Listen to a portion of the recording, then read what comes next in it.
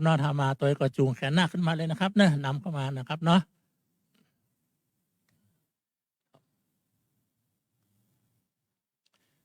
ขึ้นมาตรงบนนี่เลยนะครับคณะสัทธาญาติพี่น้องก็ขึ้นมาเลยนะครับเนาะถึงมดถึงเสียงนั่งได้หลายอยู่นะครับเนาะอุโบสถของเขา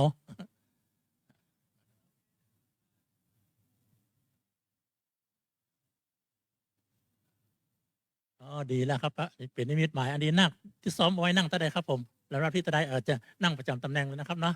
นาคอยู่ตรงในล่ะถูกต้องครับคุณพ่อคุณแม่นั่งตัวตรงเนี้ยครับนะนั่งหน้านาคเนี่ยครับผมนั่งหน้านาคเนี่ยครับผมเดี๋ยวก็จะมีมอบอันนี้กันนะเนาะอันนี้นับกันได้ครับ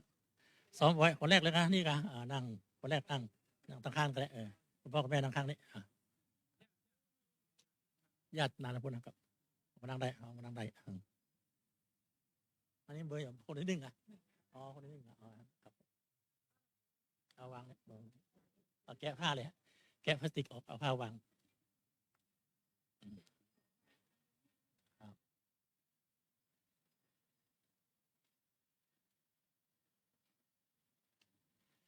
ตะกี้ก็แดดร้อนจะดีเนาะพอพิธีประทักษิณเวียนรอบอุโบสถไปที่เรียบร้อยก็แดดหายไปละบดไปละนั่งตามสบายนะครับนะนั่งตามสบายนะครับหันหน้ามาด้านพระประธานเป็นหลักไปก่อนนะครับนะหันหน้ามาด้านพระประธานเป็นหลักแล้วก็ผ้าไตรนี่เอาแกะถุงพลาสติกออกเลยนะครับนะเนี่ยแล้วก็วางไว้อย่างเดิมนะครับก้อยๆแกะนะครับเนาะระวังผ้ามันโละผ้ามันรุดนะครับเนี่ยแกะเลยก็ได้แกะเลยก็ได้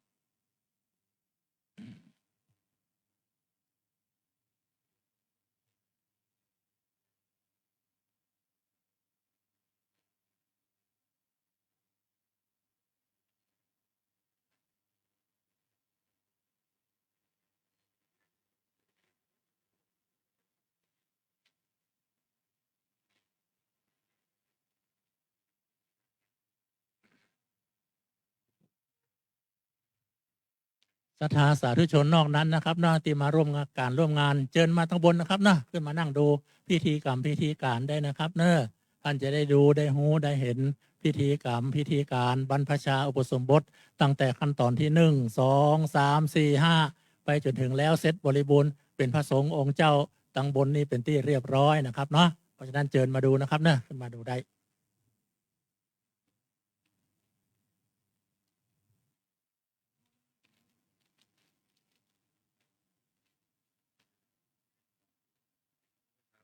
เก็บแหวนก่อนนะครับเดี๋ยวผมจะประกาศนะเดี๋ยวผมจะบอก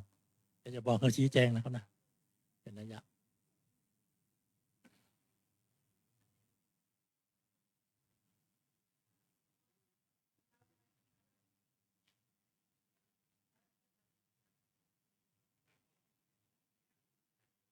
ข้างบนนี้อาจจะแน่นไปนะขอกล้าคุณพ่อคุณแม่นะครับนอกที่เป็น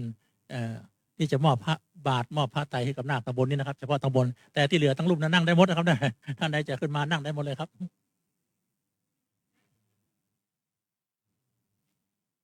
แต่ถ้านาคท่านใดคุณพ่อคุณแม่ไม่ได้มา แต่เป็นพ่ออุ้ยแม่อุ้ยมาก็เชิญพ่ออุ้ยแม่อุ้ยมาเนอะมาแทนที่ได้ครับ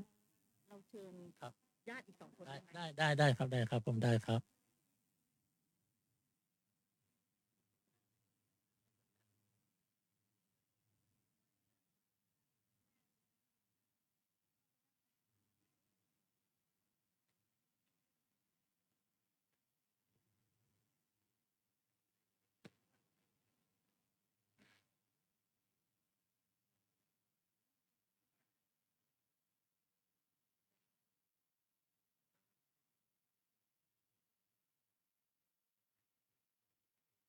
นั่งกันตามสบายหันหน้ามาด้านพระประธานก็จะต้องมีพิธีกรรมไหว้พระสมทานศีลอยู่นะครับเนาะหันหน้ามาด้านเพชรนะครับนั่งหันหน้ามาด้านเพชร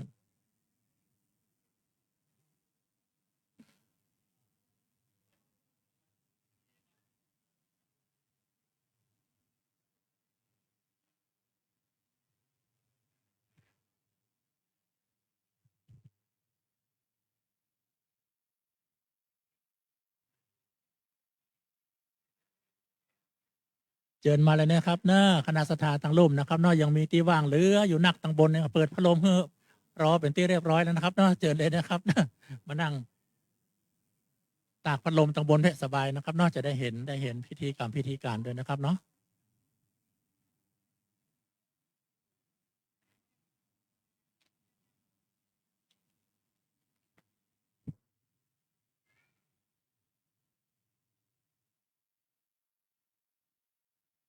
อันนี้ที่ไหนครับนี่บ้านอยู่ที่ไหนครับสันปะตองอันนี้แหละครับผมหางดงฮะหางดงเหมือนกันเนาะแม่แจมแม่เหี้ยอ๋อสันปะตองสารปีสระบุรีโอ้มาไกล นี่ว่าสารปีนี่ว่าสระบุรีโอ้ฟังกับเมืองหู้เรื่องเขาเนี่ยฟังภาษาเหนือได้ไหมได้อยู่ได้อ๋อเพราะว่าคนเมืองนักเป่าคนไทยส่วนใหญ่จะสายใต้มาเนาะ สายใต้มาทางเพชรอันนี้ที่ไหนครับผมสารปีนั่นเหรอแม่แตงคนนี้สายเหนือมาละที่ไหนครับบ้านอยู่ที่ไหนครับบ้านอยู่ไหนฮะบ้านบ้านอ๋อช่างเมืองในเมืองนี่ไหน ฮะสันทรายคุณเหรอ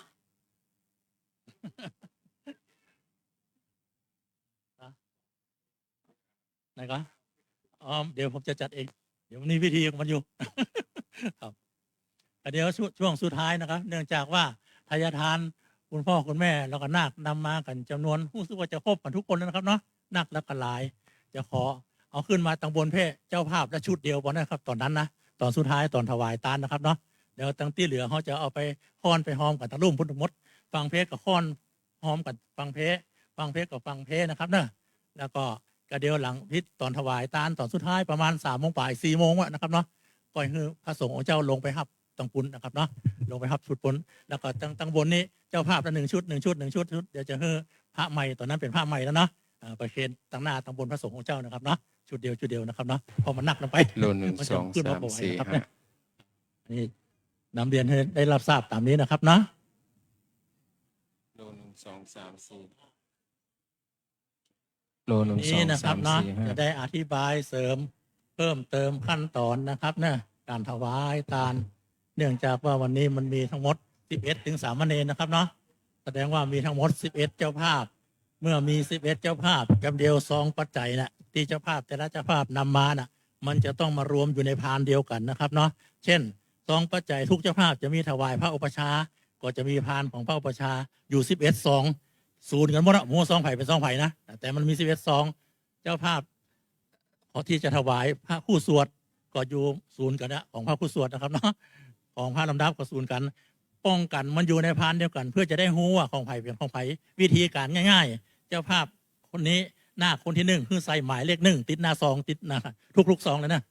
เจ้าภาพที่2ก็หมายเลข2ที่3ที่4ที่5หมายเลขไผ่หมายเลขมันนะครับนะตามลำดับเลยนะครับเนาะ6 7 8 9 10จนถึงสามเณร11นะครับนะ1ก็คือ1อย่างเดียว2ก็2อย่างเดียวนะครับ3ก็3อย่างเดียวเขียนในหน้าซองเลยนะเขียนตัวใหญ่ๆนะครับนะเห็นง่ายดีนะครับเนาะเขียนที่ซองครับผมปากกาไม่มีเดี๋ยวจะหาให้นะครับเนาะเดี๋ยวจะหาให้ครับ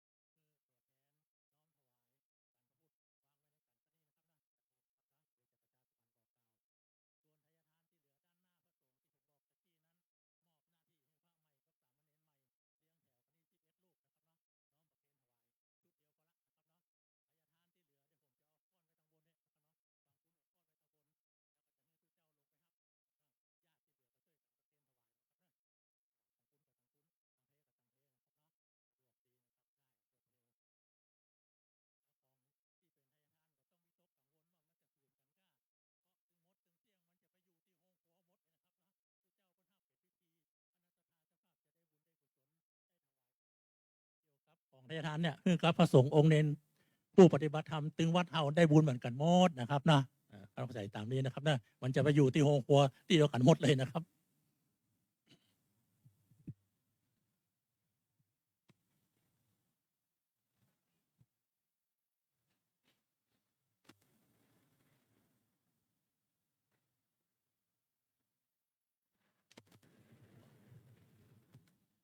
น่าจะแล้วก็เสร็จประมาณบ่าย4 โมงนะครับเนี่ยหรือว่าจะบ่ายสักเล็กน้อยก็บ่ฮู้นะครับเนาะแต่ว่าก่อน4 โมงแน่นอนนะครับจะได้ประชาสัมพันธ์บอกให้ศรัทธาสาธุชนได้รับทราบเผื่อว่าบางคนบางท่านมีธุระต้องรีบไปนะครับเนาะจะได้รู้ถึงกิจกรรมว่าจะแล้วกี่โมงประมาณบ่าย4 โมงนะครับ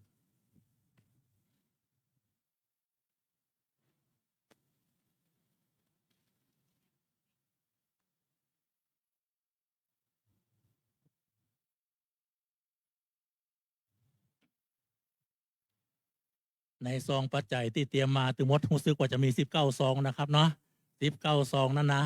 บางคนจะบอกว่าที่ฮู้กันมาที่เคยมีประสบการณ์นะจะเขียนว่าพระอุปชาก็คือท่านเจ้าอาวาสนะครับเนาะนั่นจะเขียนไว้ซองหนึ่ง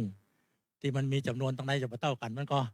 จะมีซองของพระผู้สวดลำถอยแถม2 รูปนะครับเนาะทัดลงมาก็เป็นซองรวมแล้วเป็น3ละที่เหลือเนี่ยมันแน่ใจบางคนก็จะใส่เต้ากันว่าซองที่เหลือนะเพราะฉะนั้นในซองที่เหลือที่ว่าจะมีซองพระพุทธ1 ซองนะครับบางคนไม่ได้เขียนไว้ก็เขียนไว้เห็นเนอะว่า1 ซองอันนี้ถวายพระพุทธที่เหลือมันจะมาเขียนก็ได้นะครับนะผมจะฮู้เองนะครับอันนี้มันครบ19 ซองแต่ผมจะฮู้ละนะครับนะก็คือที่เขียนไว้ก็คือพระอุปชาหรือว่าจะเขียนว่าเจ้าอาวาสก็ได้แล้วก็เขียนว่าพระคู่สวดนะครับพระคู่สวด2นะครับเนาะ2 รูป2 ซองด้วยกันที่เหลือก็จะเป็นพระพุทธ1นะพระพุทธ1เขียนไว้เหียทัดจากนั้นไปจะเขียนก็ได้บ่เขียนก็ได้นะครับนะถ้าว่าจำนวนยอดตั้งในมันเต้ากันนะไม่ต้องเขียนก็ได้เว้นไว้แต่มันต่างกันมาเต้ากันก็เขียนไปนะครับผมก็จะได้ฮู้นะครับ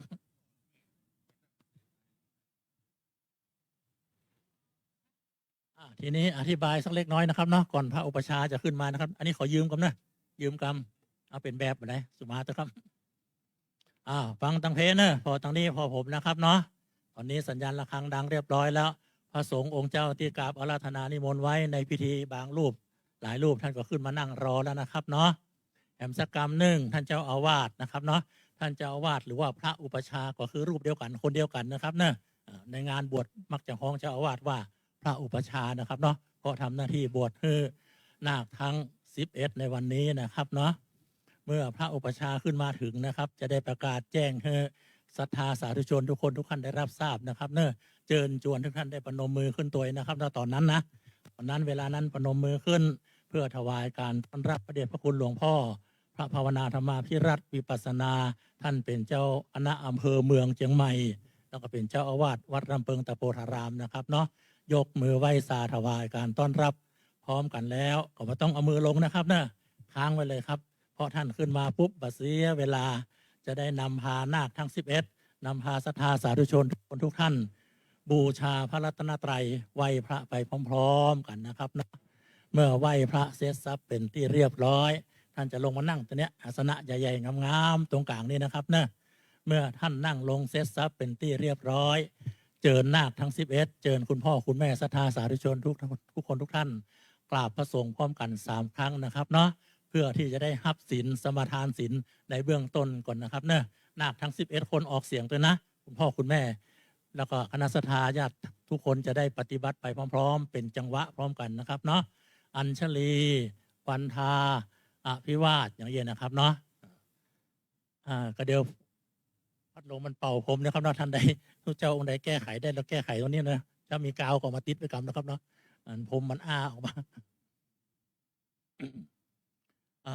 ครบ3 ครั้งเป็นที่เรียบร้อยนะครับเนาะตัวแทนของนาคคนนี้ก็มันก็คนที่1เนาะน้อมถวายประเคนพานขอศีลนี่ครับนะพานนี้นะรูปนี้เลยนะครับรูปที่นั่งนี้แหละนะครับเนาะมาต้องกราบละถวายท่านเลยเสร็จแล้วก็กลับไปนั่งที่เดิมนะครับนะกลับไปนั่งที่เดิมเสร็จแล้วเขาก็จะได้สมาทานเบญจศีลพร้อมกันนะครับเนาะท่านใดอู้ได้จ่าได้เคยเข้าวัดเป็นประจำก็ว่าไปพร้อมๆผมนะครับเนะยกตัวอย่างก็คือมะยังพันเตวีซุงราคณาทายะอย่างเย็นนะครับเนาะหับศีล5 ข้อเซตซับเป็นที่เรียบร้อยเพื่อความงดงามในพิธีนะครับเนาะ เพราะเปิ้นถ่ายทอดสัญญาณไลฟ์สดไปทั่วโลก จะได้เห็นพิธีกรรมพร้อมๆกันนะครับเนอะมีญาติอยู่ทั้งบ้านก็บอกคือเปิดดูได้พิธีกรรมนะครับนะดูในมือถือนะครับเนาะเห็นไปพร้อมๆกันเลยหับศีล 5เสียทรัพย์เป็นที่เรียบร้อยก็กราบพระสงฆ์อีกวาระหนึ่ง3 ครั้งนะครับเนาะอัญชลี วันทาอภิวาทแบบนี้นะครับเนะครับเนาะครบ3 ครั้งเป็นที่เรียบร้อยก่อนนะครับเนาะก็ถือว่าขั้นตอนการหับศีล 5เสร็จทรัพย์บริบูรณ์แล้วจากนั้นไปคุณพ่อคุณแม่ทุกท่านที่อยู่นั่งแถวข้างๆนะครับหันหน้าเข้าหานาคเลยนะครับเนาะนาคก็หันหน้าเข้าหาคุณพ่อคุณแม่เพื่อที่จะเตรียมรับเอาผ้าไตรเข้าสู่พิธีกรรมนะครับเนาะก่อนที่นาคจะรับเอาผ้าไตรนั้นนาคก็ต้องกราบคุณพ่อคุณแม่อีกวาระหนึ่ง3 ครั้งนะครับเนาะพร้อมๆกันทั้ง11 ท่านนะครับเนาะเว้นไว้แต่ว่าคุณพ่อคุณแม่ไม่ได้มาสมมุติว่านะภรรยาเป็นคนมามอบเพื่อหรือว่าน้องนุ่งซุงซองที่อายุน้อยเขาอันนั้นนาคคนนั้นก็ไม่ต้องกราบละไหว้บ่ได้นะครับเนาะปล่อยให้นาคที่เหลือเป็นกราบแต่ว่าถ้าว่าเป็นญาติผู้ใหญ่กราบได้นะครับนะอัญชลี วันทาอภิวาทพร้อมๆกัน3 ครั้งนะออกเสียงดังๆนะครับนะคุณพ่อคุณแม่ก็ยกมือไหว้นาคเลยเนาะนี่นะครับนะครบ3 ครั้งเป็นที่เรียบร้อยวิธีการหับเอาผ้าไตรนั้นเปิ้นมาได้ใจมือหับนะจำไม่เนอะไม่ใช่เหมือนหับของอย่างอื่นเปิ้นใจแขนหับเอาผ้าไตรนะครับเพราะฉะนั้นยื่นแขนออกไปหับฝ่ามือไม่ต้องอ้าออกจากกันนะครับติดกันไว้แบบนี้นะครับนะหน้าที่ของคุณพ่อคุณแม่จะมีหน้าที่มอบผ้าไตรนะครับเนาะคือนาคเองโดยวิธีการยกเอาผ้าไตรนะครับเนาะพาดไว้บนแขนของนาคนะครับเนาะพาดไปแบบนี้นะครับเนาะนาคได้ผ้าไตรเสร็จทรัพย์เป็นที่เรียบร้อยพร้อมกันแล้วทั้ง11 คนก็ทีนี้ไปขบวนละหันหน้ากลับมาด้านนี้ก่อนนะครับเนาะจากนั้นไปคุณพ่อคุณแม่ก็จะได้เจิญลงไปนั่งทางข้างนะครับเนาะที่อยู่ฝั่งนี้ก็เจิญนั่งฝั่งพี่นะครับเนาะที่อยู่ฝั่งนี้ก็เจิญฝั่งบนนะครับเนาะทางบนนี้จะแปรขบวนกันเข้าสู่พิธีการนะครับเนาะเดี๋ยวตอนขั้นตอนถวายบาตรจะได้เจิญขึ้นมารอบหนึ่งเหมือนกับนั่งเอาผ้าไตรแบบเดียวกันจะตั้งบาตรไว้แบบนี้นะครับเนาะเพราะฉะนั้นรอบแรกที่เป็นผ้าไตรก่อนตอนนั้นก็เดี๋ยวค่อยบอกแห่งกรรมนะครับเนาะอันนี้เสียทรัพย์ขั้นตอนแรกนี่ละเอาคืนไปนะครับตีก่อนนะครับ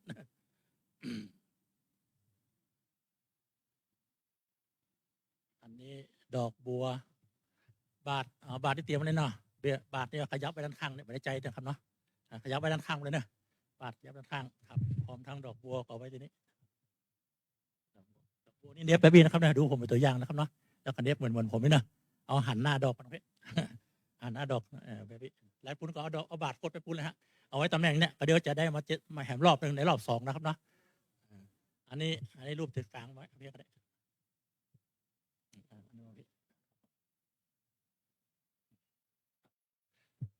อันนี้2นะครับเนาะให้ผมก็ได้มาอันนี้เบอร์ 1อันนี้พระพุทธมีหรือยังพระพุทธที่พระพุทธถือไว้เองนะครับเนี่ยเดี๋ยวจะได้ให้ตัวแทนมอบเองนะครับนะซองที่เหลือทั้งหมดเดี๋ยวมาให้ผมนะครับเนี่ยเก็บเอาซองพระพุทธไว้อย่างเดียวนะครับเนาะเดี๋ยวผมจะเชิญตัวแทนมอบพระพุทธพร้อมกับถวายทายทานนะครับเนาะซองที่เหลือเดี๋ยวผมจะให้ตู้เจ้าใหม่เป็นคนถวายนะครับนะถ่ายเสร็จแล้วก็เอามาให้ผมนะครับนะเดี๋ยวผมจะเช็คยอดแห่งกรรมหนึ่งถ้าบอกครบเดี๋ยวมันจะมีหมายเลขของใครบอกครบหมายเลขมันจะมีบอกนะครับเนาะอันนี้เสร็จแล้วเนาะเก็บเอาซองพระพุทธไว้นะครับนะเก็บซองถวายพระพุทธไปนี่ก็นะครับเนาะครับผมออกแล้วพระพุทธออกเนาะถวายพระพุทธมีไหมซองไหนถองออกเลยนะฮะของพระพุทธนะให้ถือไว้เองฮะเดี๋ยวจะให้ถวายเองนะให้มอบเองนะครับนะที่เหลือให้นะครับ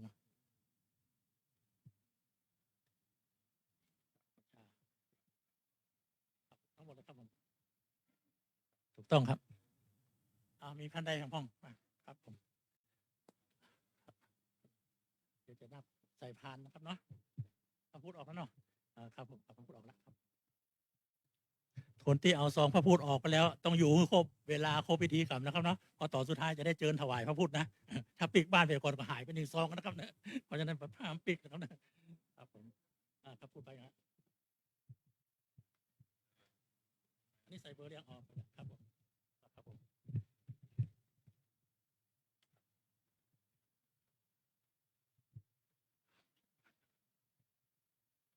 แล้วกันเนาะอันใดยังไม่ได้ฮือเต้ครับเรียงก็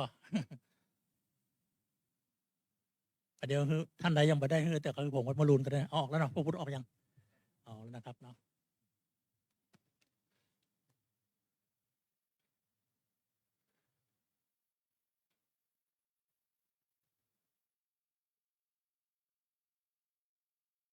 1 2 3 4 5 6 7 8 9 10โอเคมีอยู่ที่ผมมันชุดหนึ่งเจ้าภาพปิดในกระเป๋าผมเนาะโอเคครับผมตอนนี้รอพระอุปชานะครับนะแหมอย่างหนึ่งนะครับเนาะการบันทึกภาพถ่ายรูปอันนี้มันเป็นเรื่องสำคัญเนาะแล้วก็จำเป็นเพราะว่าประเดี๋ยวนี้ถ่ายรูปได้เหมือนกันทุกคนนะครับเนาะการบวชของเขานะแบ่งออกเป็น2 ช่วงนะครับเนาะสำหรับวิธีการถ่ายรูปนะเหมือนกับเขาแข่งฟุตบอลเนี่ยมันจะมีครึ่งแรกครึ่งหลังนะครับเนาะครึ่งแรกของการบวชก็คือว่าตอนนี้แหละตั้งแต่เวลานี้เป็นต้นไปเนาะที่คุณพ่อคุณแม่คณะสัตยายังนั่งรวมกันอยู่ตรงบนเนี่ยนะครับเนาะรอที่จะถวายผ้าไตรรอที่จะถวายมอบบาตรอันนี้สามารถอยู่ใกล้ๆแบบอี้บันทึกภาพถ่ายรูปได้นะครับเนาะฟังปุ้นก็เหมือนกันฟังเพลงก็เหมือนกันนะครับเนาะยืนใกล้ๆจนชิดอีกก็ได้นะครับเนาะบอกว่าอย่างนะครับเนาะแต่หลังจากที่ผมได้เจอคุณพ่อคุณแม่ลงมานั่งตั้งรูปมดแล้วตั้งบนเนี่ยเหลือก็พระสงฆ์องค์เจ้ากับนาคที่จะบวชนะครับเนาะตอนนั้นถือว่าเป็นครึ่งหลังครึ่งที่2ละอยู่ใกล้แบบอี้ถ่ายรูปไปได้นะครับเนาะเชิญทั้งภาพทั้งหลายขยับถอยห่างออกมาเนื้อปนตีนใจข้าวโบสถนะครับเนาะตั้งบนนะเนื้อปนตีนใจข้าตั้งรูปนี้เอาแนวใบเสมาธรรมจักรว่านะครับเนาะใบเสมาธรรมจักรมันมีถึง2 ฝากปังนะครับเนาะลายปุ้นก็มีลายเพก็มีนะครับเนาะอยู่นอกเขตยืนอย่างผมยืนเนี่ยถ่ายรูปได้เหมือนกันนะครับเนาะตกลงถ่ายได้ตลอดเวลาเพียงแต่ว่าครึ่งแรกอยู่ใกล้ๆได้นะครับเนาะครึ่งหลังครึ่ง2เนี่ยอยู่ใกล้ไม่ได้ต้องถอยออกมานะครับเนาะมันเป็นเขตของพระสงฆ์องค์เจ้าเพื่อจะทำสังฆกรรมกันเข้าไปไม่ได้นะครับเนาะก็เดี๋ยวมันจะวิบัติไปเป็นว่านะครับเนาะอันนั้นเป็นการสวดยติจตุถกรรมวาจาแล้วก็ประตูด้านหน้านี่ก็เดี๋ยวจะปิดไว้นะครับเนาะในพิธีกรรมพิธีการนะคณะสัตยาจะขึ้นลงเข้าออกได้ตลอดเวลานะครับเนาะใจประตูน้อยด้านซ้ายด้านขวานะครับเนาะประตูสาราบาทมีนะเปิดไว้ตลอดเวลาด้านหน้าเนี่ยขออนุญาตปิดไว้นะครับ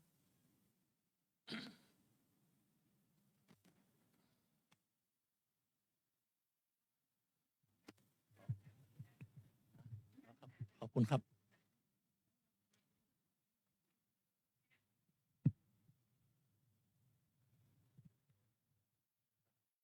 ตอนอาจารย์ให้โอวาทบอกโยมด้วยพยายามอย่าส่งเสียงดังเดี๋ยวโดนว่าท่านอาจารย์ท่านเจ้าหน้าที่เป็นบอกว่า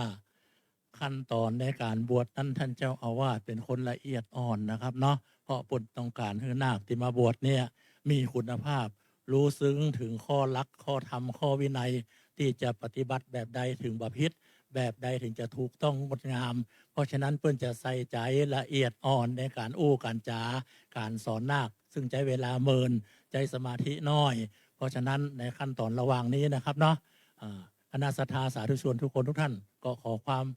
งดใจโทรศัพท์ก่อนนะครับเนาะนะครับนะงดใจก็ได้นะครับนะแล้วก็อยู่ในความสงบนะครับเนาะเพื่อให้ท่านเจ้าอาวาสได้อู้ได้จาเต็มที่นะครับเนาะท่านไม่ใช่ว่าจะสอนคณะที่จะเข้าบวชนะท่านจะสอนไปจนถึงคุณพ่อคุณแม่คณะสัตยาญาติทุกคนบอกว่าท่านจะได้บุญกับนาคแบบใดในระยะเวลาที่นำเอาลูกมาบวชเนี่ยบุญอันใดจะเกิดขึ้นโดยวิธีการแบบไหนเหมือนกับพ่อฟังเทศแถมกันหนึ่งอย่างนั้นนะครับเนาะเอามาแล้วนะครับเนาะเจอหน้าคุกเข่าขึ้นนะครับเนาะศรัทธาสาธุชนทุกคนทุกท่านนั่งในท่าปกติเรียบร้อยแต่เจอทุกท่านพนมมือขึ้นตัวเพื่อถวายการต้อนรับพระเดชพระคุณหลวงพ่อพระภาวนาธรรมาภิรัตน์วิปัสสนาเจ้าคณะอำเภอเมืองเชียงใหม่เจ้าอาวาสวัดรำเพิงตะโพธารามเมตตาเดินทางขึ้นมาถึงมณฑลพิธีอุโบสถของเราเพื่อประกอบพิธีบรรพชาอุปสมบทให้กับนาคทั้ง11เวลานี้นะครับเตรียมพร้อมบูชาพระรัตนตรัยครับ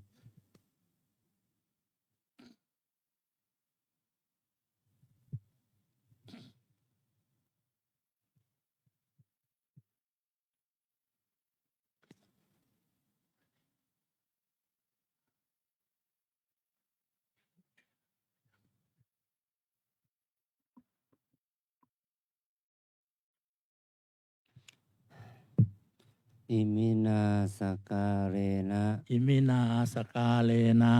พุทธังอภิปูชยามะ พุทธังอภิปูชยามะ อิมินาสการเรนะ อิมินาสกาเลนะ ธัมมังอภิปูชยามะ ธัมมังอภิปูชยามะ อิมินาสการเรนะ อิมินาสกาเลนะ สังฆังอภิปูชยามะ สังฆังอภิปูชยามะ อะระหังสัมมาสัมพุทโธภควา อะระหังสัมมาสัมพุทโธภะคะวา พุทธังภ ะคะวันตังอภิวาเทมิ พุทธังภคะวันตังอภิวาเทมิ สวากขาโตภะคะวตาธัมโม สวากขาโตภะคะวตาธัมโม ธัมมังนัมสสามิ ธัมมังนามัสสามิ สุปฏิปันโนภะคะวะโตสาวกสังโฆ สุปฏิปันโนภะคะวะโตสาวกสังโฆ สังฆังนามามิ สังฆังนามามิ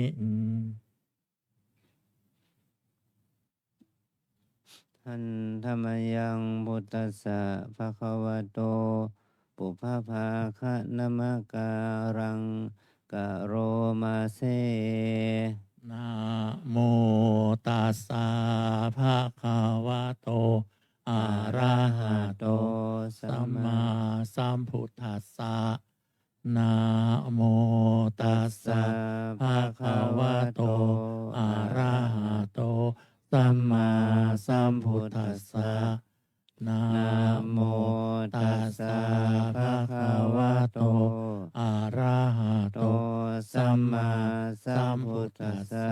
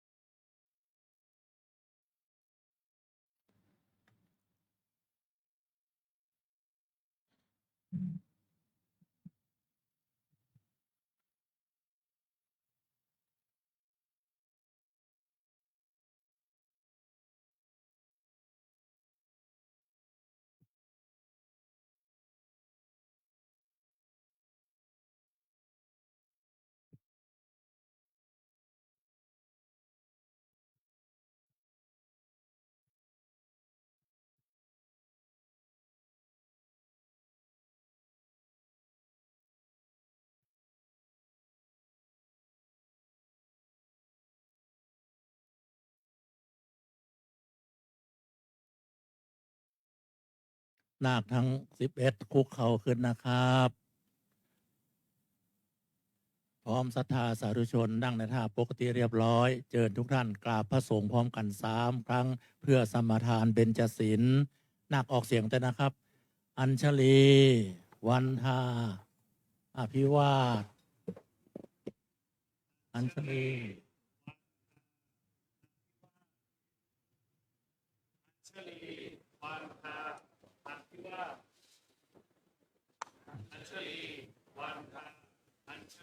ตัวแทนของนาคเขาไปถวายพานเบญจศีลครับ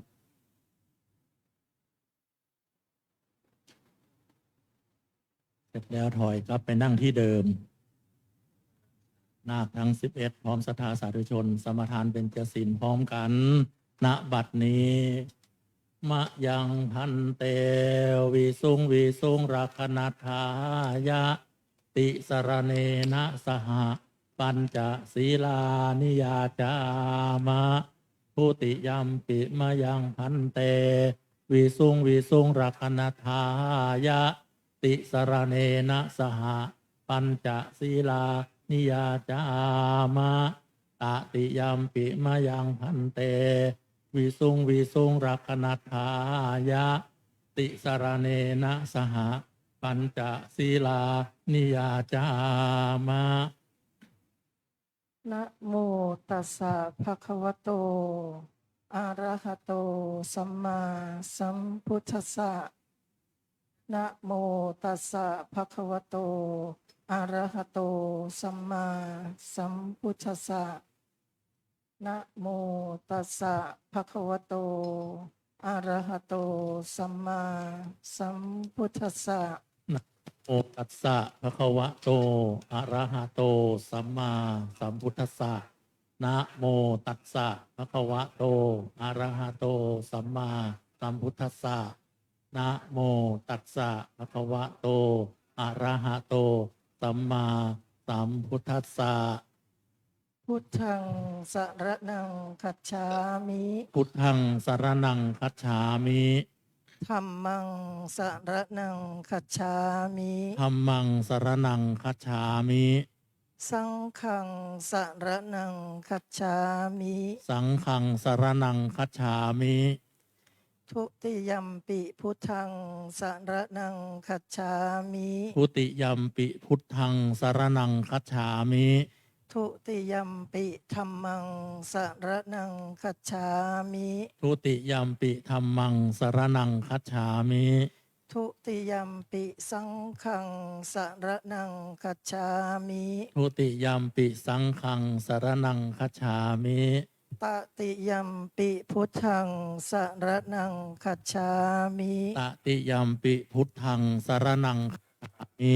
ตติยัมปิธัมมัง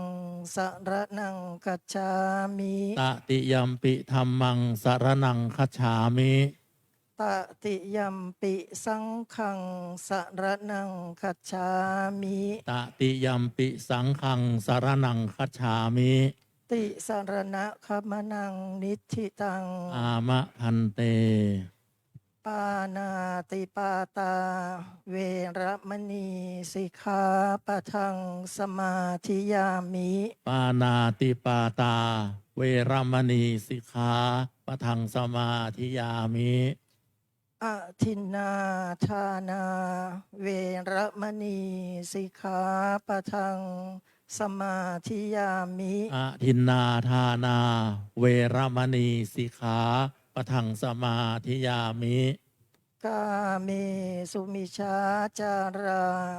เวระมณีสิกขาปะทังสมาธิยามิ กาเมสุมิชาจารา เวรมณีสิกขาปะทังสมาธิยามิ มุสาวาทา เวระมณีสิกขาปะทังสมาธิยามิ มุสาวาทา เวรมณีสิกขาปะทังสมาธิยามิ สุราเมระยะมัชฌะปมาทัฏฐานา เวระมณีสิกขาปะทังสมาธิยามิ สุราเมรยะมัชฌปมาทฐานา เวรมณีสิกขาปะทังสมาธิยามิ อิมานิปัญจสิกขาปทานิสีเล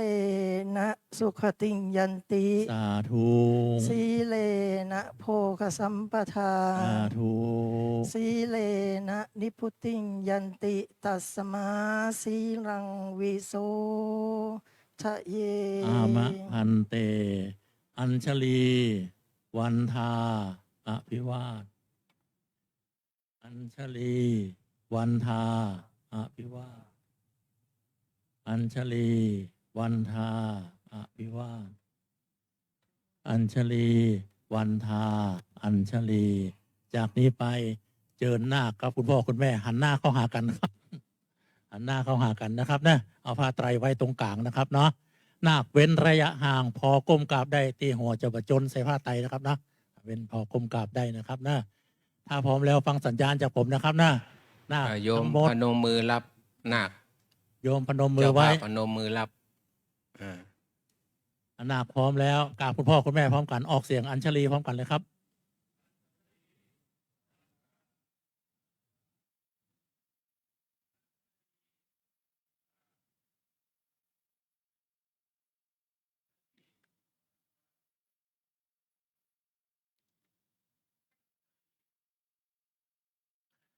ทีนี้นาคขยับเข้าไปใกล้ๆนะครับ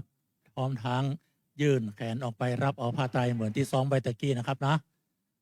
คุณพ่อคุณแม่ช่วยกันอธิษฐานจิตยกเอาผ้าไตรพาดไว้บนแขนของนาคครับผมท่านใดพร้อมแล้วก็ปฏิบัติได้เลยครับ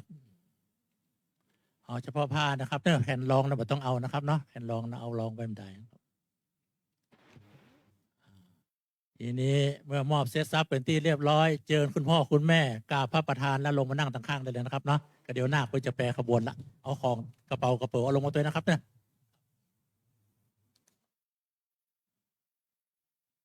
ถ้าเป็นไปได้ช่วยผมยกพานแว่นฟ้าลงมาตัวนะครับเนาะของใครของมันก็ได้นะครับเนาะ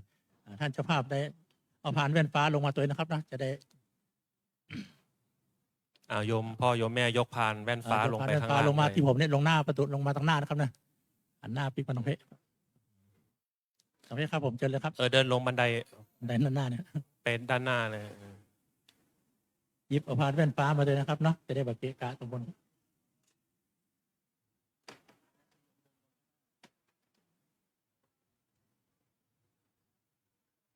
ลงที่ด้านหน้านู้นเลย เดี๋ยวนะครับนั่งรอด้านข้างเลยครับผมเดี๋ยวนั่งรอด้านข้างเลยครับเนี่ยเดี๋ยวนั่งจะไปขบวนละ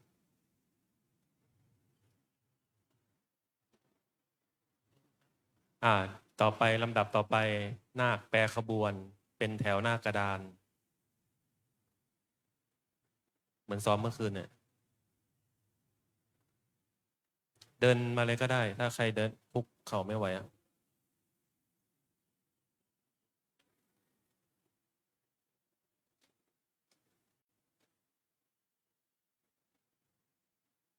เร็วๆด้านหลัง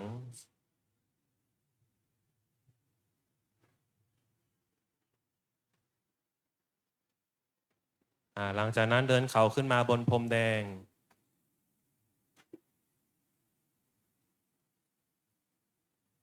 พอวางผ้าไตรไว้ด้านซ้ายกราบพระอุปชาพร้อมกัน อัญชลีวันทา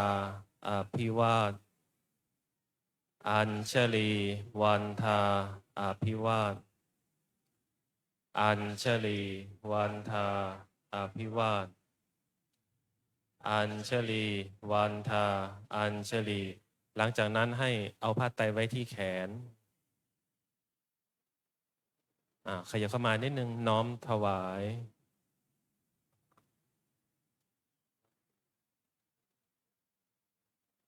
รับผ้าไตรคืนหลังตรงกล่าวคำเอสาหัง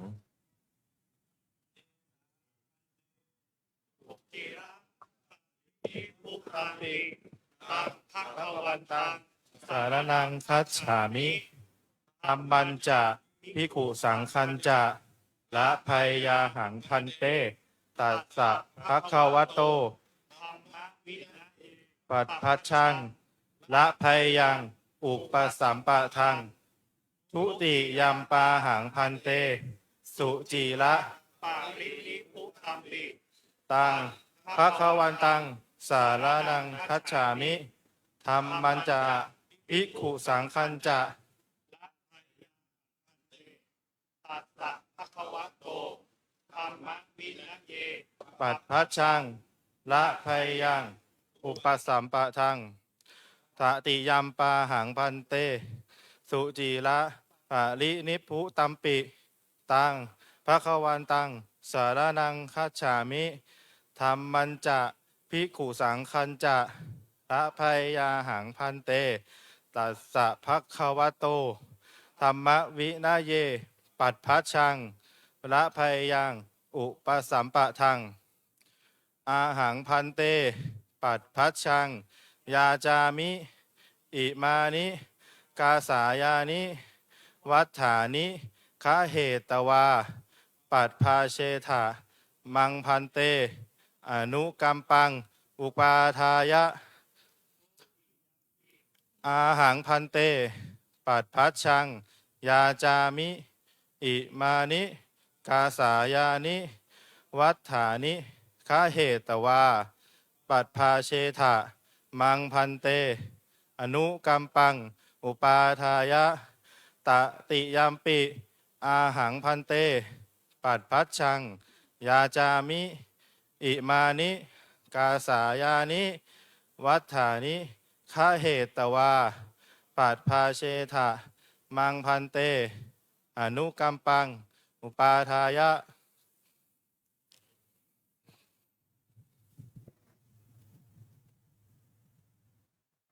กราบพร้อมกันอัญชลี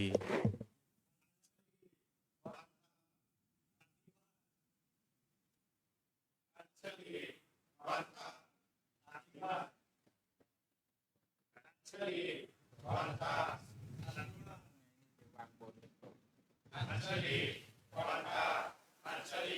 ปลแถวเป็น2 แถวเหมือนเมื่อคืน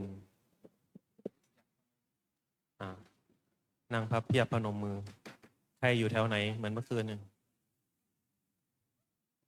นั่งพับเพียบพนมมือ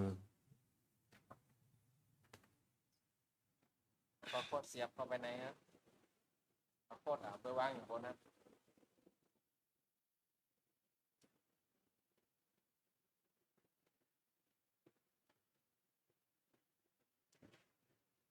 ไหวกิบ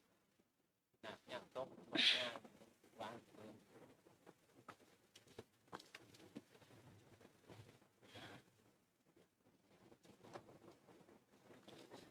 บัดนี้นาคทั้ง11 องค์ ได้มาเปล่งวาจาขอบรรพชาอุปสมบท ด้วยคำบาลีว่าเอสาหังพันเต สุจิระปรินิพพุตัมปิเป็นต้นนะซึ่งเมื่อเราแปลแล้วจะได้ความหมายว่าข้าแด่ท่านผู้เจริญข้าพเจ้า ขอถึงสมเด็จพระผู้มีพระภาค แม้เสด็จดับขันธ์ปรินิพพานนานแล้วพระองค์นั้น ขอถึงพระธรรม ขอถึงพระสงฆ์ว่าเป็นสรณะที่พึ่งที่ระลึก ขอพระสงฆ์จงให้กันบรรพชาบุสมบุตรแก่ข้าพเจ้าในพระธรรมวินัยนี้ด้วยเถิด ทุติยัมปะหังมันเตตติยัมปะหังมันเทความหมายมันก็เหมือนกันเป็น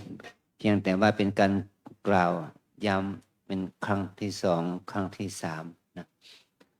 ในบทบาลีว่าอหังพันเตปะพัชชังยาจามินั่นหมายความว่าแปลว่าท่านผู้ข้าแต่ท่านผู้เจริญ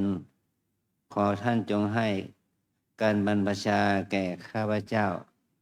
ด้วยผ้ากาสายะที่ข้าพเจ้าถือไว้นี้ด้วยความอนุเคราะห์แก่ข้าพเจ้าด้วยเถิดทุติยัมปิแม่นครั้งที่2ตัติยัมปิแม่นครั้งที่3ก็มีความหมายเช่นเดียวกันนี้นะเรามาเปล่งวาจาขอบรรพชาขอบวชนะการบวชแปลว่าการละเว้นจากความชั่วเราจะต้องทิ้งพฤติกรรมที่ไม่พึงประสงค์ของความเป็นจากความเป็นคฤหัสถ์ชาวบ้านมาประพฤติปฏิบัติในพฤติกรรมที่ดีงามที่เป็นที่ศรัทธาเคารพนับถือของพุทธศาสนิกชนและมวลชนทั้งหลายที่เขาได้มาร่วมมาเห็นเรานะอันนี้เนี่ยเราหมายว่าเราบวชเนี่ยเป็นการเปลี่ยนพฤติกรรมจากความเคยชินนะจากความเป็นชาวบ้านมาเป็นนักบวชเขาว่าเป็นผู้ที่จะต้องใส่ใจในการทำในทางที่ดีงามมันกับนักเนี่ยเหมือนกับนักมวยก็เป็นนักชกมันก็ต้องชกให้ดีเป็นนักกีฬาก็เป็นนักกีฬาที่ดีนะเป็นนักเต้นนักรำนักฟ้อนนักร้องก็ต้องเต้นรำฟ้อนร้องอะไรที่ดีให้เขามองเห็นถึงสิ่งที่เราทำนั้นเข้าถึงจุดที่เป็นนักนั่นแหละเป็นนักอะไรเป็นนักบวชเราเป็นนักบวชนะไม่ใช่เป็นนักร้องไม่ใช่เป็นนักรำไม่ใช่เป็นนักมวยอย่างนี้นะไม่ใช่เป็นนักกีฬาเมื่อเราเป็นนักบวชก็คือว่าต้องการกระทำของเราทางกายทางวาจาทางใจเป็นไปในทางที่ดีงามอย่างนี้เป็นเราบวชโดยอาศัยข้อวัดเป็นข้อศีลข้อวินัยตามแนวทางของ พระพุทธเจ้า เพราะว่าวิถีการบวชนี้ถ้าไม่มีพระพุทธเจ้า ก็ไม่มีพระภิกษุไม่มีนักบวชในพระพุทธศาสนาเนาะเมื่อเรามีพระพุทธเจ้าขึ้นมา พระองค์ก็ได้นำเอาหลักธรรมนั้นออกไปเผยแผ่ให้คนที่มีความศรัทธาต่อพระองค์โดยเฉพาะกลุ่มพระปัญจวัคคีย์ที่มาอุปถากพระองค์ในขณะที่พระองค์ทรงบำเพ็ญทุกขกิริยา เมื่อนักบวชทั้ง5พระปัญจวัคคีย์นั้นได้ฟังธรรมของพระพุทธเจ้าที่เราเรียกว่าธรรมจักรกับปวัตตนสูตรนะพระปัญจวัคคีย์โดยเฉพาะท่านโกณฑัญญะมีดวงตาเห็นธรรมได้ขอบวชขอดำเนินวิถีชีวิตแบบพระพุทธเจ้านะขอเอาชีวิตทั้งชีวิตนี่จะเป็นชีวิตที่ดำเนินไปแนวทางที่พระพุทธเจ้าได้ดำเนินนะเพราะว่าแต่ก่อนก็มีพระพุทธเจ้าองค์เดียวนะเมื่อพระองค์ได้ตรัสรู้พระองค์ได้เผยแพร่ธรรมก็มีผู้บวชตามผู้ที่บวชตามเราเรียกว่าพระสงฆ์ปัจจุบันนี้เราเรียกว่าพระสงฆ์นะแต่ก่อนผู้บวชเนี่ยเขาเรียกเป็นภิกษุนะสมณะสากยบุตรเป็นอยู่ในฐานะเป็นภิกษุเพราะว่าภิกษุหมายความว่าอะไรภิกษุหมายความว่าบุคคลที่ดำเนินชีวิตด้วยการขอนะด้วยการขอพวกเราก็ดำเนินชีวิตด้วยการขอโดยการรับบิณฑบาตนะอาหารที่โยมถวายนั่นแหละเป็นอาหารที่ชอบธรรมที่เราขบฉันได้นะนี่คืออาหารที่เราได้จากการขอแต่สมัยนี้กับสมัยพุทธกาลมันต่างกันนะสมัยพุทธกาลไม่มีชาวพุทธเลยแม้แต่คนเดียวนะเบื้องต้นนะแล้วไปขอใครล่ะไปขอชาวบ้านที่ไม่เป็นชาวพุทธเป็นพวกที่ถือศาสนาพราหมณ์ถือศาสนาอื่นใดที่ไม่ใช่พุทธสักคนจากการกันจะได้ข้าวปลาอาหารสักก้อนหนึ่งเนี่ยมันยากลำบากเขาด่าว่าเขาตำหนิติเตียนเขาแสดงเขามีความคิดดูหมิ่นดูถูกนะกว่าที่จะได้ข้าวปลาอาหารมากินเนี่ยไม่ใช่ง่ายๆอย่างพวกเรานะพวกเราเนี่ยถือบาตรบิณฑบาตเดินไปเป็นแถวได้อาหารล้นบาตรไม่ใช่ไม่ได้ออกจากวัดด้วยซ้ำไปนะเราจะเห็นนะไม่ได้ออกจากวัดด้วยซ้ำไปก็ได้อาหารเต็มบาตรนะตรงนี้นะใช่ไหมนั่นแหละแต่ชาวบ้านแต่สมัยก่อนนะจะต้องต่อสู้กับการไปรับบาตรจากญาติโยมเนี่ยต้องไปยืนทนต่อที่หน้าบ้านเขาเนี่ยบางทีเขาด่าเขาว่าไอ้พวกเกียรติค้านไอ้พวกอันจันไรพวกที่มีมิจฉาทิฏฐิอะไรต่างๆกว่าที่บางคนที่เขาจะให้ได้ก็ด้วยความลำบากเพราะว่าการให้ทานเนี่ยจึงเป็นเหตุให้พระพุทธเจ้าทรงบัญญัติให้ชาวพุทธเราหรือว่ามนุษย์เราทุกคนที่จะทำบุญให้ทานอย่างนี้นี่คือความวิถีชีวิตของนักบวชนะแปลว่าดำเนินชีวิตด้วยการขอเราจะต้องเป็นผู้มีจิตใจอ่อนน้อมมีจิตใจอ่อนโยนให้รู้ถึงคุณค่าของญาติโยมที่เป็นอุบาสกอุบาสิกาผู้เสบาตให้เราเหมือนกับผู้ให้ชีวิตนะเหมือนกับผู้ให้ชีวิตเรานะบุคคลนั้นจะเป็นพ่อแม่ปู่ย่าตายายหรือคนที่ไม่รู้จักเราเลยเขาก็ให้ด้วยความเต็มใจอาหารที่ได้จากการรับบิณฑบาตก็ถือว่าเป็นอาหารที่เราได้รับมาด้วยความบริสุทธิ์อันนี้เราได้ดำเนินชีวิตของภิกษุของความเป็นนักบวชดำเนินตามรอยทางของ ครูบาอาจารย์พระอริยสงฆ์เจ้าดำเนินชีวิตมา ที่พระพุทธเจ้าได้ทรงเป็นตัวอย่างว่าแม้แต่พระองค์ก็มีบาตรที่จะออกไปรับทานอาหารของชาวบ้านมีอย่างนี้เป็นต้นนะ นี่คือเราจะเมื่อเรานึกถึงตัวเนี้ยเราจึงเอาจิตเอาใจของเราเนี่ยน้อมนึกถึงคุณของพระพุทธเจ้านะคุณของพระพุทธเจ้าเนี่ยพระพุทธเจ้าเนี่ยกว่าที่พระองค์จะได้ตรัสรู้เป็นพระพุทธเจ้า ท่านไม่ใช่ว่าตรัสรู้ได้โดยง่าย บุคคลที่ได้เป็นพระพุทธเจ้านั้น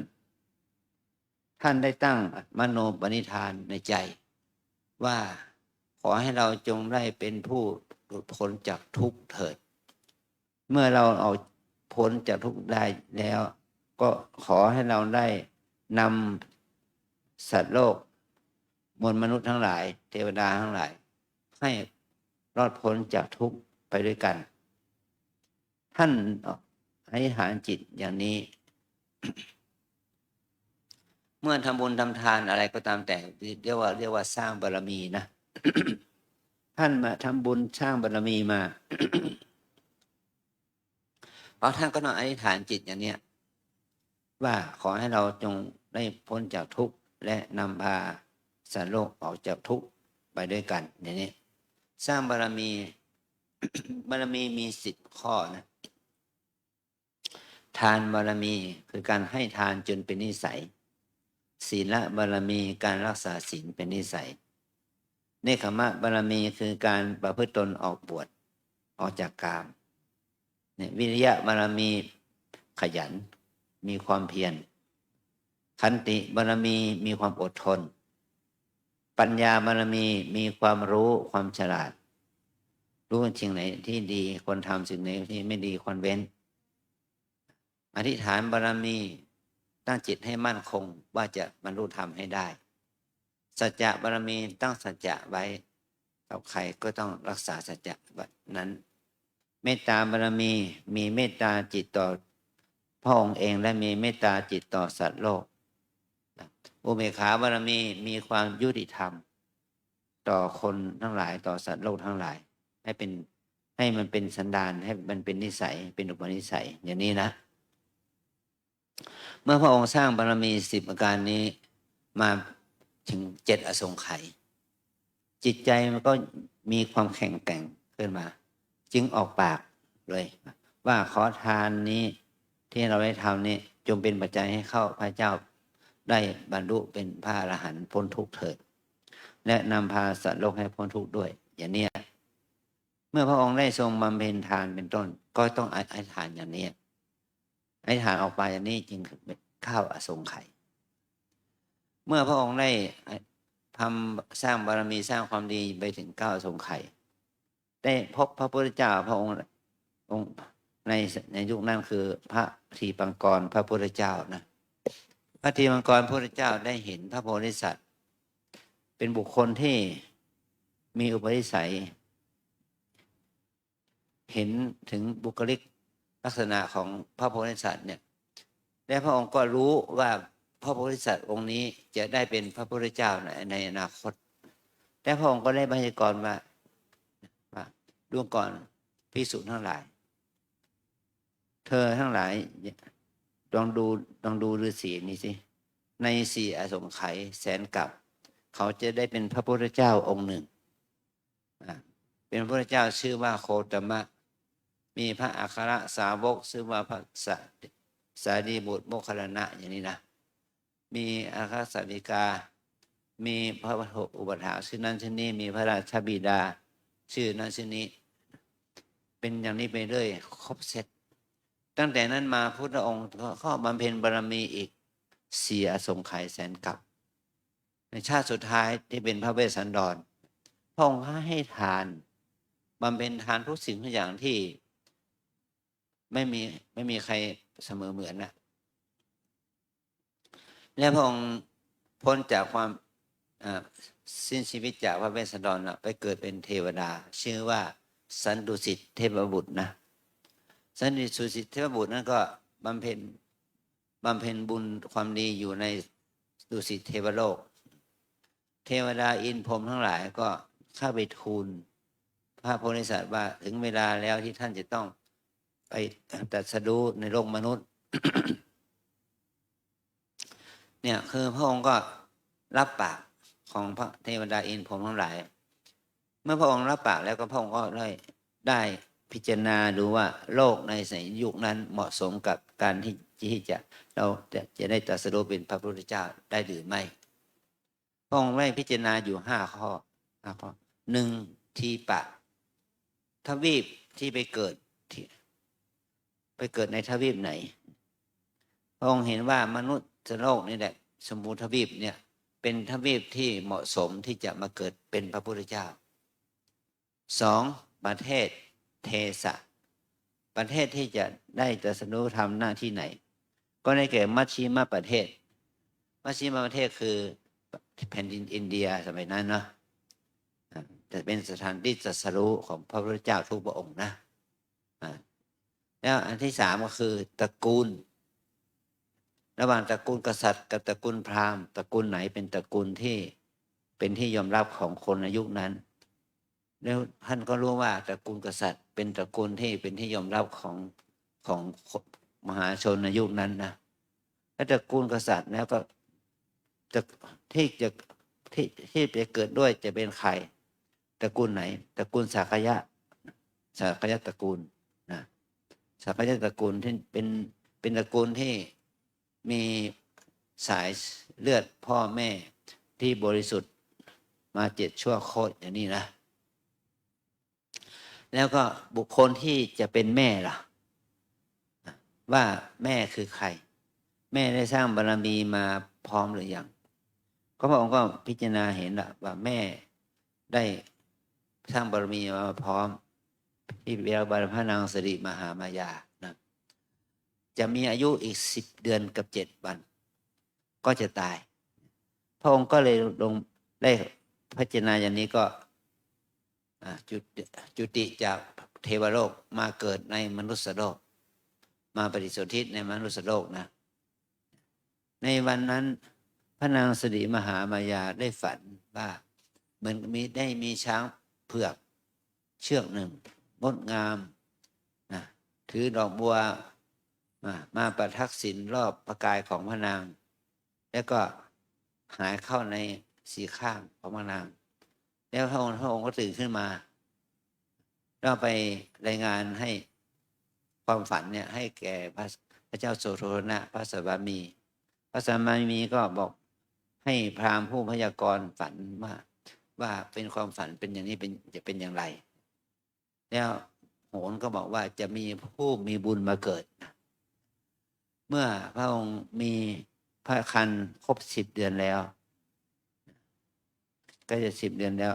พระนางจึงอยากจะกลับไปคลอดที่บ้านฝ่ายแม่เมืองเทวดาหะนะแล้วนางก็เลยไปประสูติระหว่างทางที่เมืองที่เขตป่าอุทยานลุมพินีนั่นแหละนะพระองค์ได้ถือประสูติที่กลางป่านะพระโพธิสัตว์ประสูติที่กลางป่าแล้วพระเจ้าสุโธทนะก็รับพระนางกลับคืนวังกบิลพัสหลังจากนั้น5 วันมีการเลี้ยงพราหมณ์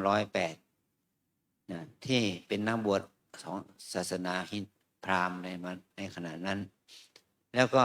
มาพยากรณ์พระโพธิสัตว์เช็คเอาพราหมณ์8 คนที่มีความรู้ความชำนาญในหลักของพยากรณ์ว่าชีวิตของเจ้าชายเนี่ยจะดีจะมีวิถีชีวิตอย่างไรพราหมณ์7 คนเนี่ยพยากรณ์2 อย่างคือว่าพระกุมารเนี่ยถ้าได้ครองราชย์จะได้เป็นพระเจ้าจอมจักรพรรดิเป็นพระราชาที่ยิ่งใหญ่แต่ถ้าไม่ได้ครองราชย์ออกบวชจะได้เป็นศาสดาเอกของโลกอย่างนี้นะแต่มีพราหมณ์หนุ่มคนหนึ่งได้ยกมือขึ้นนิ้วเดียวว่าพระโพธิสัตว์จะต้องออกบวชอย่างแน่นอนและได้บรรลุเป็นพระพุทธเจ้าอย่างแน่นอนก็คือบุคคลนั้นก็คือพระโกณทัญญะนั่นแหละได้ออกบวชตาม พระโพธิสัตว์ตอนที่พระองค์ได้ออกบวชนะจึงเป็นเหตุให้พระองค์พราหมณ์นั้นมีความเชื่อมั่นว่าพระโพธิสัตว์เนี่ยเจ้าชายเนี่ยจะได้บรรลุธรรมเป็นพระพุทธเจ้า เมื่อพระองค์ได้เห็นคนแก่คนเจ็บคนตายและสมณะพระองค์ก็ได้พิจารณาว่าทำไมคนเราต้องแก่ทำไมคนเราต้องเจ็บและตาย ก็เราจะพ้นจากความแก่ความเจ็บความตายได้ไหมเมื่อพระองค์มีความคิดอย่างนี้แล้วก็พระองค์ก็นึกถึงว่าวิถีชีวิตของความเป็นเจ้าชายเนี่ยมันไม่ใช่วิถีแห่งความพัฒนาจิตตัวเองได้ เพราะว่าอยู่ในกับโลกแห่งในฐานะเป็นผู้ปกครองนะแล้วพระองค์ก็เลยออกบวชในฐานะเป็นสมณะเป็นสมณะด้วยขณะนั้นก็ต้องโกนผมด้วยนะคติพราหมณ์เนี่ยเขาเรียกว่าการโกนผมเนี่ยเป็นเสนียดจันไรทีเดียวนะเพราะว่าคนพิมพ์พราหมณ์เนี่ยเขารังเกียจการโกนผมเป็นสมณะล้นพราหมณ์เขาต้องไว้ผมยาวอย่างนี้นะมวลเกล้าเป็นพวกฤาษีนักบวชเป็นนักบวชเป็นดาบทนะอย่างนี้นะแต่พระองค์นั้นโกนผมเลยพอตอนหลังนี้พระองค์ก็แสวงหาธรรมบรรลุหาครูบาอาจารย์ออกบวชไปถึงแม่น้ำอนุมานาทีแล้วก็ออกบวชแล้วก็ไปหาครูบาอาจารย์ครูบาอาจารย์นี่ท่านแสวงไปเรียนรู้ก็คืออาราธดาบทอาราธดาบทนี่สอนสมาธิภาวนาเรียกว่าสมถกรรมฐานนะได้ถึงฌาน7อรูปฌาน4อรูปฌาน3แล้วก็หมดความรู้ของอาจารย์ก็ไปเรียนกับอุทกะนาบทอุทกะนาบทสอนฌานนั้นสุดท้ายคือฌานอรูปฌานขั้นที่8ได้สมาบัติ8แต่พระองค์ก็เห็นว่าไม่ใช่ทางแห่งการตรัสรู้จึงออกมาจากสำนักของครูบาอาจารย์มาแสวงหามาทดลองวิธีการบำเพ็ญตบะที่เราเรียกว่าบำเพ็ญทุกขกิริยานะแต่ก็พระองค์ก็มองว่ามันไม่ใช่ถึงขนาดที่ผอมแห้งจนหนังติดกระดูกก็ไม่ใช่จะบรรลุธรรมได้ จึงเห็นว่าเหมือนกับคนเรามีพินอยู่3 สายสายหนึ่งมันตึงเกินไปถ้าดีดก็อาจจะขาดได้อีกสายหนึ่งมันหย่อนเกินไปมาดีดก็สายมันก็เสียงก็ไม่เพราะอีกสายหนึ่งเป็นสายปานกลางมันจะเสียงเพราะมันแบบประเภทนั้นนะพระองค์ก็ต้องอาศัยมัชฌิมาปฏิปทาจึงหันมาบริโภคอาหารที่ญาติโยมถวายให้มีสุขภาพดีขึ้นนะแล้วตอนนั้นพระปัญจวัคคีย์ก็เห็นว่าข้อวัดปฏิบัติของพระโพธิสัตว์นี่หย่อนยานหันมากินข้าวก็หนีจากพระองค์ไปทั้ง5 คนเลยปัญจวัคคีย์พระองค์ก็มีโอกาสอยู่คนเดียวนะได้มีโอกาสมาเสวยพระอาหารในข้าว49 ก้อนข้าวมัทุปายาตที่นางสุชาดาถวายในวันเพ็ญ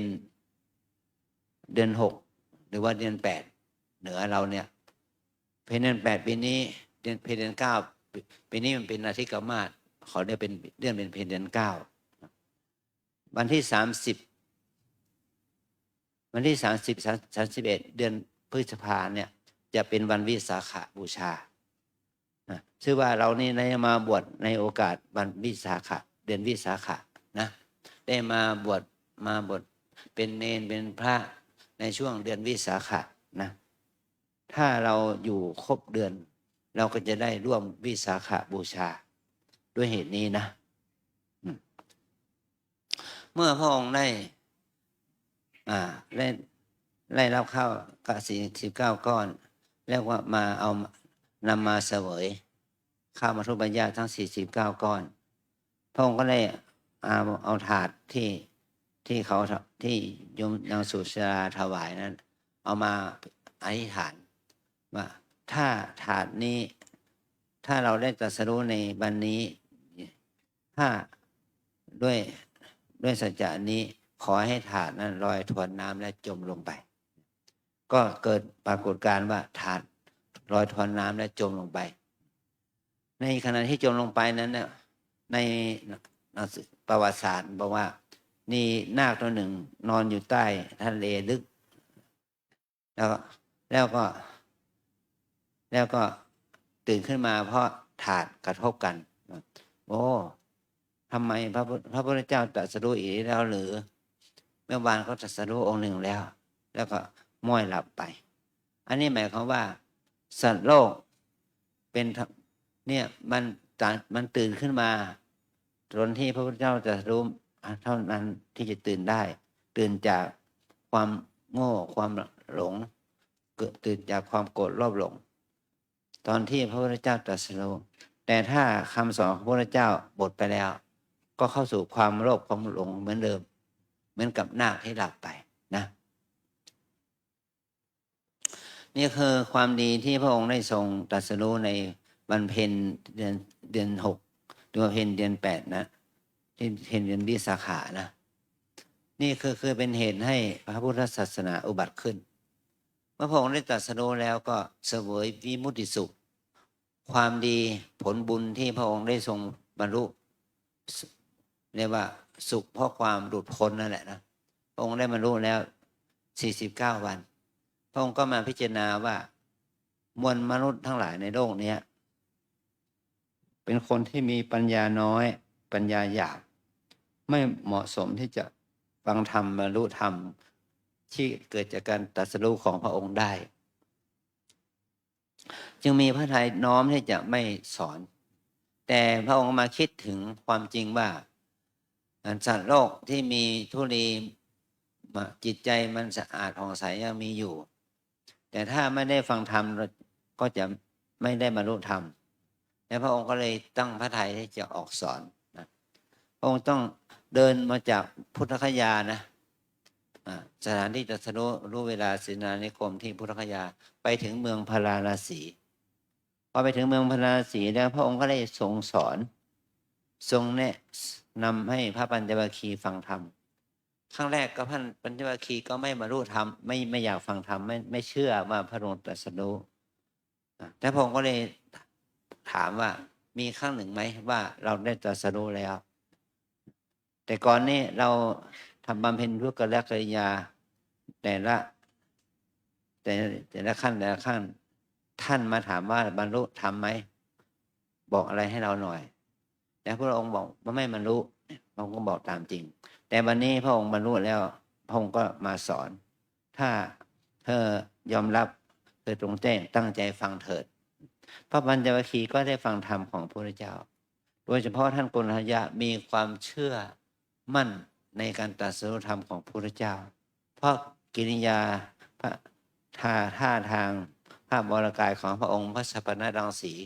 เป่งปังเป็นเหตุให้ท่านโกณฑัญญะมีความเชื่อ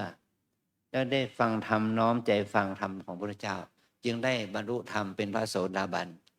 นะว่าสิ่งใดสิ่งหนึ่งมีความเกิดขึ้นเป็นธรรมดาสิ่งเหล่านั้นทั้งหมดย่อมดับไปเป็นธรรมดาอย่างนี้นะแล้วขอบทจากพระพุทธเจ้าพระพุทธเจ้าได้ทรงปลื้มปีติอุทานออกมาว่าโกณฑัญญะรู้แล้วหนอโกณฑัญญะรู้แล้วหนออย่างนี้นะก็เป็นเหตุให้พระพุทธพระธรรมและพระสงฆ์อุบัติเกิดขึ้นในโลกนี้นะเนี่ยพระธรรมคือคำสอนของพระพุทธเจ้าเมื่อพระองค์ได้ตรัสรู้พระธรรมนั้นก็ปรากฏเมื่อพระธรรมนั้นไม่มีใครรับทราบเลยพระรัตนตรัยก็ไม่ครบ3มีพุทธรัตนะธรรมรัตนะเท่านั้นต่อมาเมื่อพระพุทธเจ้าเอาธรรมะไปสอนพระสงฆ์จึงเกิดเมื่อสังฆรัตนะจึงเกิดนี่คือความเจริญความสมบูรณ์พร้อมของพระรัตนตรัยนะพระพุทธพระธรรมพระสงฆ์เนี่ยเหมือนกับพวกเราเนี่ยหลังจากนั้นมาท่านวัปปะพัทยะมหานามะอาสชิก็ได้ฟังธรรมพระพุทธเจ้าอีกจึงได้มีดวงตาเห็นธรรมและพระองค์ก็เอาให้ท่านพระปัญจวัคคีย์ทั้ง5เนี่ยมาฟังธรรมกันใหญ่อีกขั้นหนึ่งคือฟังธรรมเรื่องของขันธ์5เป็นอนัตตา ขันธ์ห้าเป็นอนัตตานี่เรียกว่าอนัตตลักษณสูตรนะแล้วก็ทำให้ท่านพระปัญจวัคคีย์ทั้งห้าได้เป็นพระอรหันต์ที่ได้ตรัสรู้ตามที่พระพุทธเจ้าสอนนะจึงเป็นเหตุให้พระอรหันต์มาเกิดขึ้นในโลกนี้6 รูปนะพระพุทธเจ้า1แล้วก็พระปัญจวัคคีย์อีก5นะในหลังจากนั้นน่ะช่วงเข้าพรรษาช่วงฤดูฝนนะท่านยศกุลบุตรได้อยู่ในบ้านปราสาท3 ฤดูเป็นฤดูฝนมีนางฟ้อนนางรำขับกล่อมเพราะเป็นลูกชายเศรษฐีมีได้จัดคณะนางฟ้อนนางรำมาขับกล่อมยศกุลบุตรแต่ยศกุลบุตรนั้นไม่ได้มีจิตยินดีตื่นวันหนึ่งก็เข้านอนหัวค่ำตื่นขึ้นมายามดึกยามใกล้สว่างพอมาเห็นนางรำทั้งหลายก็มีแต่คนเหมือนกับหญิงที่ตายเป็นหญิงที่นั่งนอนเกยกันไปเกินมานะก็ถือมองเห็นแล้วก็น่าสลดใจจึงเป็นวาจาว่าที่นี่วุ่นวายหนอที่นี่ขัดข้องหนอก็เดินออกจากบ้านไปออกจากเมืองพาราสีไปสู่อิสิปัตตนมฤคทายวันนะแล้วก็พระพุทธเจ้าวันนั้นก็พระองค์เขารู้แล้วว่าจะต้องได้สาวกเพิ่มพระองค์ก็เดินจงกรมอยู่ที่นั่นเมื่อใกล้สว่างนั่นแหละก็บอกว่าที่นี่ไม่วุ่นวายที่นี่ไม่ขัดข้องเธอจงมาเถิดเราจะแสดงธรรมให้ฟังพระเจ้าทรงแสดงอนุบุพพิกถาและอริยสัจ4ให้ยศกุลบุตรฟังยศกุลบุตรก็ศรัทธาเริ่มใสขอบวชได้เป็นพระอริยะพระโสดาบันเบื้องต้นต่อมาพ่อตามไปหาพระยศกุลบุตรทางเดียวกันที่ยศกุลบุตรออกไปพบพระพุทธเจ้าเหมือนกันแล้วก็พระองค์ก็ทรงแสดงธรรมให้พ่อของยศกุลบุตรให้ฟังได้บรรลุถึงเป็นพระโสดาบันแต่พระยศนั้นได้ฟังรอบที่2ก็ได้บรรลุเป็นพระอรหันต์นั่นแหละเป็นเหตุให้พระอรหันต์มาเกิดขึ้นในโลกนี้7 องค์นี่นะต่อมาสหายของพระยศอีก40 กว่าคนออกบวชตามในพรรษานั้นพระพุทธเจ้าก็ได้พระสาวกถึง60 องค์เป็นพระอรหันต์นะเนี่ยคือพระศาสนาก็มันเกิดขึ้นตั้งแต่นั้นมาตั้งแต่ที่ในเมืองพาราณสีนะแล้วก็พระองค์ก็ส่งพระสาวกออกไปเผยแพร่ธรรม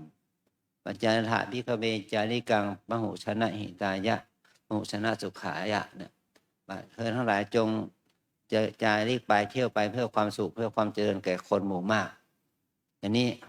ก็เป็นเหตุให้พุทธศาสนากว้างขวางขึ้นมีพระสงฆ์ออกบวชมีอุบาสกอุบาสิกาเคารพนับถือตามนะตอนหลังก็มีภิกษุณีออกบวชอีกมีผู้หญิงออกบวชอีกก็เป็นเหตุให้พระพุทธศาสนามีบริษัท4ภิกษุภิกษุณีอุบาสกอุบาสิกาอย่างนี้นะจึงเป็นเหตุให้พระพุทธศาสนากว้างขวางในอินเดียแล้วมีการออกมาเผยแพร่ธรรมทูตแก่เมืองบ้านใหญ่เมืองน้อยในสมัยพระเจ้าอโศกมหาราชเป็นธรรมทูต9 สายจึงเป็นเหตุให้เหตุหนึ่งคือสายหนึ่งก็มาเผยแพร่ที่เมืองสุวรรณภูมิเนี่ยสุวรรณภูมิก็คือพื้นที่แถบทะเลอันดามันอ่าวไทยอย่างนี้นะมาเผยแพร่ธรรมแถวนี้สุวรรณภูมิจึงมีพระพุทธศาสนาเกิดขึ้นในพื้นที่นี้ในเมืองในเขตอุษาคเนย์เนี่ยนะ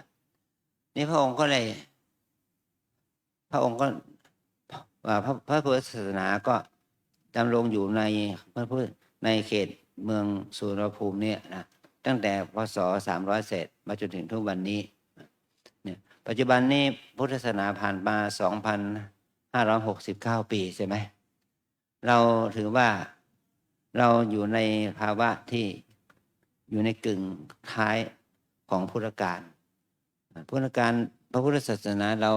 ครูบาอาจารย์ท่านบอกว่ามีอายุประมาณ 5,000 วษาปัจจุบันนี้ก็เป็นถึง 2,600 กว่าปีมาแล้วนะจึงเป็นเหตุให้เราอยู่ในฐานะที่เป็นชาวพุทธอยู่ในช่วงปลายศาสนา ถ้าเราจะศึกษาพระศาสนาต้องศึกษาให้จริง ถ้าเรา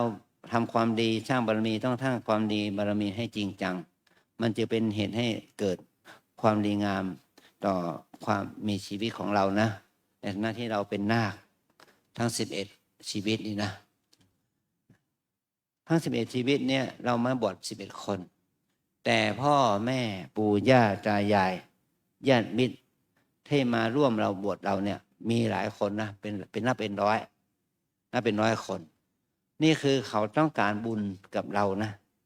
พ่อแม่ปู่ย่าตายายลุงป้าน้าอาลูกหลานเหลนญาติมิตรมากับเรามาวัดเราเนี่ย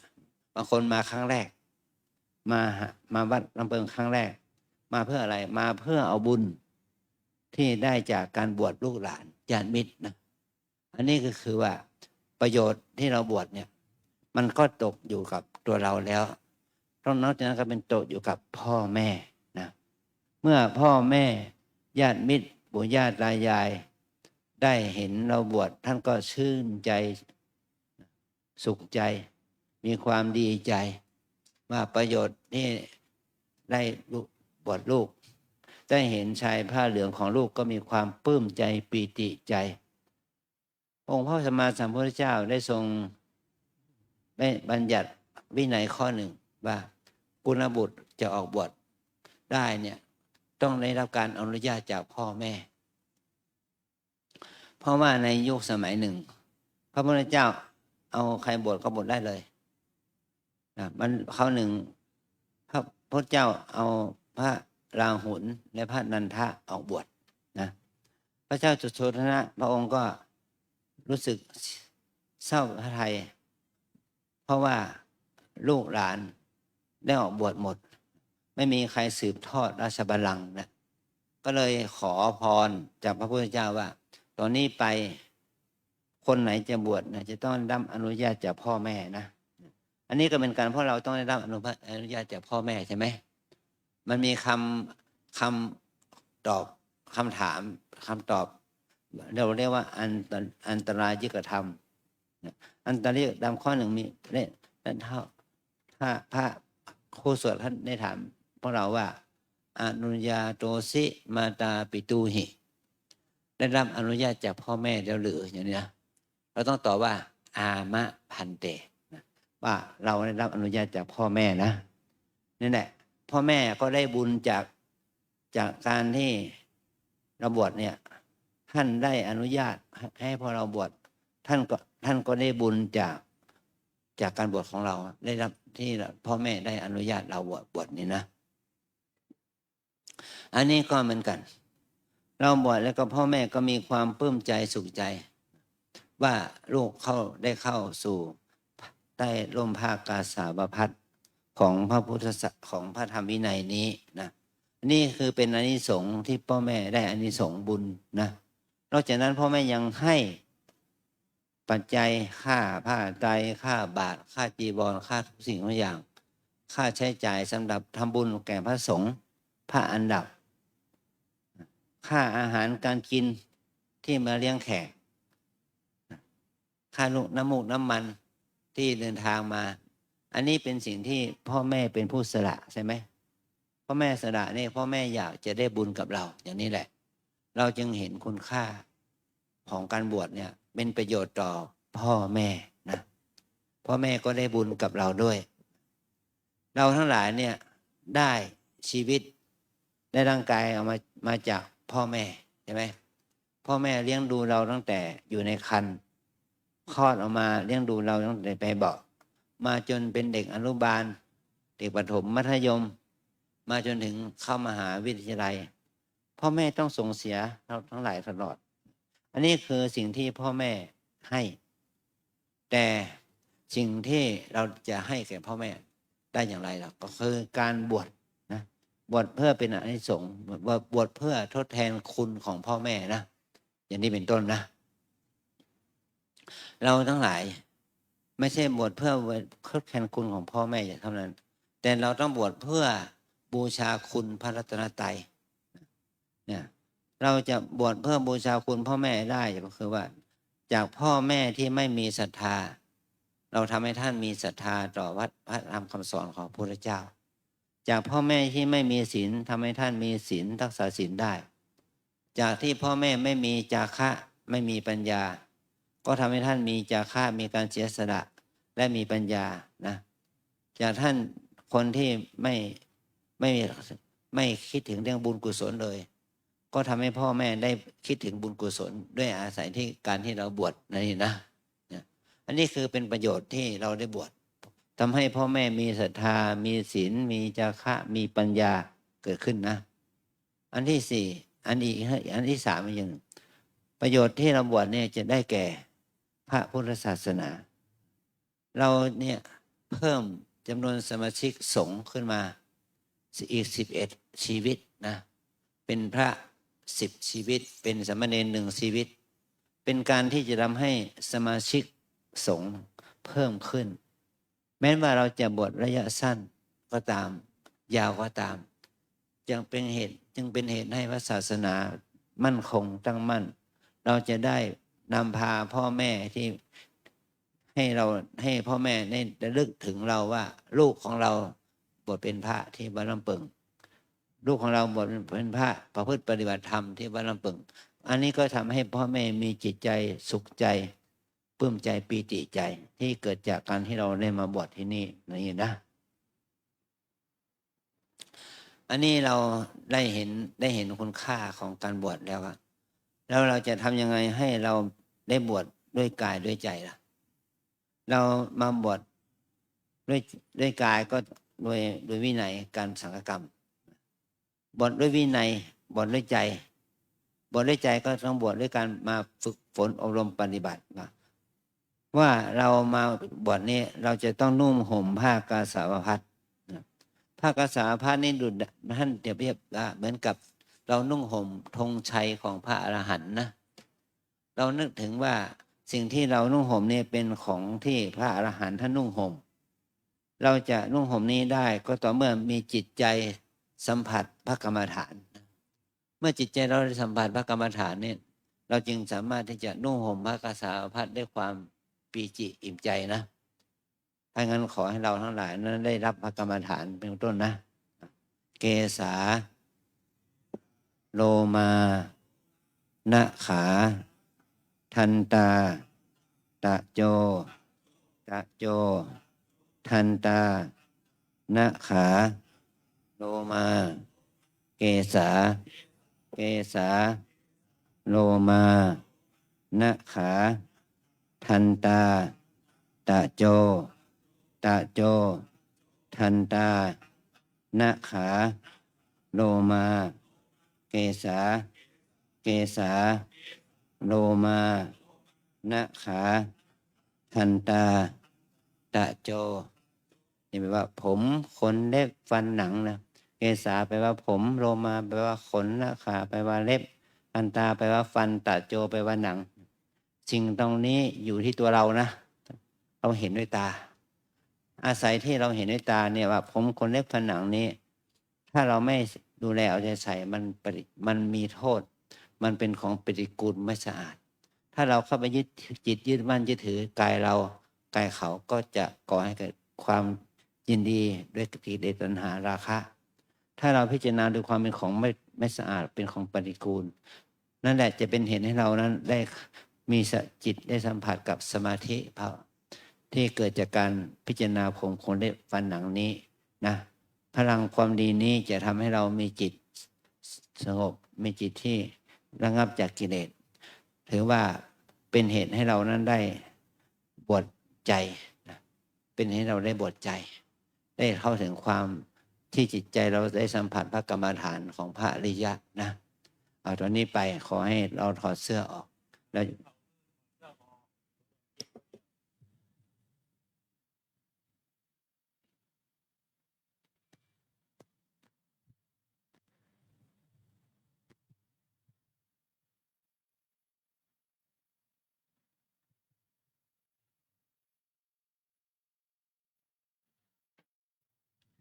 มาถึงช่วงเวลาที่สำคัญยิ่งนะครับเนอะตอนนี้เวลานี้ เพราะว่าเป็นช่วงเวลาที่ความเป็นคฤหัสถ์ความเป็นคนบ้านของนาคทั้ง11นะครับเนาะเพราะว่าจะเป็นนายนั้นนายนี้นะรูปที่1 2 3 4จนถึง11กำลังจะหมดไปเสี่ยงไปนะครับเนอะกำเดียวท่านจะได้เกิดใหม่นะครับเนาะในบวรพ เก็บ ระพุทธ เก็บผ้าขาว ศส ของเราไปด้วย เก็บผ้าชุดขาว เก็บเอาชุดขาวของแต่ละท่านไปตัวยนะครับนะแต่เดี๋ยวไปเอา เอา ที่ผู้ปกครอง เอา กำเดียวปีกมาแถมกำหนึ่งก็จะเลื้องอลามเหมือนพระสงฆ์องค์เจ้านะครับเนาะเป็นภาพที่จะประทับใจของคุณพ่อคุณแม่เดี๋ยวกลับขึ้นมาแถมกำ ของเราใคร นะ ของใครถูกเก็บ ตกนะครับเนาะเอาไปตัวเนอะเดี๋ยวไปฮื้อกันตั้งไรก็แล้วกัน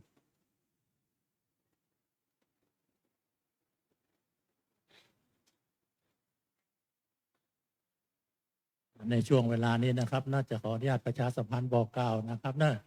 ทั้งปุ้นเนี่ยเปิ้ลไปจะเปลี่ยนชุดออกนะครับนะชุดขาวออกนะครับ ถึงมดถึงเสี่ยงนะถึงภายในภายนอกครับสุภาพสตรีมต้องไปก็ได้นะครับนะเดี๋ยวจะสะดวกในการเปลี่ยนผ้านะครับเนาะอยู่ตรงนี้รอก็ได้นะครับ ประมาณสัก5 นาทีบ่เกิน10 นาทีเดี๋ยวก็ปิกมาแล้วนะครับสำหรับซองผ้าป่าที่ผมนำแจกคือศรัทธาสาธุชนตะกี้นะครับเนาะขอสุมาอภัยตัวเนอะตามปกติแล้ว ผมจะต้องมีเวลาได้อู้ได้จ่าครับคณะศรัทธาก่อน ผมถึงจะได้นำเอาบุญเอากุศลไปแจกให้นะครับเนาะแต่ว่าเนื่องจากว่าวันนี้เวลามันจำกัดมีคนบวชนักแล้วก็หลาย ผมก็เลยขออนุญาตนำไปแจกให้ศรัทธาก่อน และอาศัยช่วงเวลานี้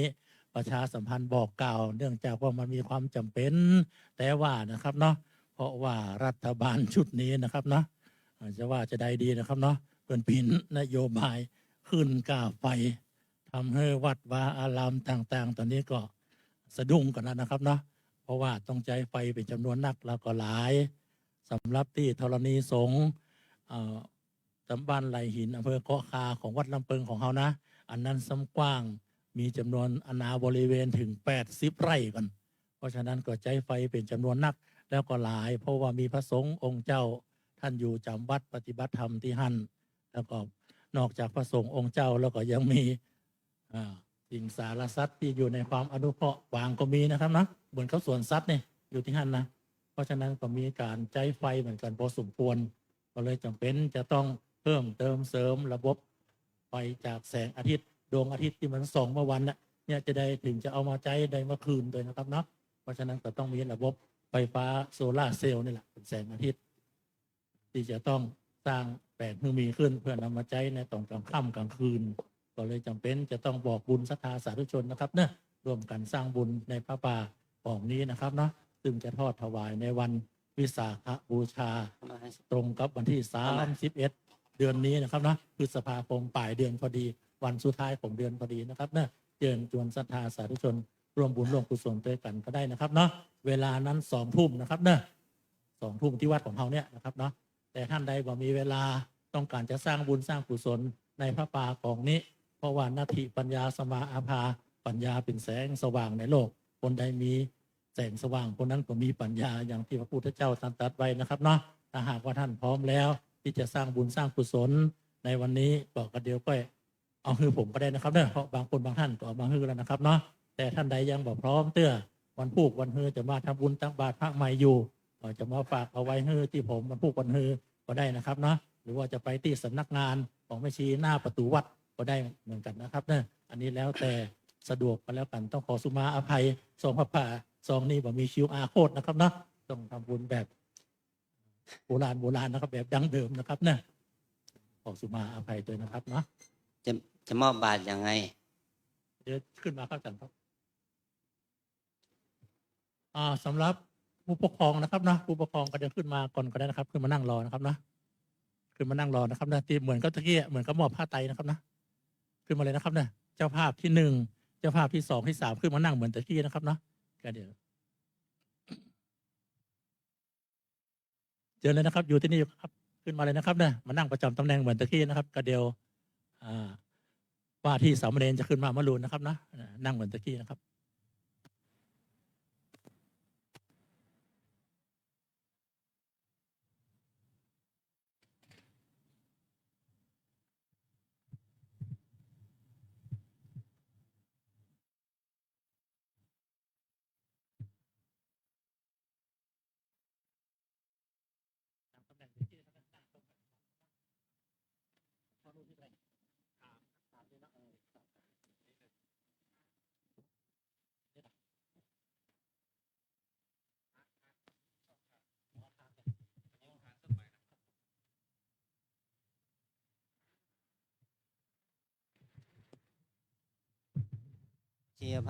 แม่ชีเอาพานมาสบายพานว่างไหมพานใบใหญ่หน่อย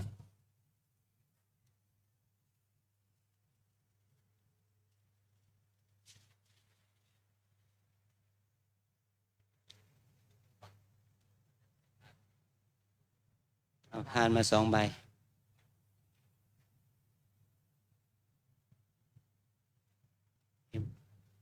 เอามา3 ใบก็ได้เอาใส่พานเอาไปใส่พานดอกไม้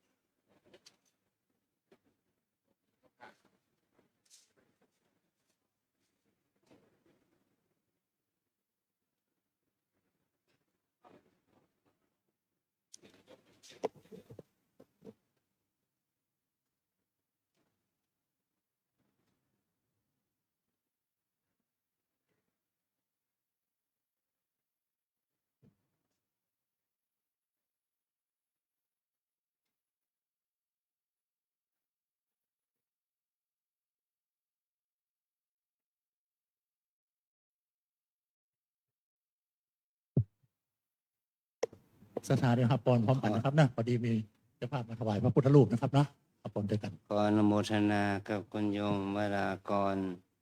มหาวันแจ่มคุณธนยุทธมหาวันแจ่ม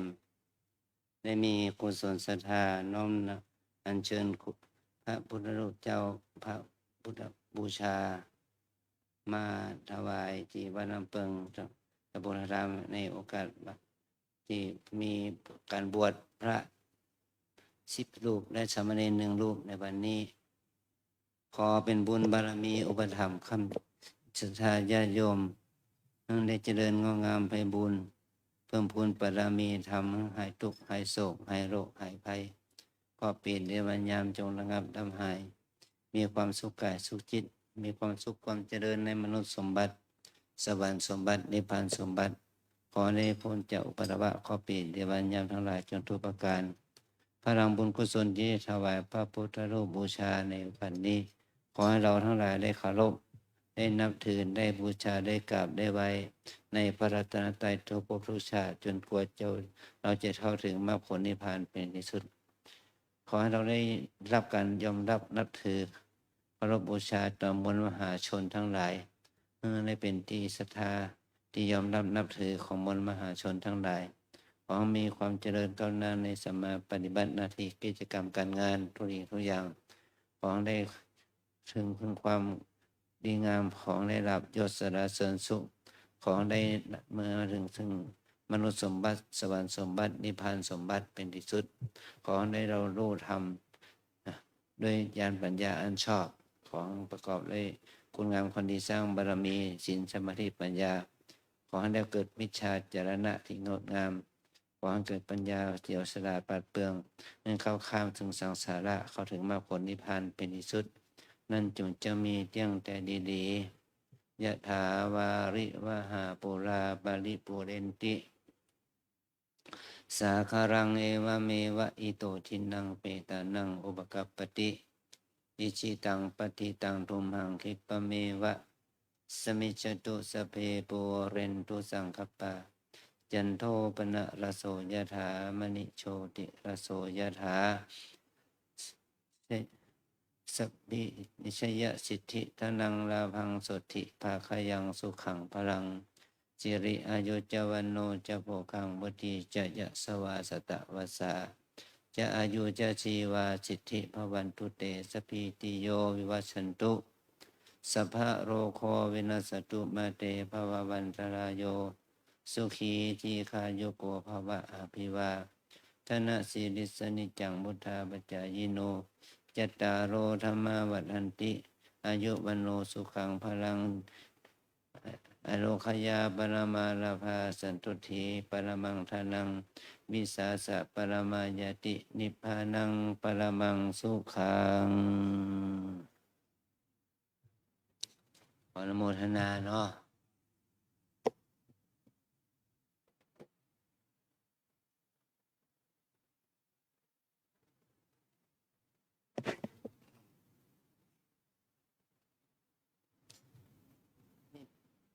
พุทธเจ้ามาจากไหนอะไรเนี่ย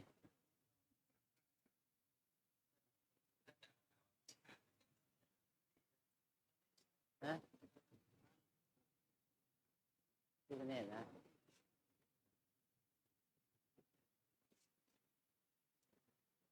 ขอบคุณมากนะตามมาทำงาน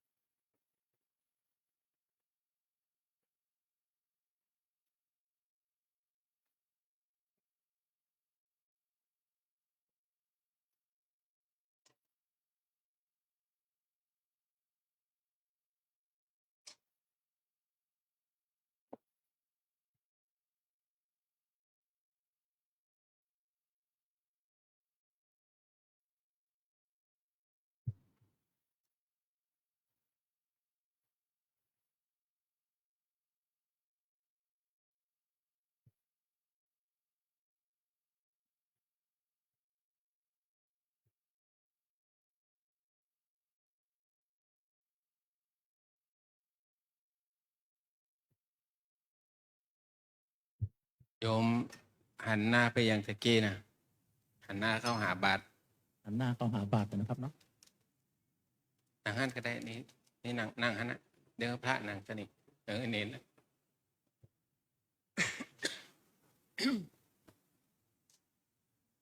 สำหรับคุณพ่อคุณแม่นะครับเนาะคำเดียวว่าที่สามเณรก็เหมือนกับพระสงฆ์องค์เจ้านะครับนะเป็นบาสามารถที่จะหับบาตรกับมือครับโดยเฉพาะคุณแม่ได้นะครับเนาะด้วยกันยกบาตรวางบนผ้าเหลืองๆนะครับนะแต่เดี๋ยวก็จะมีผ้าเหลืองปูนะครับเนาะกับเพราะว่าผ้ารับประเคนมาวางไว้บนผ้ารับประเคนนะครับนะคุณพ่อคุณแม่ก็ช่วยกันจับวางไว้นะครับ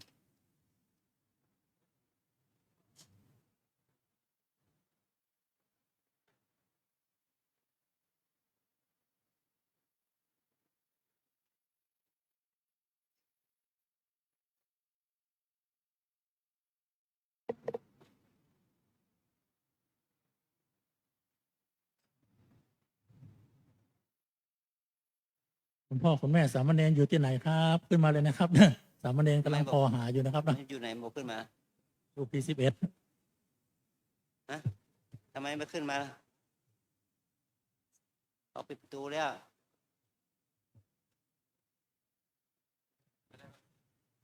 เปิดประตูอ่ะเปิดประตูทั้งสองบานอ่ะ รูปที่1 2 3ก็ได้1 2 3 4 5ไม่ใช่เอามันเอาไปตั้ง1 2 3 4 5 6นะครับนะที่เหลือเขาเนี่ย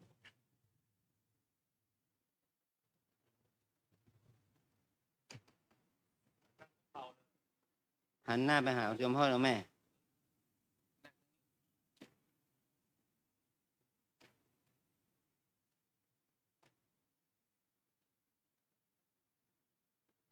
ถ้าพร้อมแล้วเอาผ้ารับประเคนออกมา ยังครับอีกรูปหนึ่ง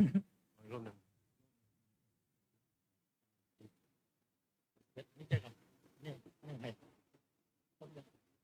1 2 3 4 5 6 7 8 9 10คนนี่นะถ้าพร้อมแล้วนะครับนะพร้อมแล้วว่าที่สามเณรผ้ารับประเคนปูไว้คุณพ่อคุณแม่ช่วยกันยกบาตรวางนะครับถวายท่านนะครับมอบให้ท่านนะครับเนาะได้ช่วย ประเคนเลยยังยกประเคนละ ถ้าประเคนแล้วเก็บผ้า ถ้า รับประเคน ประเคนแล้วนะ ไว้ที่หน้าอก อุ้ม เหมื บา อน ตร เดิม ไว้อุ้มบาตร นั้น เลย ก็ย้ายบาตรออกจากผ้าครับว่าที่สามเณรย้ายบาตรออกเองฮะให้ว่าที่สามเณรย้ายเองเก็บผ้ารับประเคนก่อน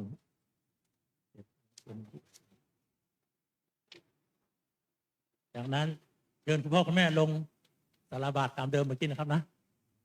เรียบร้อยแล้วครับผมข้างบนนี้ก่อนนะเชิญนะครับคุณพ่อคุณแม่ครับ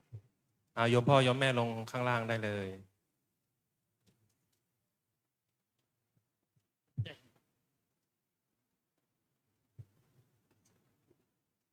ลำดับต่อไปว่าที่สามเณรประคองบาตรแล้วก็ตั้งแถวเรียงหน้ากระดานเหมือนเดิม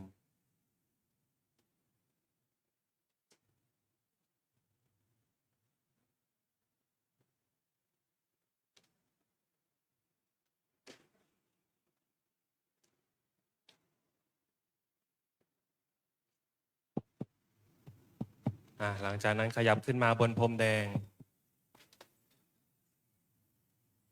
วางบาตรไว้ไกลๆเราจะกราบ3 ครั้ง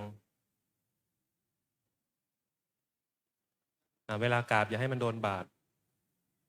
กราบพร้อมกันอัญชลี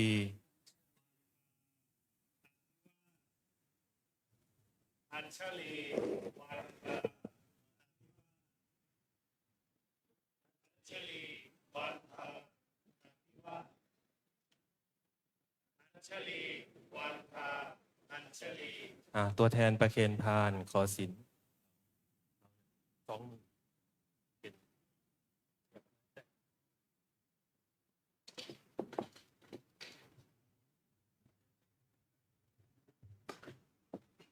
ล็อกไว้เลยประตูอ่ะนาเด็ด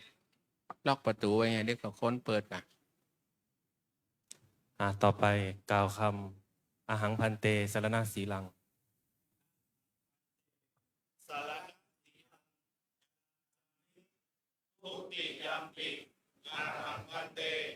สารณสีลังยัตถิติยัมปิอาหังพันเตสารณสีลัง นะโมตัสสะภะคะวะโตอะระหะโตสัมมาสัมพุทธัสสะนะโมตัสสะภะคะวะโตอะระหะโตสัมมาสัมพุทธัสสะนะโมตัสสะภะคะวะโตอะระหะโตสัมมาสัมพุทธัสสะ โตสัมมาสัมพุทธัสสะ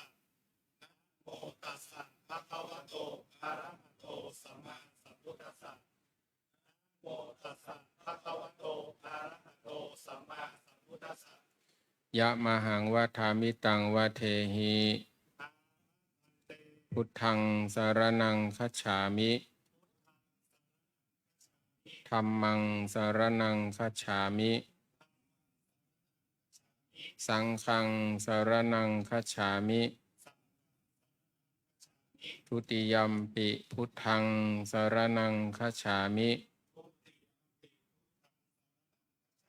ทุติยัมปิธัมมังสารนังคัจฉามิทุติยัมปิสังฆังสารนังคัจฉามิตติยัมปิพุทธังสารนังคัจฉามิตติยัมปิธัมมังสารนังคัจฉามิตติยัมปิสังฆังสารนังคัจฉามิติสรณะคัมนังนิธิตังปานาติปาตาเวรมณีอทินนาทานาเวรมณีอพรหมจริยาเวรมณีมุสาวาทาเวรมณีสุราเมรยมัชฌปมาทฐานาเวรมณี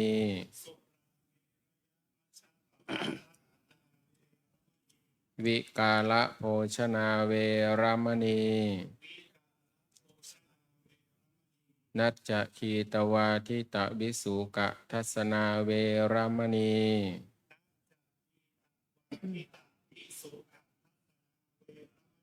มาลาคันทะวิเลปนะธารณะมันดนะวิภูสนัฏฐานาเวรมณี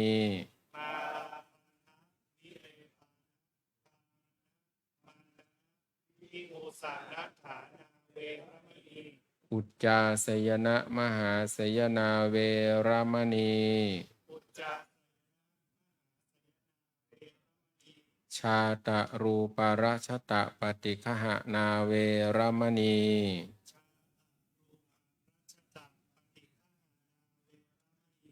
อิมานิทัสสะสิกขาปทานิสมาธิยามิ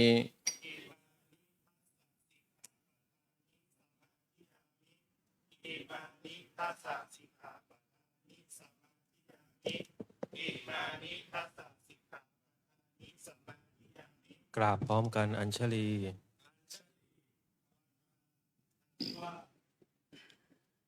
อัญชลีวันทาอภิวาทอัญชลีวันทาอภิวาทอัญชลีวันทาอัญชลี ตัวแทนด้านหน้าพระอุปชฌาย์ถวายพาน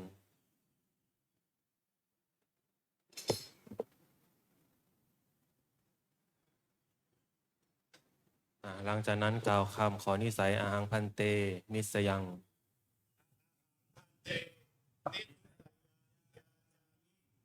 ทุติยัมปิ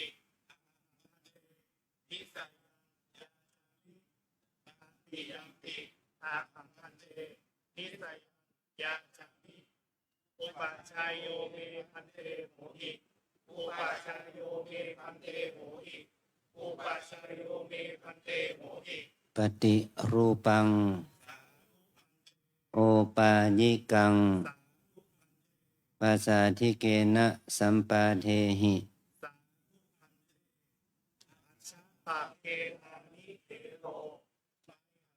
โตอิเทระสังโตอาชัสสะเตนานิเทโรโตอิเทระสังโตอาชัสสะเตนานิเทโรไมหังคังโตอาหังอิเทระสังโต กล่าวพร้อมกันอัญชลี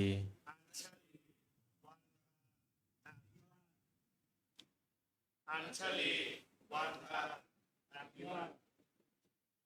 อัญชลีวันทาอภิวาทอัญชลีวันทาอัญชลี แปลแถวเป็นสองแถวเหมือนเดิมนั่งพับเพียบ อย่านั่งทับผ้าด้านหลัง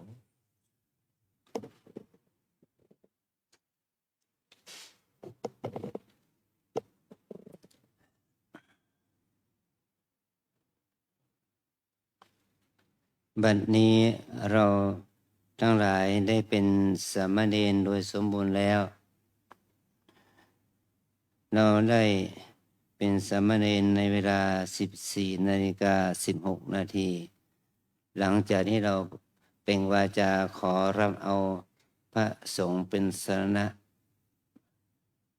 วาตติยัมปิสังฆังสรณังคัจฉามิในครั้งที่ 3 นั่นแหละเราได้เป็นสามเณรหลังจากนั้นอาจารย์ท่านได้ให้ศีลเราจะเพิ่งให้ไปเพิดปฏิบัติในฐานะความเป็นสามเณรอีก 10 ข้อ นับตั้งแต่เป็นจากการฆ่าสัตว์ตัดชีวิตไปจนถึงเป็นจากการรับเงินและทองเป็นของตนเป็นที่สุดนะ เราให้เราสำนึกว่าตอนนี้เราเป็นสามเณรคำนำหน้านามเราจะใช้คำว่าสามเณรหรือว่าตัวย่อตัวอักษรย่อสนสามเณรแต่เพื่อว่าเราบวชเป็นพระแล้วหลังจากนั้นเราได้บวชเป็นพระอุปสมบทเป็นพระเราจะต้องคำนั้นหน้านามเราจะต้องเป็นพระไม่ใช่นายจำไว้นะคำนายมันไม่มีละเป็นพระภิกษุพระขอพระยุทธนาพระทักษิณพระจิรชาติพระพงษ์นิรันดร์พงษ์ธินันท์อย่างนี้นะเป็นพระถ้าต่อไปหลังจากที่เราได้ผ่านพิธีอุปสมบทการที่เราได้บวชเป็นสามเณรมันเป็นสิ่งที่เราควรภูมิใจว่าความเป็นสามเณรได้มาจากไหน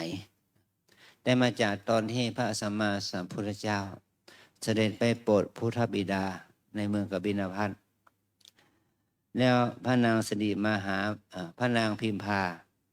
นั้นได้แต่งองค์พระชายราหุลแล้วให้ไปขอราชสมบัติ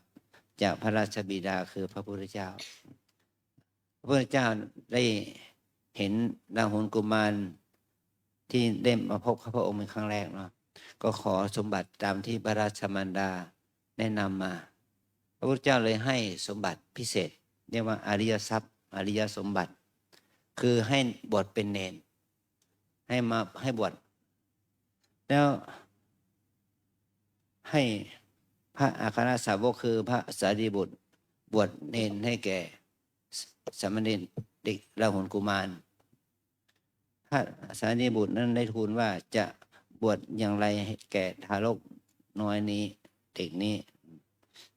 พระพุทธเจ้าก็บอกว่าให้บวชเป็นเณรคำว่าเณรหรือสามเณรเนี่ย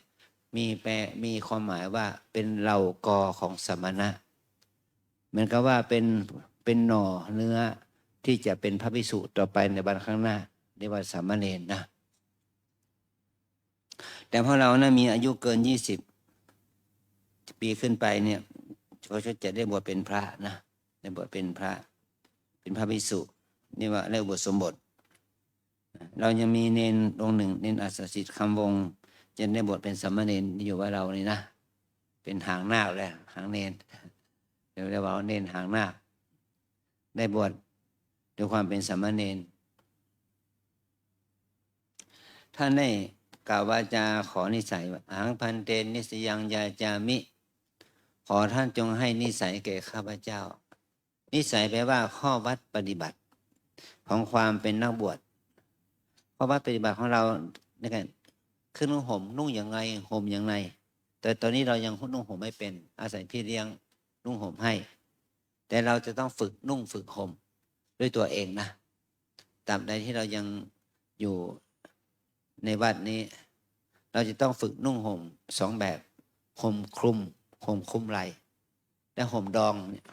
ห่มอย่างเนี้ยห่มดองห่มลดไหล่นะห่มแบบห่มดองแบบบวบก็ได้ห่มบวบห่มแต่ไม่ต้องห่มดองแบบรัดอกก็มีนะเราจะต้องฝึกนุ่งห่มให้เป็นในฐานะที่เราเป็นพระเป็นต้นนะเราจะต้องออกไปบิณฑบาตออกไปข้างนอกเราจะต้องห่มคลุมไหล่โดยทั่วไปนะเราต้องนุ่งห่มเป็นถือบาตรยังไงสบายบาตรยังไงล้างบาตรยังไงเก็บบาตรยังไงอันนี้เป็นข้อวัดปฏิบัติที่จะได้ศึกษาจากอุปชฌาย์อาจารย์นะถ้าเราไม่ได้ศึกษาเราจะประพฤติผิดกฎระเบียบเจคิยวัตรข้อประพฤติปฏิบัติมันก็ทำให้เราเป็นอาบัติเสียศีลไปตามสภาพแต่ศีลเล็กๆน้อยๆที่ท่าน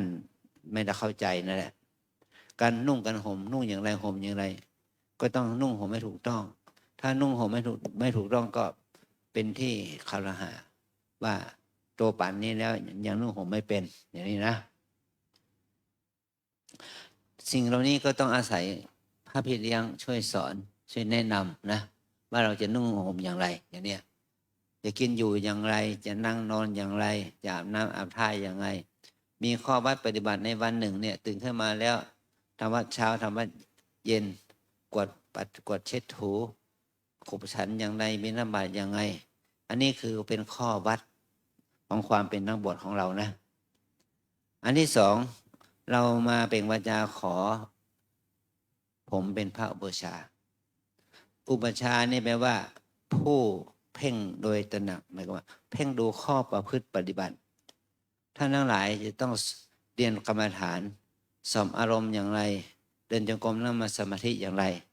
ก็อุปชฌาย์อาจารย์ในพระพี่เลี้ยงจะสอนให้เรารู้นะให้เรารู้ถึงวิธีการดำเนินชีวิตในการเป็นนักบวชฝึกฝนอบรมตนอย่างนี้นะนี่คือ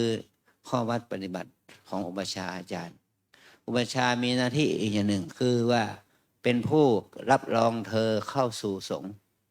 เธอทั้ง10 รูปเนี่ยเข้าบวชทีละ3 รูป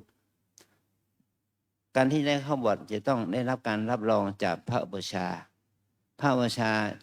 จะให้การรับรองเธอให้สงฆ์พิจารณารับรองเธอเข้ามาบวชรับเธอเข้าเป็นพระภิกษุในพระศาสนา อันนี้คือหน้าที่ของพระอุปัชฌาย์นะต่อไปพระอุปัชฌาย์จึงได้ถามเธอ3 คำปฏิรูปังเธอก็รับว่าสาธุพันเตปฏิรูปแปลว่าทำให้ดีขึ้นหรือว่าปฏิรูปสังคมปฏิรูปรัฐธรรมนูญปฏิรูปอะไรต่อไม่อะไรนะมันก็ปฏิรูปเพื่อทำให้มันดีขึ้นเขาเรียกปฏิรูปเราก็เหมือนกันเรามาเป็นบวชเป็นพระเราก็ต้องปฏิรูปตัวเองนิสัยอะไรที่ไม่ดีแล้วก็ละนิสัยอะไรที่ดีแล้วก็รักษาอย่างนี้นะอันที่2องค์ปายิกังแปลว่าชอบด้วยอุบายของบัณฑิตเราจะต้องทำกิจที่บัณฑิตมีพระพุทธเจ้าและพระอรหันต์ท่านเจ้าครูบาอาจารย์ท่านได้ทำมาในทางที่ดีแล้วก็ทำในกิจหน้าที่นั้นๆนะอันที่3ภาษาที่เกณสัมปาเทหิเธอจงประพฤติตนให้เป็นที่ศรัทธาเลื่อมใสของเพื่อนสหธรรมิกด้วยกันนักบวชด้วยกันที่เราจะต้องประพฤติตนให้เป็นที่เบาใจของพระพี่เลี้ยงหรือพระด้วยกันนะอยู่ด้วยกันเนี่ยอันที่2เธอต้องประพฤติให้ในเลื่อมใสให้พ่อแม่ชื่นใจญาติพ่อแม่พี่น้องเราจะต้องชื่นใจว่าพระเราดีพระเราเรียบร้อยพระเราเป็นที่น่าศรัทธาลูกพ่อแม่ก็ชื่นใจอันที่3เป็นที่น่าเลื่อมใสของมวลมหาชนคนทั้งหลายที่ยังไม่ใช่พ่อแม่พี่น้องเราเขาเลื่อมใสเขาก็ศรัทธามีการบำรุงวัดทำบุญตักบาตรให้แก่เราเป็นต้นอย่างนี้นะต่อจากนั้นเธอได้พูดว่าอาชาติเคธานิแปลว่าตั้งแต่นี้ไปภาระของข้าพเจ้าเหมือนภาระของพระเถระภาระของพระเถระเหมือนกับภาระของข้าพเจ้าอย่างนี้ว่าท่านทั้งหลายเนี่ยมาบวชเป็นพระมาบวชเป็นสามเณรหน้าที่นี้เราจะต้องทำหน้าที่ทำกิจมีการเช็ดถูกุฏิที่พักห้องน้ำห้องท่าปัดกวาดเช็ดถูเก็บใบไม้ใบหญ้านะทำข้อวัดที่ดีงามให้เป็นที่เบาใจของอุปัชฌาย์อาจารย์อุปัชฌาย์อาจารย์ก็สงเคราะห์เราที่หลับที่นอนอาหารการกินเสื้อผ้าเครื่องใช้ไม่สอย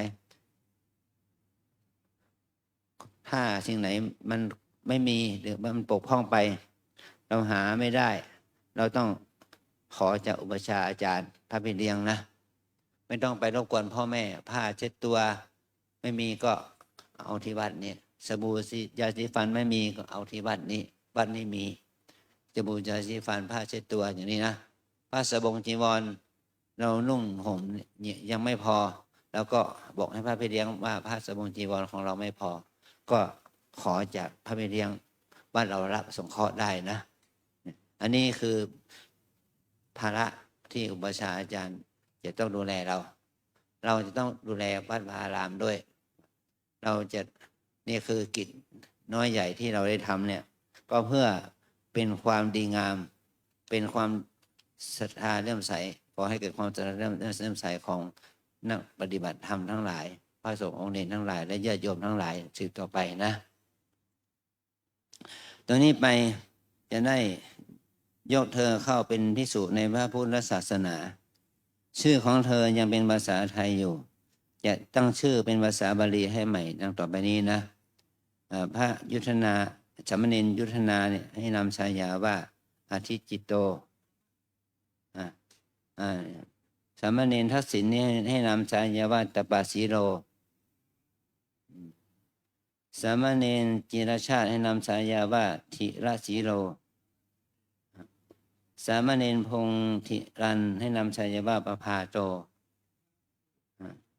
สามเณรเศรษฐวุฒิให้นำฉายาว่าปัญญาวโรสามเณรอัชวินถาวรวงศ์ให้นำฉายาว่าอสิยาโนสามเณรดุลยฤทธิ์ให้นำฉายาว่าสุเมโธสามเณรเฉลิมชัยให้นำฉายาว่าญาณวโร สามเณรภูสนให้นำฉายาว่าเตชะธรรมโมสามเณรกิจจานัทให้นำฉายาว่าสัจจะวโรนะขอให้เราทั้งหลายได้จำชื่อของเรานะพระคมวาจาถามว่ากินนาโมสิแปลว่าเธอชื่ออะไรท่านต้องตอบท่านต้องตอบท่านได้นะชื่อของเราว่าหังพันเตสัจจะวโรนามะอย่างนี้นะต่อมาพระธรรมวจาถามว่าโกนามะเตอุปชายโยอุปชายะของเธอชื่ออะไรก็ให้ตอบท่านว่าอุปชายโยเมพันเตอายัสมาอาจินนะสีโลนามะอาจินนะสีโลเป็นชื่อของผมนะก็ให้ท่านตอบว่าชื่ออุปชาของผมชื่อว่าอาจินนะสีโลภิกขุนะอาจินนะสีโลขอให้เธอจำอย่างนี้นะต่อไปนี้จะได้บอกบาทได้บริขารบาทคือเนี่ยภาชนะเนี่ยบริขารคือผ้าจีวรผ้าสังฆาติผ้าสบงนี่เป็นบริขารที่จะเป็นบริขารที่เราจะต้องมี4อย่างเนี่ยแต่ทีนี้เรามีแล้วนะมีผ้าจีสังฆาติผ้าจีวรผ้าสบงและบาทครบแล้วให้ตอบท่านว่าอามะพันเตนะต่อไปคุกเข่าขึ้นแปรแถวเป็นแถวหน้ากระดานเรียง1เหมือนเดิมขยับขึ้นมาขยับเข้ามาใกล้ๆเลยมือซ้ายปิดหูขยับเข้ามา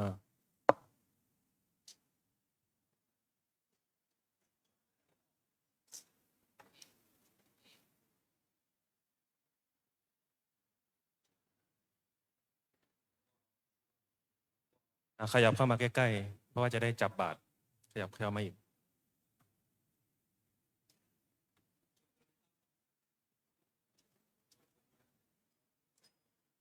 ขยับเข้ามาใกล้เลยใจไม่ค่อยเต็มตาไม่ค่อยจะออกไปเอาคนที่เขาจะเข้ามาคนไม่เข้าใจไหม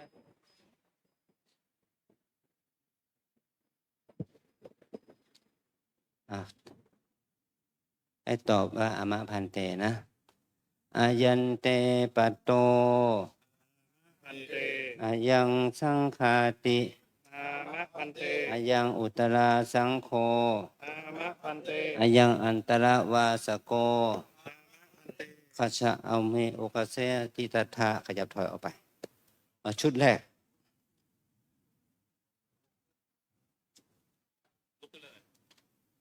เดิน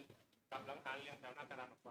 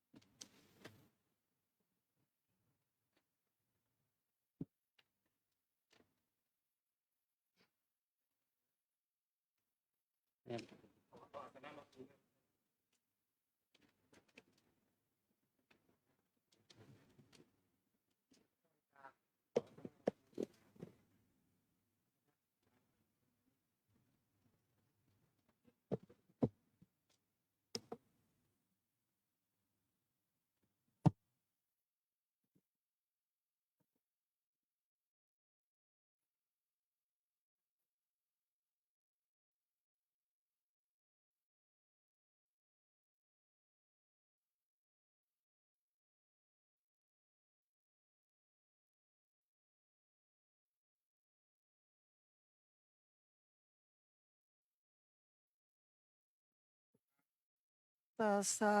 ภะคะวะโตอะระหะโตสัมมาสัมพุทธัสสะนะโมตัสสะภะคะวะโตอะระหะโตสัมมาสัมพุทธัสสะนะโมตัสสะภะคะวะโตอะระหะโตสัมมาสัมพุทธัสสะ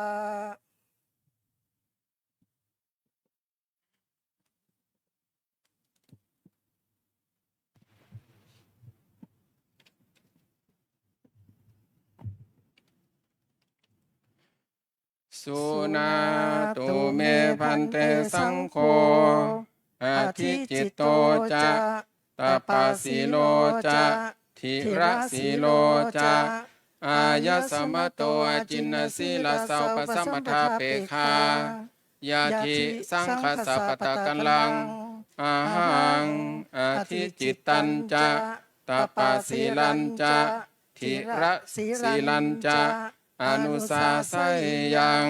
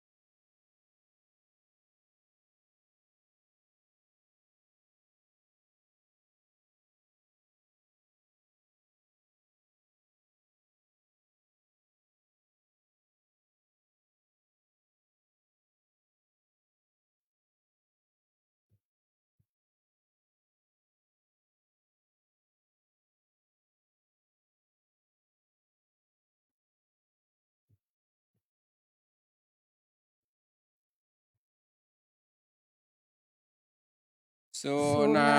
ตุเมพันเตสังโฆอาทิจิตโตจะตปาสีโลจะทิระสีโลจะอายสมโตอาจินนสีลสาวปสัมปทาเปคาอนุสิทธาเตมยายาทิสังคสปตะกันลังอาทิจิตโตจะตปาสีโลจะทิระสีโลจะอาคัตชัยยุงอาคัตชัตถะเข้ามา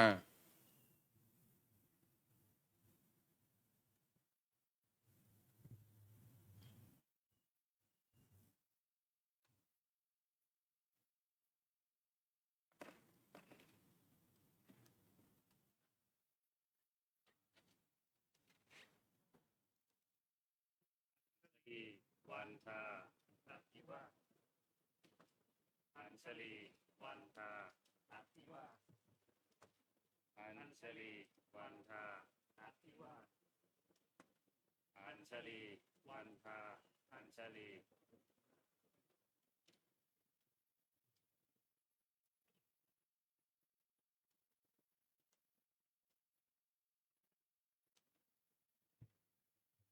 สังฆัมพันเตอุปสัมปะทังยาจามะอุลลุมปตุโนพันเตสังโฆอนุกัมปังอุปาทายะทุติยัมปิพันเตสังฆังอุปสัมปะทังยาจามะอุลลุมปตุโนพันเตสังโฆอนุกัมปังอุปาทายะตติยัมปิพันเตสังฆังอุปสัมปะทังยาจามะอุลลุมปตุโนพันเตสังโฆอนุกัมปังอุปาทายะ อิทานิโคอาวุโสอายัญจะอธิจิตโตนามาสมเนโรอายัญจะตปะสีโรนามาสมเนโรอิมะอายัญจะจิระสีโรนามาสมเนโรมะมะอุปสัมปทาเบคะอุปสัมปทังอากขะมานาสังขังยาจันติอหังสัพพะมังสังขังจิตสามิสาธุอวโสสะโพยังสังโฆอิมันจะอธิจิตตังนามาสมเนรังอิมันจะตปะสีรังนามาสมเนรังอิมันจะทิระสีรังนามาสมเนรังอันตรายิเกธรรมเมปุชิตวาตถาปัตตะกนตังยตวายติจิตุเทนะกัมเมนะอกุเปนะทานาระเหนะอุปสัมปาเทมาติกัมมัสนิทานังกโรตุ สาธุสุนาตุเมพันเตสังโฆอายัญจะอธิจิตโตอายัญจะตปะสีโลอายัญจะทิระสีโลอายะสมะโตอาจินนสีลาสาวปสัมปทาเปคายะทิสังคสัปปตะกันลังอาหังอธิจิตตัญจะตปะสีลัญจะทิระสีลัญจะอันตรายิเกธรรมเมปุชัยยังสุนาสิอธิจิตตะสุนาสิตปะสีละสุนาสิทิระสีละอายันเตสัจจกาโลปุตตะกาโล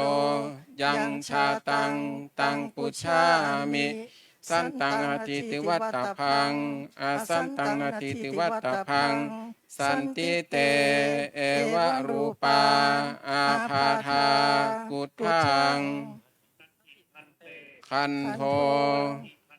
กิลาโสโสโสอัปปมาโรมนุโสสิปุริโสสิพุทธิโสสิอนาโนสินาชิราชพโตอนุญญาโตสิมาตาปิตุหิปาริปุณณวิสติวโสสิปาริปุณณันเตปัตตาจิวรังกินนาโมสิ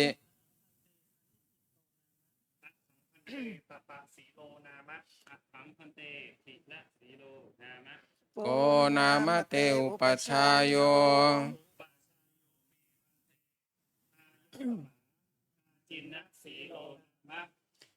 สุนาตุเมพันเตสังโฆอายัญจะอธิจิตโตอายัญจะตปะสีโลอายัญจะทิระสีโลอายะสมะโตอาจินนสีลาสาวปสัมปทาเปคาปาริสุทธานตารายิเกหิธัมเมหิปาริปุณณามิเมสังปตาจิวรังอธิจิตโตจะตปะสีโลจะทิระสีโลจะสังขังอุปสัมปทังยาจันติอายะสมตาจินนสีเลนุปชาเยนะยาทิสังคสัปปตะกันลังสังโฆอธิจิตตัญจะตปะสีลัญจะทิระสีลัญจะอุปสัมปทายะอายะสมตาจินนสีเลนุปชาเยนะเอสายติสุนาตุเมพันเตสังโฆอายัญจะอธิจิตโตอายัญจะตปะสีโลอายัญจะทิระสีโลอายะสมะโตอาจินนสีลาสาวปสัมปทาเปคาปาริสุทธานตารายิเกหิธัมเมหิปาริปุณณามิเมสังปตาจิวรังอธิจิตโตจะตปะสีโลจะทิระสีโลจะสังขังอุปสัมปทังยาจันติอายะสมตาจินนสีเลนุปชาเยนะสังโฆ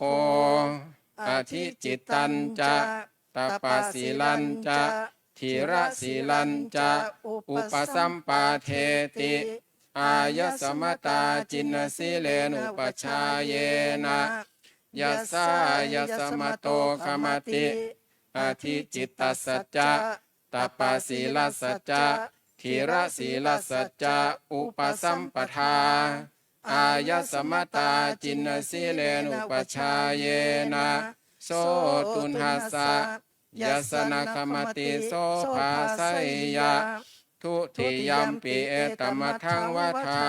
มิสุนาตุเมพันเตสังโฆอายัญจะอธิจิตโตอายัญจะตปะสีโลอายัญจะธีระสีโลอายสมโตจินนสีลสาวปสัมปทาเปคาปาริสุทธานตรายิเกหิธรรมเมหิปาริปุณณามิเมสังปตะจิวรังอาทิจิตโตจะตปะสีโลจะธีระสีโลจะสังฆังอุปสัมปทังยาจันติอายสมตาจินนสีเลนุปชาเยนะสังโฆอธิจิตตัญจะตัปปะสีลัญจะทีระสีลัญจะอุปสัมปาเทติอายสมตาจินนสีเลนุปชาเยนะโสตุนหัสสะยัสนะคมติ ยัสสายัสมโต ยัสสายัสมโตคมติอธิจิตตสัจจะตัปปะศีลสัจจะทีระสี รสัจจะ เอาไว้ไหมทีระศีลสัจจะอุปสัมปทาอายสมตาจินนสีเลนุปชาเยนะโสตุนหัสสะยัสนะคมติโสภาไสยะตติยัมปิเอตมะทังวัฏามิสุนาตุเมพันเตสังโฆอายัญจะอธิจิตโตอายัญจะตปะสีโลอายัญจะธีระสีโลอายสมโตจินนสีลสาวปสัมปทาเปคาปาริสุทธานตรายิเกหิธรรมเมหิปาริปุณณามิเมสังปตะจิวรังอาทิจิตโตจะตปะสีโลจะทีระสีโลจะสังฆังอุปสัมปทังยาจันติอายสมตาจินนสีเลนุปชาเยนะสังโฆอธิจิตตัญจะตปะสีลัญจะทีระสีลัญจะอุปสัมปาเทติอายสมตาจินนสีเลนุปชาเยนะยัสสายัสมโตคมติอธิจิตตสัจจะตัปปะศีลสัจจะทีระศีลสัจจะอุปสัมปทาอายสมตาจินนสีเลนุปชาเยนะโสตุนหัสสะยัสนะคมติโสภาไสยาอุปสัมปันนาสังเคนะอาทิจิตโตจะตัปปะสีโลจะทีระสีโลจะอายสมตาจินนสีเลนุปชาเยนะขมติสังคสะตัสมาตุนีเอวะเมตังทารยามิอัญชลีวันทาอัญชลีวันทาอัญชลีวันทาอัญชลี ยกพลังออกมาไปทางด้านหลังครับด้านซ้ายมือ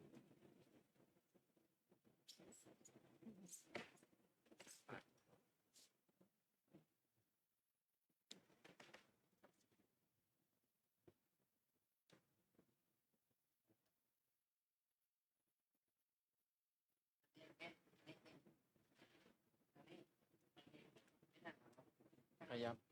ดูขยับโอเคนั่งพับเพียบกระบาดออก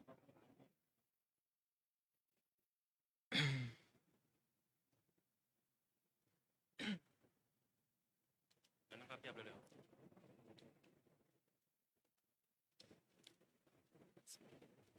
สุนาตุเมพันเตสังโฆปภาโตจะปัญญาวโรจะอสิยาโนจะอายสมโตจินนสีลสาวปสัมปทาเปคา ยะทิสังคสัปปตะกัลลัง อาหังปะพาตัญจะปัญญาวรัญจะอาสิยานัญจะอนุสาสะยัง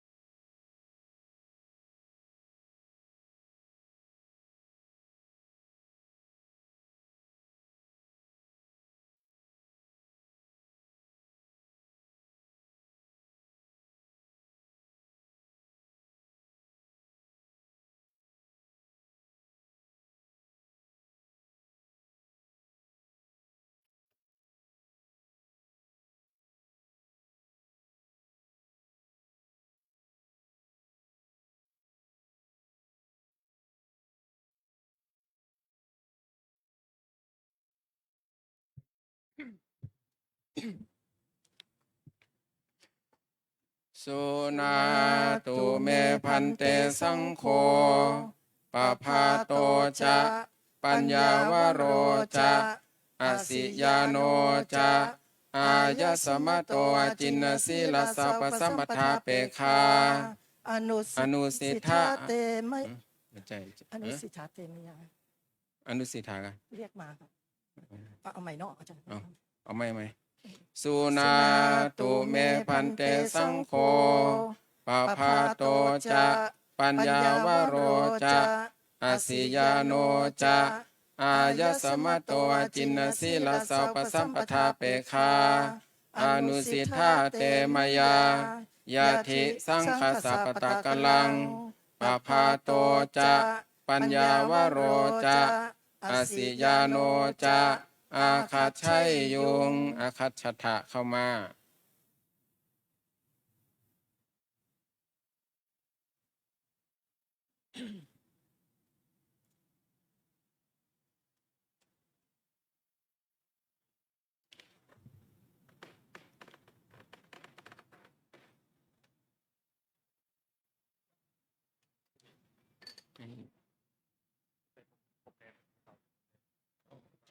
บางดอกสาร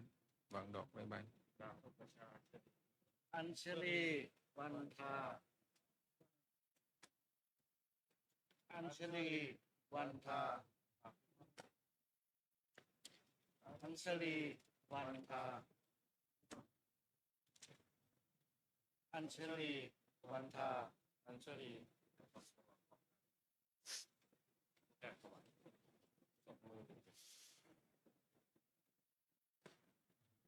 สังฆัมพันเตสังฆัมพันเตอุปสัมปะทังยาจามะอุลุปัโลพันเตสังโฆอนุกัมพังอุปาทายะทุติยัมปิพันเตสังฆังอุปสัมปะทังยาจามะอุลุปัโลพันเตสังโฆอ อนุคัมปังอุปาทายะตติยัมปิพันเตสังฆังอุปสัมปทังยาจามะอุลุงปัตโนพันเตสังโฆอนุคัมปังอุปาทายะ อิธานิโคอาวุโสอายัญจะปะภาโตนามาสามเณโรอายัญจะปัญญาวโรนามาสามเณโรอายัญจะอาสิยาโนนามาสามเณโรมะมะอุปสัมปทาเปฆาอุปสัมปทังอากังขมานาสังขังยาจันติอหังสัพพิมังสังขังอเสสามิสาธุอาวุโสสัพโพยังสังโฆอิมันจะปะภาตังนามาสามเณรังอิมันจะปัญญาวร ปัญญาวรังนามาสามเณรังอิมันจะอสิญานังนามาสามเณรังอันตรายิเกดัมเมปุจิตวะตถาปตะกันตังยตวะยติจตุเทนะกัมเมนะอกุเปนะทานาระเหนะอุปสัมปาเทมาติกัมมัสนิทานังกโร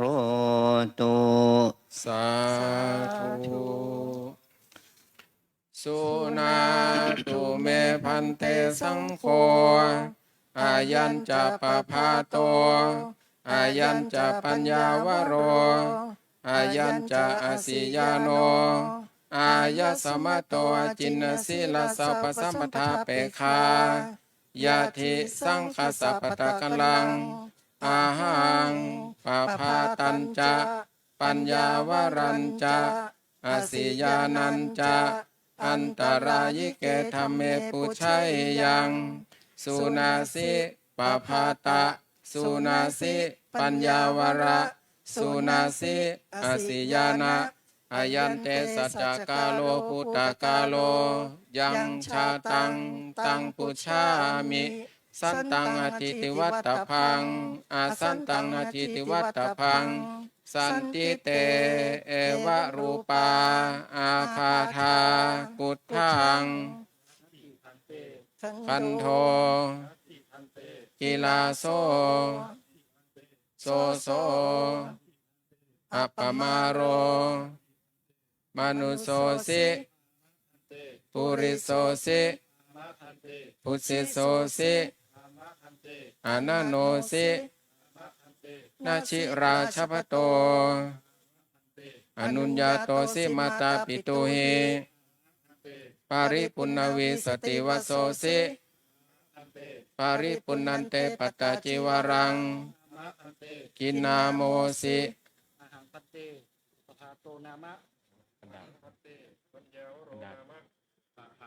กระดาษโกนามะเตอุปัชฌายโยปันเตอายะสมาอาคินาสีโลนามะ จิต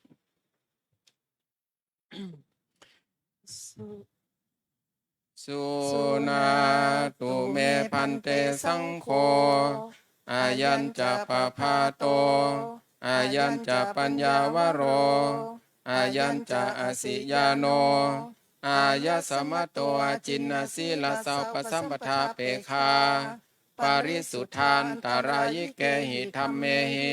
ปาริปุณณามิเมสังปัตตาจิวรังปะภาโต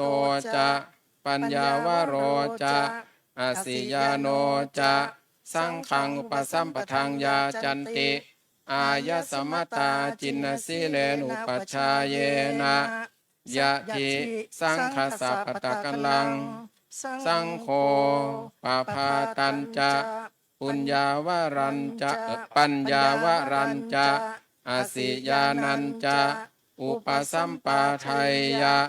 อายะสมตาจินนสีเลนุปัชฌายเยนะเอสายติสุนาตุเมพันเตสังโฆ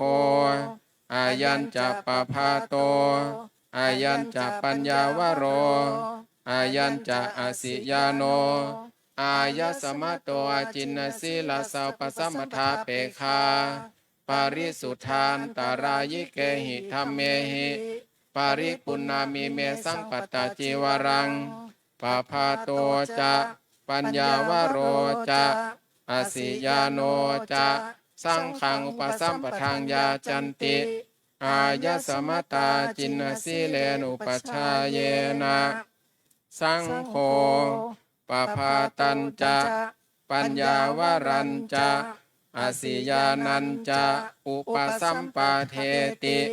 อายสมตาจินนสีเลนุปชฌาเยนะยัสสายสมโตขมติปภาตัสสจจะปัญญาวรัสสจจะอสิยานัสสจจะอุปสัมปทา อายสมตาจินนสีเลนุปชฌาเยนะโสตุนหัสสะยัสสนะขมติโสภาไสยะทุติยัมปิเอตมะทังวัฏามิ สุนาตุเมพันเตสังโฆอายัญจะปะพาโตอายัญจะปัญญาวโรอายัญจะอสิยาโนอายสมโตอาจินนสีลสาวปสัมปทาเปคา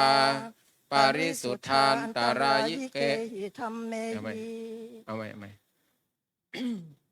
หนึ่ง สุ ปะพาโตไหม ปภาโต จะ จะปัญญาวโรจะอสิยาโนจะสังฆังอุปสัมปทานยาจันติ อายสมตาจินนสีเลนุปชฌาเยนะสังโฆปภาตัญจะปัญญาวรัญจะอสิยานัญจะอุปสัมปาเทติ อายสมตาจินนสีเลนุปชฌาเยนะยัสสายสมโตขมติปภาตัสสจจะปัญญาวรัสสจจะอสิยานัสสจจะอุปสัมปทา อายสมตาจินนสีเลนุปชฌาเยนะโสตุนหัสสะยัสสนะขมติโสภาไสยะตติยัมปิเอตมะทังวัฏามิ สุนาตุเมพันเตสังโฆอายัญจะปะพาโตอายัญจะปัญญาวโรอายัญจะอสิยาโนอายสมโตอาจินนสีลสาวปสัมปทาเปคาปาริสุทธานตารายิเกหิธรรมเมหิปาริปุณณามิเมสังปัจจจีวรังปะพาโตจะปัญญาวโรจะอสิยาโนจะสังฆังอุปสัมปทานยาจันติ อายสมตาจินนสีเลนุปัชฌาเยนะสังโฆปภาตัญจะปัญญาวรัญจะอสิยานัญจะอุปสัมปาเทติ อายสมตาจินนสีเลนุปัชฌาเยนะยัสสายสมโตขมติปภาตัสสจจะปัญญาวรัสสจจะอสิยานัสสจจะอุปสัมปทา อายสมตาจินนสีเลนุปชฌาเยนะโสตุนหัสสะยัสสนะขมติโสภาไสยะอุปสัมปันนาสังเคนะปภาโตจะปัญญาวโรจะอสิยาโนจะอายสมตาจินนสีเลนุปชฌาเยนะขมติสังคสะตัสมาตุนีเอวะเมตังทารยามิ อัญชลีวันทาอัญชลีวันทาอภิวาอัญชลีวันทาอัญชลีวันทาอัญชลี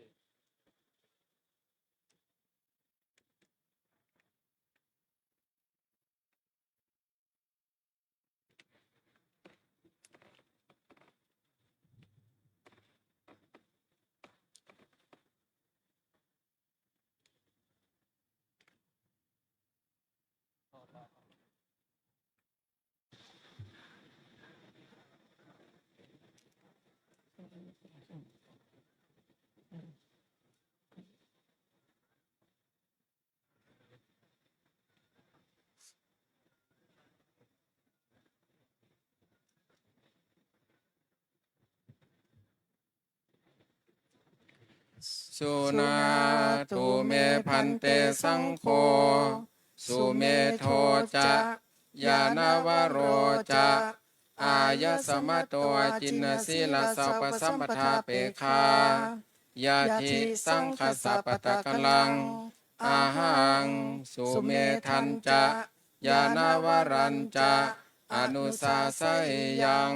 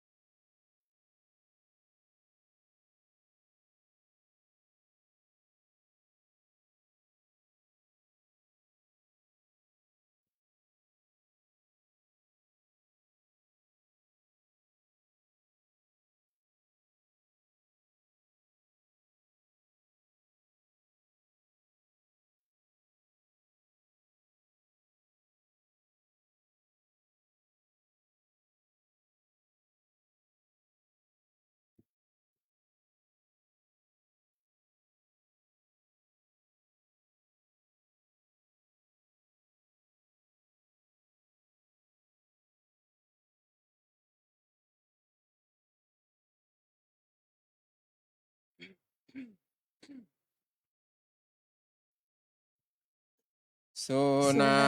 ตุเมพันเตสังโฆสุเมโทจะยานาวโรจะอายสมะโตจินสีลสัพพสัมปทาเปคาอนุสิทธาเตมายายาทิสังคสัพพตะกลังสุเมโทจะยานาวโรจะอาคัจฉัยยุงอาคัจฉทะเข้ามาอ้อมผ้ามา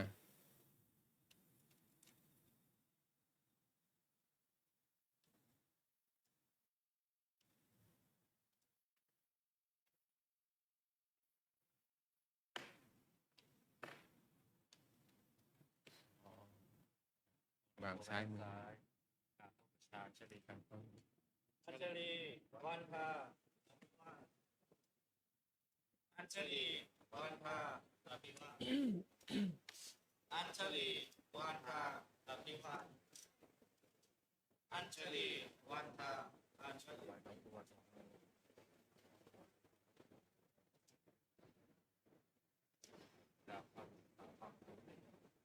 สัพพังพันเตอุปสัมปทายาจามะปุลลุปัตตุโตพันเตสังโฆอนุกัมปังอุปาทายะทุติยัมปิพันเตสังฆังอุปสัมปทังยาจามะปุลลุปัตตุโตพันเตสังโฆอนุกัมปังอุปาทายะตติยัมปิพันเตสังฆังอุปสัมปทังยาจามะปุลลุปัตตุโตพันเตสังโฆอนุกัมปังอุปาทายะ อิธานิโคอาวุโสอายัญจะสุเมโทนามาสมเนโรอายัญจะญาณวโรนามาสมเนโรมะมะอุปสัมปทาเปฆาอุปสัมปทังอากังขมานาสังขังยาจันติอหังสัพพยมังสังฆาเสสามิสาธุอาวุโสสัพโพยังสังโฆอิมันจะสุเมทังนามาสมเนรังอิมันจะญาณวรังนามาสมเนรัง อันตรายิเกธัมเมปุชิตวาตสัพปตากนตังยตวายติตุเทนะกัมเมนะอกุปเปนะทานาละเหนะอุปสัมปาเทมาติกัมมัสสนิทานังกโรตุ สาธุสุนาตุเมพันเตสังโฆอายัญจะสุเมโทอายัญจะยานวโรอายะสมะโตอาจินนสีลาอาจินนสีลาสาวปสัมปทาเปคายาธิสังฆสัพปตะกัลลังอาหังสุเมทันจะยานาวรัญจะอันตรายิเกธัมเมปุชัยยังสุนาสิสุเมทะสุนาสิยานาวราอายันเตสัจจกาโลปุตตะกาโลยังชาตังตังปุชามิสันตังอติติวัตตพังอาสันตังนาทิติวัตตพังสันติเตเอวะรูปาอาภาธากุฏทังคันโทกิลาโสโสโสอัปปมาโรมนุโสสิปุริโสสิพุทธิโสสิอนันโนสินาชิราชพโตอนุญญาโตสิมาตาปิตุหิปาริปุณณวิสติวโสสิปาริปุณณันเตปัตตาจิวรังกินนาโมสิ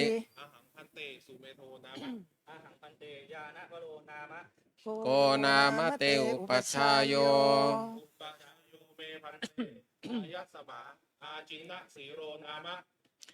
สุนาตุเมพันเตสังโฆอายัญจะสุเมโทอายัญจะยานวโรอายะสมะโตอาจินนสีลาสาวปสัมปทาเปคาปาริสุทธานตรายิเกหิธัมเมหิปาริปุณณามิเมสังปัตตาจิวรังสุเมโทจะยานวโรจะสังฆังอุปสัมปทังยาจันติอายะสมตาจินนสีเลนุปัชฌายเยนะสังโฆสุเมทันสังโฆสังโฆสังโฆ สุเมทันจะ ว่าไหมสังโฆสุเมทันจะยานาวรัญจะอุปสัมปาทัยยะอายะสมตาจินนสีเลนุปัชฌายเยนะเยสายติสุนาตุเมพันเตสังโฆอายัญจะสุเมโทอายัญจะยานาวโรอายะสมะโตอาจินนสีลาสาวปสัมปทาเปคาปาริสุทธานตรายิเกหิธัมเมหิปาริปุณณามิเมสังปัตตาจิวรังสุเมโทจะยานาวโรจะสังฆังอุปสัมปทังยาจันติอายะสมตาจินนสีเลนุปัชฌายเยนะสังโฆสุเมทันจะยานาวรัญจะอุปสัมปาเทติอายะสมตาจินนสีเลนุปัชฌายเยนะยัสสายะสมโตขมติสุเมทัสสจะยานาวรัสสจะอุปสัมปทาอายะสมตาจินนสีเลนุปัชฌายเยนะโสตุนหัสสะยัสนาคมติโสภาสัยยะทุติยัมปิเอตัมมะทังวะทามิสุนาตุเมพันเตสังโฆอายัญจะสุเมโทอายัญจะยานาวโรอายะสมะโตอาจินนสีลาสาวปสัมปทาเปคาปาริสุทธานตรายิเกหิธัมเมหิปาริปุณณามิเมสังปัตตาจิวรังสุเมโทจะยานาวโรจะสังฆังอุปสัมปทังยาจันติอายะสมตาจินนสีเลนุปัชฌายเยนะ สังโฆสุเมทันจะยานวรัญจะอุปสัมปาเทติ อายะสมตาจินนสีเลนอุปัชฌายเยนะยัสสายะสมโตคมติสุเมทัสสจจะญาณวรสัจจะอุปสัมปทาอายะสมตาจินนสีเลนอุปัชฌายเยนะโสตุนหัสสะยัสนะคมติโสภาไสยะตาติยัมปิเอตัมมทังวะทามิสุนาตุเมพันเตสังโฆอายัญจะสุเมโทอายัญจะยานวโรอายะสมโตอาจินนสีลสาวปสัมปทาเปคาปาริสุทธานตารายิเกหิธรรมเมหิปาริปุณณามิเมสังปัตตจีวรังสุเมโทจะยานวโรจะสังฆังอุปสัมปทังยาจันติอายะสมตาจินนสีเลนุปัชฌายเยนะสังโฆสุเมทันจะญาณวรัญจะอุปสัมปาเทติอายะสมตาจินนสีเลนุปัชฌายเยนะยัสสายะสมโตคมติสุเมทัสสะสัจจะญาณวรสัจจะอุปสัมปทาอายะสมตาจินนสีเลนุปัชฌายเยนะโสตุนหัสสะยัสนะคมติโสภาไสยะอุปสัมปันนาสังเคนะสุเมโทจะญาณวโรจะอายะสมตาจินนสีเลนุปัชฌายเยนะคมติสังคสะตัสมาตุนหีเอวะเมตังทารยามิอัญชลีวันทาอัญชลีวันทาอัญชลีวันทาอัญชลี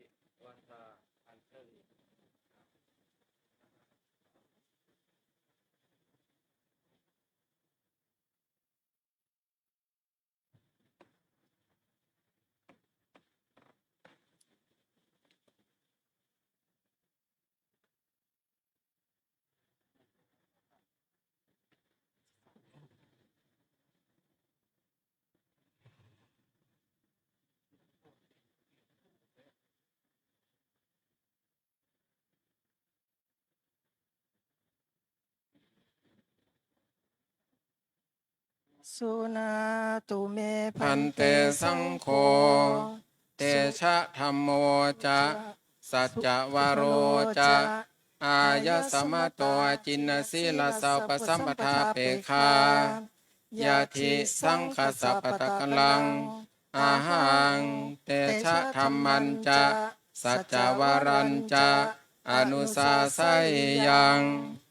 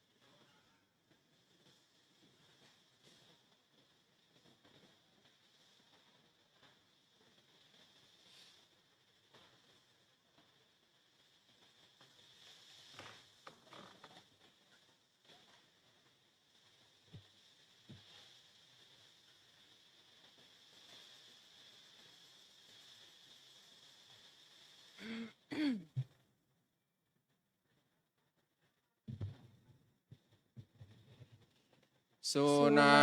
ตุเมพันเตสังโฆเตชะธัมโมจะ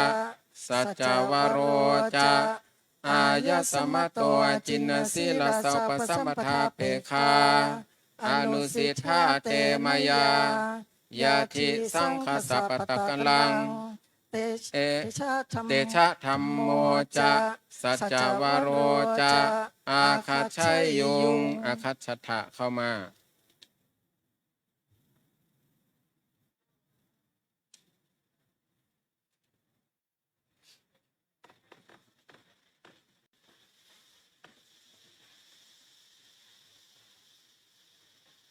เราโบไปด้านซ้ายกราบพระพุทธาชรี อัญชลีวันทาอัญชลีวันทาอัญชลีวันทาอัญชลีวันทาอัญชลี ถวายดอกบัว2 มือ รูปแรกก่อน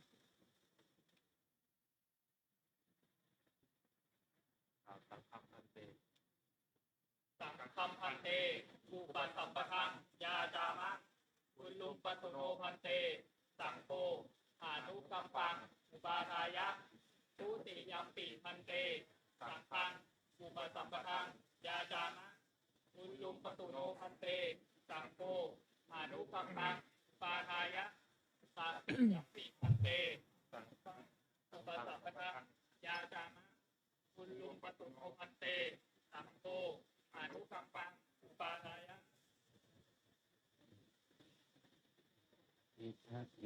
อิธานิโคอาวุโสอายัญจะเตชะธัมโมนามาสัมมเนโรอายัญจะจัสสะสัจจวโรนามาสัมมเนโรมะมะอุปสัมปทาเปฆาอุปสัมปทังอากังขมานาสังขังยาจันติอาหังสัพพวิมังสังฆาเสสามิสาธุอาวุโสสัพโพยังสังโฆอิมันจะเตชะธัมมังนามาสัมมเนรังอิมันจะสัจจะวะรังนามาสัมมเนรังอันตรายิเกธัมเมปุชิตวาตถาปตะกัลลังยตวายติจตุเทนะกัมเมนะอกุปเปนะทานาระเหนะอุปสัมปาเทมาติกัมมัสสนิทานังกโรตุ สาธุสุนาตุเมพันเตสังโฆอายัญจะเตชะธัมโมอายัญจะสัจจวโรอายะสมโตจินสีลสัพพสัมปทาเปคายาทิสังคสัพพตะกัลลังอาหังเตชะธัมมันจะสัจจวรัญจะอันตรายิเกธัมเมปุชัยยังสุนาสิเตชะธัมมะสุนาสิสัจจวระอายันเตสัจจกาโลพุตตกาโลยังชาตังตังกุชามิสันตังอธิติวัตตพังอาสันตังนาทิติวัตตพังสันติเตเอวะรูปา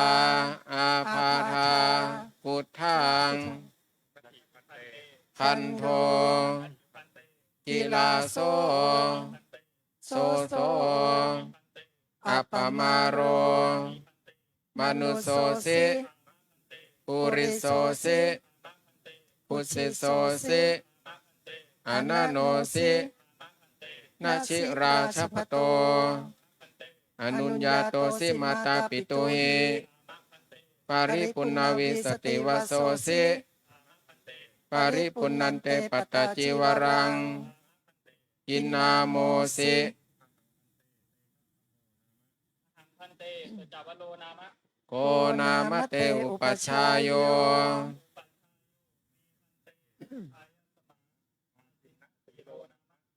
สุนาตุเมพันเตสังโฆอายัญจะเตชะธัมโมอายัญจะสัจจวโรอายะสมโตจินสีลสัพพสัมปทาเปคาปริสุทธานตรายิเกหิธัมเมหิปริปุณณามิเมสังปัตตจิวรังเตชะธัมโมจะสัจจวโรจะ สังฆังอุปสัมปทังยาจันติ อายสมตาจินสีเลนุปชฌายเยนะยะทิสังคสัปตะกัลลัง สังโฆเตชะธรรมันจะสัจจวารัญจะอุปสัมปาทัยยะ อายสมตาจินสีเลนุปชฌายเยนะเอสายตติ สุนาตุเมพันเตสังโฆอายัญจะเตชะธัมโมอายัญจะสัจจวโร อายสมโตอาจินสีลาสาวปสัมปทาเปคาปาริสุทธานตารายิเกหิธัมเมหิปาริปุณณามิเมสังปัตตาจิวรังเตชะธัมโมจะสัจจวโรจะสังฆังอุปสัมปทังยาจันติ อายสมตาจินสีเลนุปชฌายเยนะสังโฆเตชะธัมมันจะสัจจวารัญจะอุปสัมปาเทติ อายสมตาจินสีเลนุปชฌายเยนะยัสสายสมโตคมติเตชะธัมมสัจจะสัจจวาระสัจจะอุปสัมปทา อายสมตาจินสีเลนุปชฌายเยนะโสตุนหัสสะยสนะคมติโสภาไสยะทุติยัมปิเอตมะทังวัฏามิ สุนาตุเมพันเตสังโฆอายัญจะเตชะธัมโมอายัญจะสัจจวโร อายสมโตอาจินสีลาสาวปสัมปทาเปคาปาริสุทธานตารายิเกหิธัมเมหิปาริปุณณามิเมสังปัตตาจิวรังเตชะธัมโมจะสัจจวโรจะสังฆังอุปสัมปทังยาจันติ อายสมตาจินสีเลนุปชฌายเยนะสังโฆเตชะธัมมันจะสัจจวารัญจะอุปสัมปาเทติ อายสมตาจินสีเลนุปชฌายเยนะยัสสายสมโตคมติเตชะธัมมสัจจะสัจจวาระสัจจะอุปสัมปทา อายสมตาจินสีเลนุปชฌายเยนะโสตุนหัสสะยสนะคมติโสภาไสยะตติยัมปิเอตมะทังวัฏามิ สุนาตุเมพันเตสังโฆอายัญจะเตชะธัมโมอายัญจะสัจจวโร อายสมโตอาจินสีลาสาวปสัมปทาเปคาปาริสุทธานตารายิเกหิธัมเมหิปาริปุณณามิเมสังปัตตาจิวรังเตชะธัมโมจะสัจจวโรจะสังฆังอุปสัมปทังยาจันติ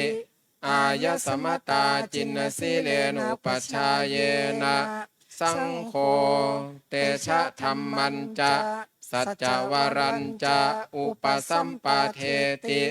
อายสมตาจินสีเลนุปชฌายเยนะยัสสายสมโตคมติเตชะธัมมสัจจะสัจจวาระสัจจะอุปสัมปทา อายสมตาจินสีเลนุปชฌายเยนะโสตุนหัสสะยสนะคมติโสภาไสยะอุปสัมปันนาสังเคนะเตชะธัมโมจะสัจจวโรจะอายสมตาจินสีเลนุปชฌายเยนะขมติสังคสะตัสมาตุนหีเอวะเมตังทารยามิ อัญชลีวันทาว่าอัญชลีวันทาว่าอัญชลีวันทาว่าอัญชลีวันทาอัญชลี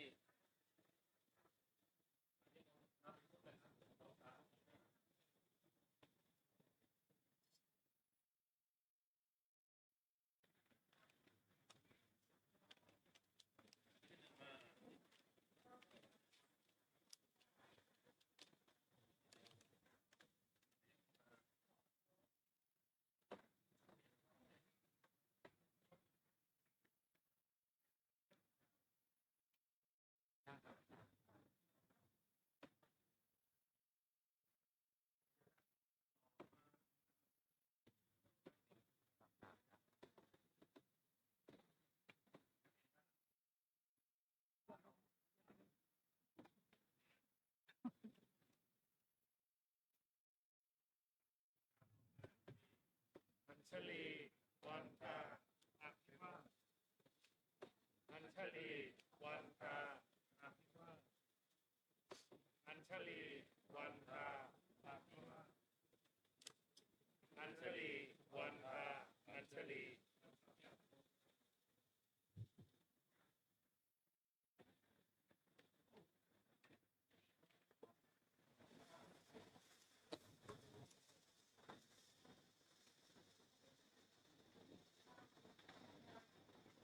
บัดนี้เราทั้งหลายได้เป็นพระภิกษุเป็นในพระพุทธศาสนาโดยสมบูรณ์แล้วนะโดยสงฆ์ได้ยกประกอบยติจตุรกรรมวาจายกท่านอธิจิตโต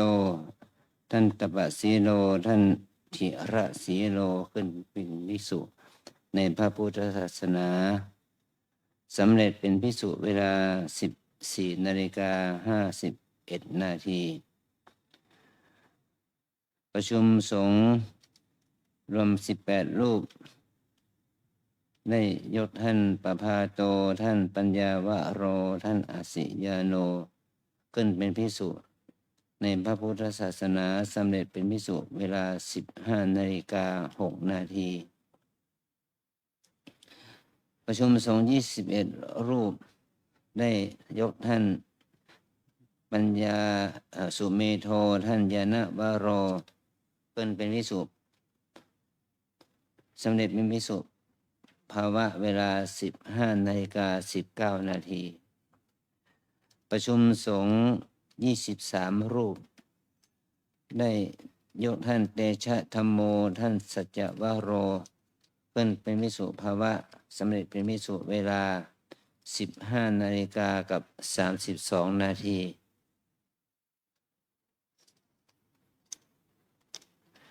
ส่วนสามเณร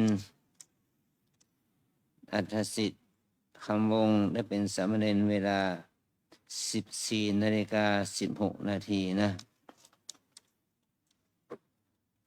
วันนี้เธอได้เป็นภิกษุโดยสมบูรณ์แล้วตามวินัยสงฆ์ได้รับเธอเข้าหมู่เป็นภิกษุในพระธรรมวินัยนี้เพื่อให้เรานั้นได้ประพฤติปฏิบัติเพื่อขจัดเสียซึ่งอาสวะกิเลสทั้งหลายเป็นต้นเพื่อให้เกิดมหากุศลเป็นบุญควรงามความดีจะได้เกิดขึ้นกับพวกเรานะองค์พระสัมมาสัมพุทธเจ้าได้ทรงบัญญัติให้พระอุปัชฌาย์ได้ให้โอวาทอนุศาสตร์คำสอนหลังจากที่บวชแล้วเราเรียกว่าอนุศาสตร์8 อย่างสิ่งที่ควรทำ4 อย่างสิ่งที่ควรเว้น4 อย่างนะสิ่งที่ควรทำคือเรียกว่ากรณียกิจหรือบางทีเราเรียกว่านิสัย4นิสัยแปลว่าสิ่งที่ต้องทำประจำในสมัยพุทธกาลทำประจำเลยอันที่ 1ก็คือภิกษุเมื่อบวชแล้วไม่มีอาชีพนะไม่มีการงานออกจากครอบครัวถือการบิณฑบาตเลี้ยงชีพบิณฑบาตเราต้องบิณฑบาตเลี้ยงชีพ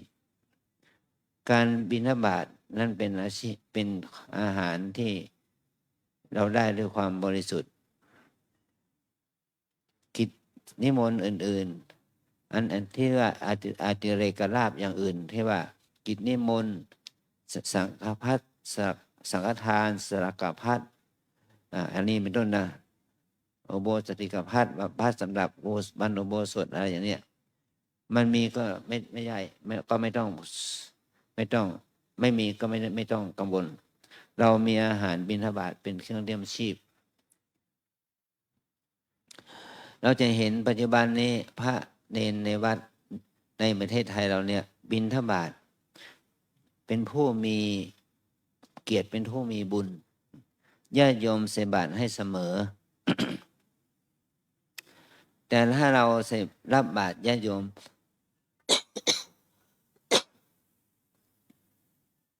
ด้วยความรู้สึกที่ดีมันก็จะเป็นมหากุศลเป็นบุญแก่โยมเป็นปัจจัยให้พระศาสนาเจริญ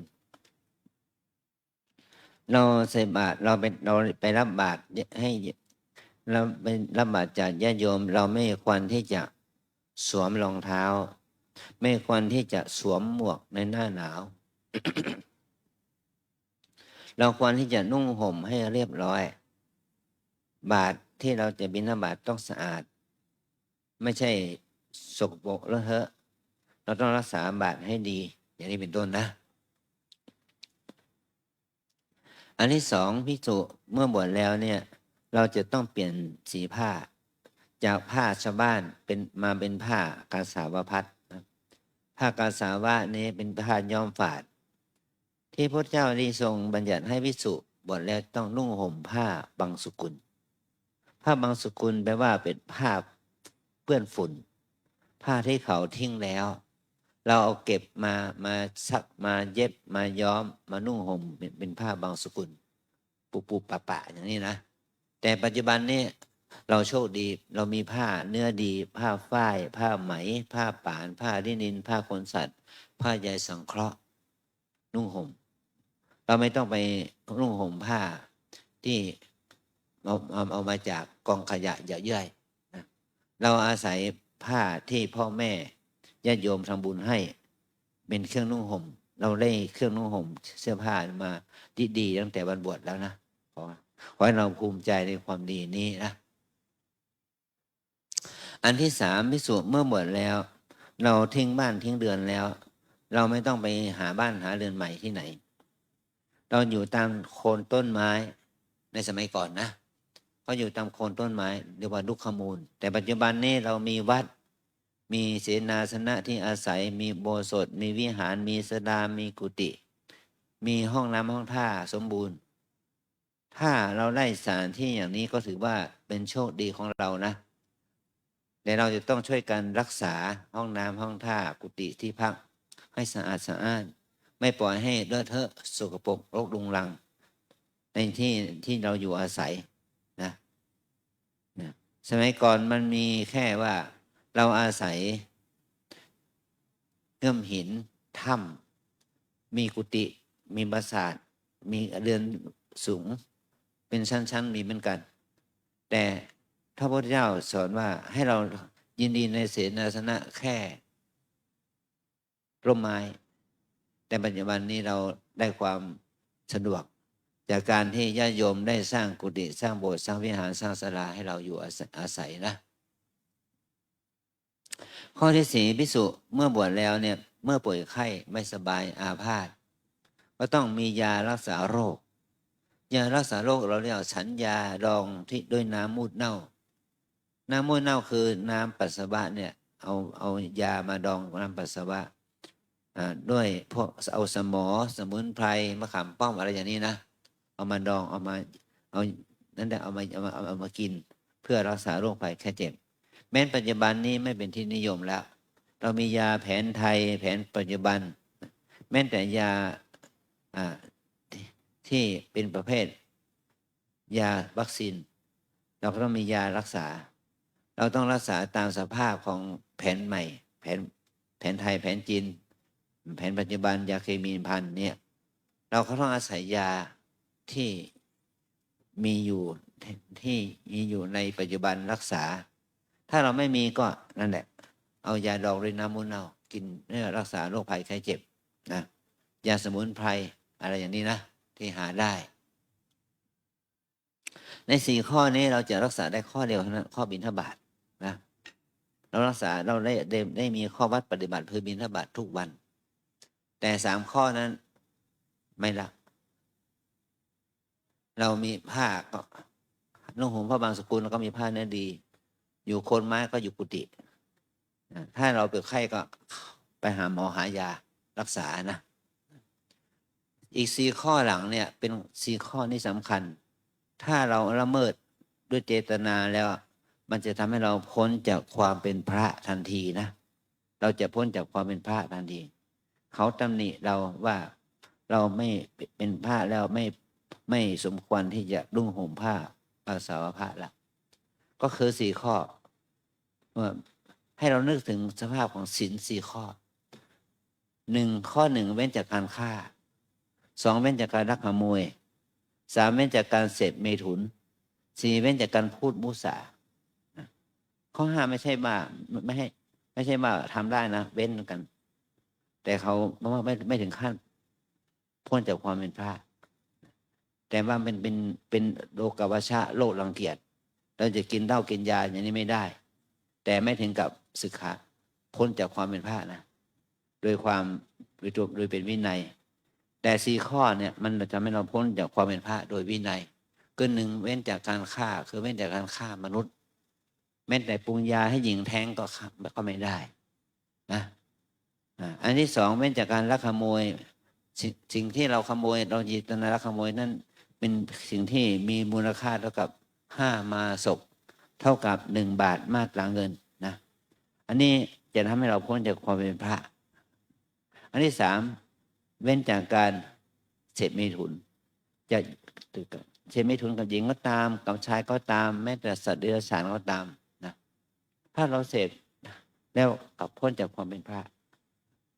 อันที่ 4เราจะต้องรักษาศีลข้อ 4เพื่อไม่พูดมุสาคำพูดมุสาที่ทำให้เราพ้นจากความเป็นพระนี่ไม่ใช่พูดมุสาถ้าเขาถามยืมเงินไม่เราบอกว่าไม่มีอย่างนี้ก็มุสาเหมือนกันแต่พูดมุสาข้อนี้เป็นข้อพิเศษมุสาว่าฉันนี่เป็นผู้วิเศษบวชมาแล้วก็เป็นผู้วิเศษละฉันเป็นพระอรหันต์อย่างเงี้ยฉันได้ฌานอภิญญาฉันมีตาทิพย์หูทิพย์อย่างนี้นะแต่เราไม่ได้ถ้าเราไปมุสา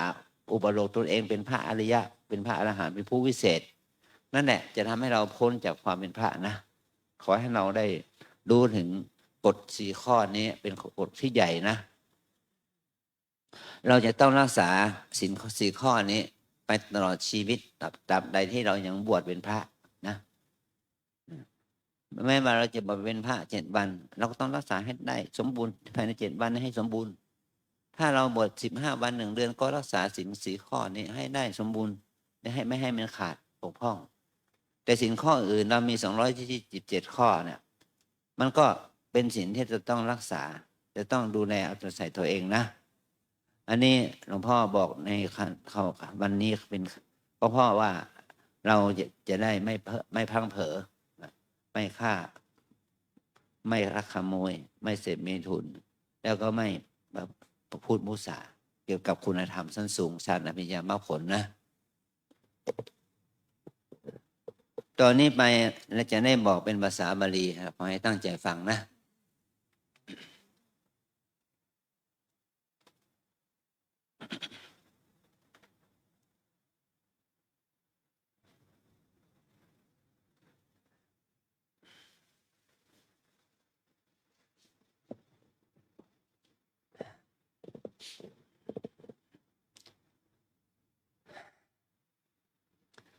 อนุญญาสิโฆภควาอุปสัมปะเทตวาจัตตารโรนิสเยจัตตาริจะอาการณิยานิอาจิกิตุงมินยาโลปโภชนังนิสายะปปชาตัตถาโวยาวะชีวังอุสาโหกรานิโยอาติเรกลาโภสังฆปตังอุเทสะปตังปักขิกังโภสริกังปาติปาทิกังปังสกุลาจีวรังนิสายะปปชาตัตถาโวยาวะชีวังอุสาโหกรานิโยอาติเรกลาโภโคมังกปาสิกังโกสยังกัมพลังสานังพังคังรุกขมูลาเสนาสนังนิสายะปปชาตัตถาโวยาวะชีวังอุสาโหกรานิโยอาติเรกลาโภวิหารโรทะโยโคปาสาโทหามยังคุหาปุติมุตตะเพสัจฉังนิสายะปปชาตัตถาโวยาวะชีวังอุสาโหกรานิโยอาติเรกลาโภสัปปินวันีตังเตนังมัทุภานิตังอุปสัมปันเนนะภิกขุนาเมตโนธัมโมนะปริเสมิตโพธัมมโสติรัชฌานะกรายาปิโยภิกขุเมตุนังธัมมังปริเสวติอัสสมโนโหติอสัคยปุตติโยสยถาปีนามาปุริโสสิสัสชิโนโพธินาสริระพันเนนะชีวิตุง เอวะเมบะเบโกเมตุนังธรรมังปณิเสวิตวาอัสมโนโหติอสักยปุตติโย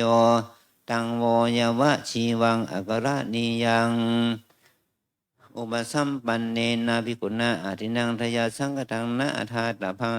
อันตมโสตินะสนากังอุปาทายะโยภิกขุปาทังวาปาทาระหังวาอาตเนกปาทังวาอาทินังทยาสังฆทังอริยติอัสสมโนโหติอสักยปุตติโยสยถาปีนามะปันตุปราโสภารณาปัมปโตอโพธิยตายะเอวะเมวะเมขุปาทังวาปาทาระหังวาอาตุเนกปาทังวาอาทินังทยาสังฆทาอาทิจิตวาอัสมโนโหติอสักยปุตติโยตังโมยวะชีวังอกรณียังอุปสัมปันเนนะภิกขุนาอุสันติจาปาโนชีวิตานะวโรเปตะโพธรรมโสกุลกิปินิกังอุปาทายะโยเบโกสันติจามนุสสะบิหังชีวิตาวโรเปติอันตมสโภคปปะนังอุปาทายะอัสมโนโหติอสักยปุตติโยสยถาปีนามะปุถุสิราทวิทาพินนาอปดิสันติกาโหติเอวะเมวะเบโกสันติจามนุสสะบิหังชีวิตาวโรเปตวาอัสมโนโหติอสักยปุตติโยตังโมยวะชีวังอกรณียังอุปสัมปันเนนะภิกขุนาอุตริมนุตธรรมโมอนะอุระปิตโพธรรมโสสุญญาคาเรอภิรมามิติโยภิกขุปาปิโชอิชาปะกตวาสันตังภูตังอุตริมนุตธรรมังอุรปติชานังวาวิโมกขังวาสมาธิงวาสมาปฏิงวามัคขังวาพลังวาอสมโนโหติอสักยปุตติโยสยถาปีนามะตาโลมะลกัจฉิโนอโปมุญญาเอวะเมวะเบขุปาปิโชอิชาปะกตวาสันติงอาสันนาภูตังอุตริมนุตธรรมังอุรปิตวาอสมโนโหติอสักยปุตติโยตังโมยวะชีวังอกรณียันติอเนกะปริยาเยนะโคปนาเตนะภควตาชาตาปัสสตาระหตาสัมมาสัมพุทเทนะสีลังสมราคาตังสมธิสมราคาโตปัญญาสมราคาตายาวะเทวะตัสสะมัตถิมมรณสสะปิปัสสะวิริยสะอริยสมุขาตัสสะ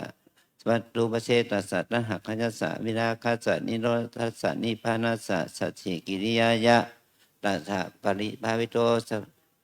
สวัสสีระปริทัตัสสะสีระปวิตาวิโตสัมมาทิมหาภโรมโหติมหานิสังโสสมาธิภาวิทาวิตาปัญญามหาภาราโหติมหานิสังสาปัญญาปวิทาวิตังจิตตังสมาเทวะอาสเมหิวิมุจจติเสยทิทังกามาสวาภวาสวาวิชาสวา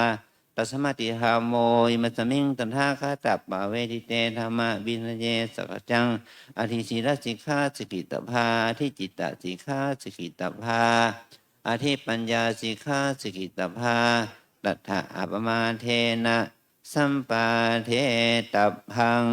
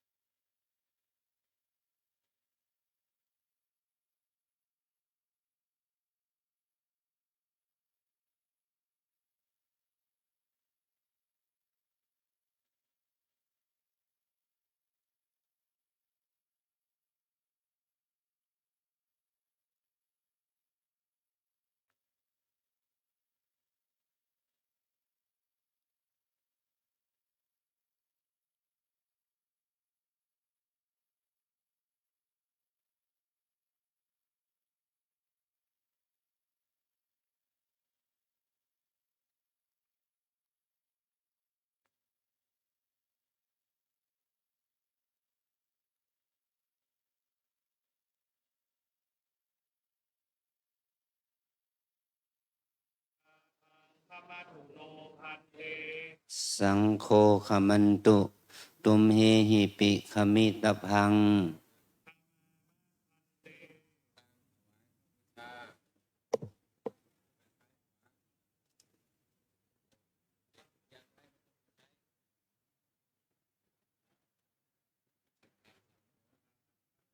อัญชลี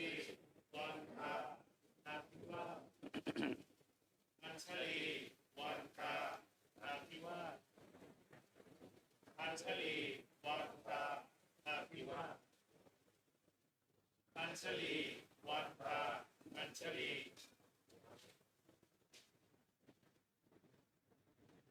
ประกาศฉายาบัตรลำดับที่ 82 ถึงลำดับที่ 92 ประจำปีพุทธศักราช 2569 สัมพุทธัสสะปรินิพพานโตปรัง เบื้องหน้าแต่พุทธปรินิพพานพระพุทธศาสนายุการล่วงแล้วได้ 2,569 พรรษา ปัจจุบันสมัย วันที่ 3 เดือนพฤษภาคม ตรงกับวันอาทิตย์แรม 3 ค่ำเดือน 6 ปีมะเมีย ประชุมพระสงฆ์ณพัทสีมาวัดร่ำเปิงตะโปธารามอำเภอเมืองจังหวัดเชียงใหม่ โดยได้รับความเมตตาจากท่านเจ้าคุณ อาจารย์พระภาวนาธรรมาภิรัตน์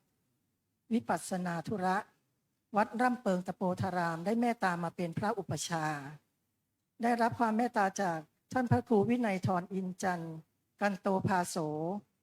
เป็นกรรมวาจาจารย์ พระมหาสมนึกภูมิพโล อนุสาวนาจารย์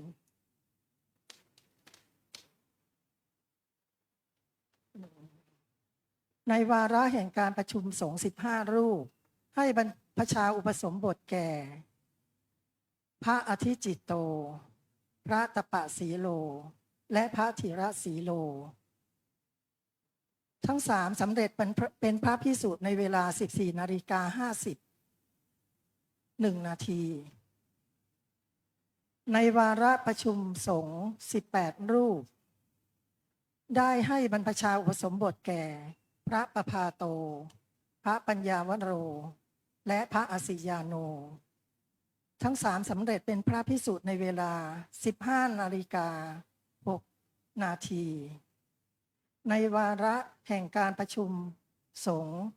21 รูป ให้บรรพชาอุปสมบทแก่ พระสุเมโธและพระยานวโร ทั้ง2สำเร็จเป็นพระภิกษุในเวลา 15:19 นาที ในวาระประชุมสงฆ์23 รูป ให้บรรพชาอุปสมบทแก่พระเตชะธรรมโมและพระสัจจวโร ทั้ง2สำเร็จเป็นพระภิกษุในเวลา 15:32 นาที และได้ให้บรรพชาแก่สามเณรอัฏฐสิทธิ์คำวงศ์สำเร็จเป็นสามเณรในเวลา 14:16 นาที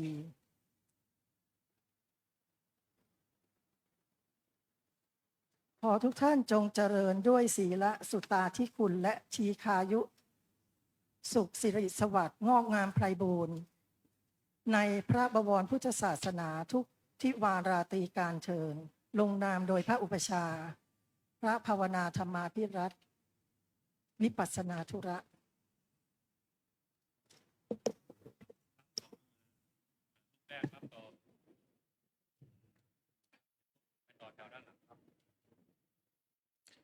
เตอัฏฐาลาธาสุขิตาวิรุณนาพุทธศาสเนอโรคาเข้ามาเลยสหสพเพยาติปิเตอัฏฐาลาธาสุขิตาวิรุณนาพุทธศาสเนอโรคาสุขิตาโหทัสสะหัสสะเพยาติปิเต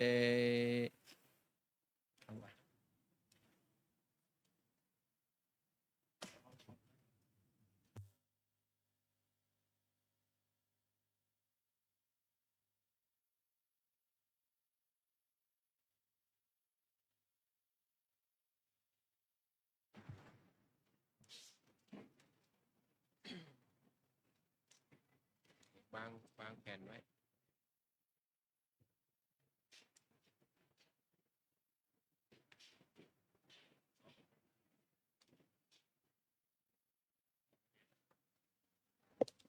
เราท่องบทโสอัทโท หรือว่าเตอัทธาเนี่ย ถ้าเรามอบไสยบาตรไม่เสร็จก็ต้อง3 รอบ 4 รอบ 5 รอบไปจนกว่ามันจะเสร็จ ไม่ใช่ว่าจะหยุดแค่3 รอบ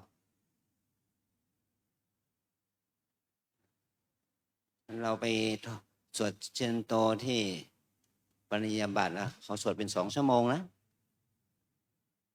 ตราบใดที่ยังให้ปริญญาบัตรไม่เสร็จเขาต้องสวดไปเรื่อยๆถ้าจบแค่ไหนก็สวดไปแค่นั้นให้เรารู้ถึงข้อระเบียบนะ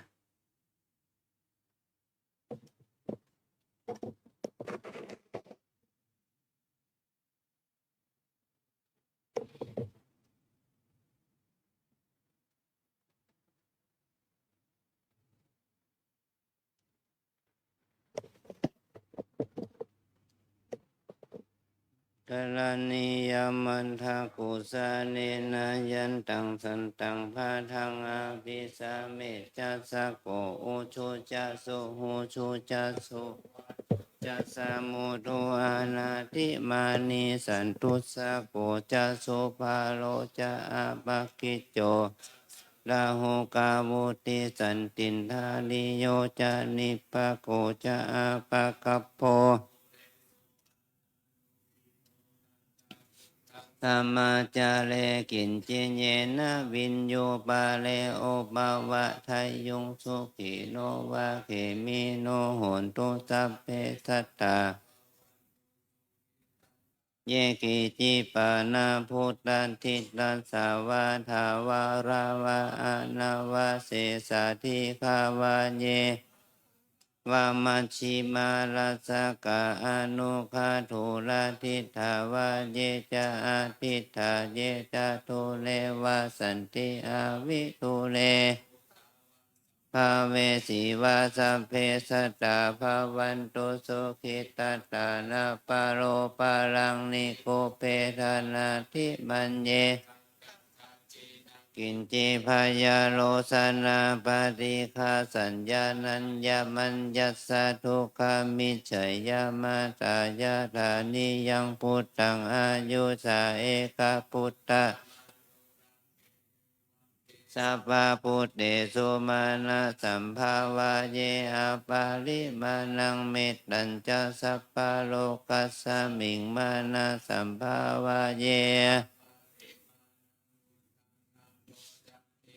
ยัญจาสัมภาทังอาเวรังอาชาปตังทิทันจารังนิสินโนวาสยาโนวายาวาตัสสะมินโทเอตังสติงอาทิไทยาพัมมามิตังเวหารังอิธามาหุทิตินจานุปะคัมมสิลาวากาเมสุวินัยเคดังนาหิชาตุขภัสสยังเลติติการณิยมเมธาสุตตังวันตามิพุทธังสัพพะเมวะโทสังเตวันตามิธัมมังสัพพะเมวะโทสังฆามาทาเมพันเตวันตามิสังฆังสัพพะเมวะโทสังวันทามิคโลโอปัชฌาจาริเยสัพพะเมวะโทสังฆามาทาเมพันเตวันทามิกัมมัฏฐานังพันเตวันทามิอาลาเมพันธาสีมังสัพพะเมวะโทสังฆามาทาเมทามิโคนิยังสัพพังสัพพัตตาเนโสปฏิทิตาสาลิราธาตุมหาโพธิงสักการังสัทธานาคาโลเกเทวะโลเกพรหมโลเกชัมพูตังกาทิเปสาลิราธาตุโยเกสัทธาตุโยอรหันตะ เจติยังคันทะโคติงจาตุราสิทธิสหัสเสธรรมคันเทปาทะเจติยังอหังวันตามิสัพพะโส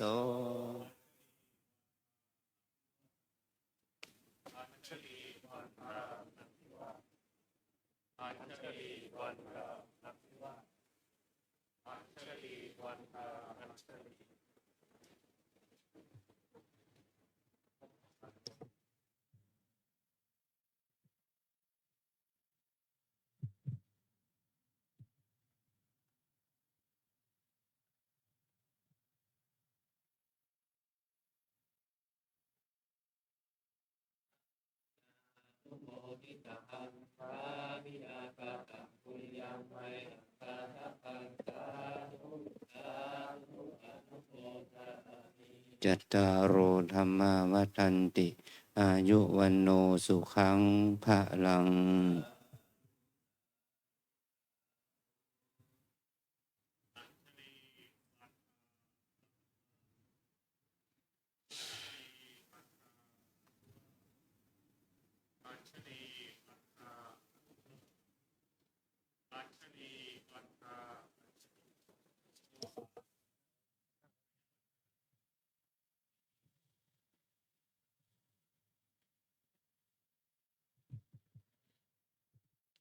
พระใหม่นะครับ นั่งอาสนะตามลำดับเลยนะครับนะ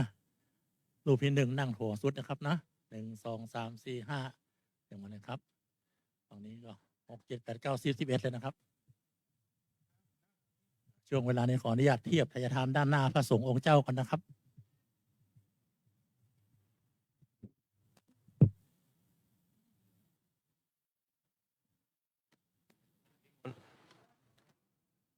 นิมนต์พระใหม่หันหน้าเข้าหา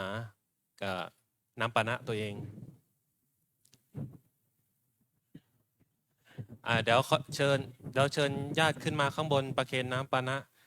ถ้าเป็นไปได้ผู้ชายขึ้นมาได้สะดวก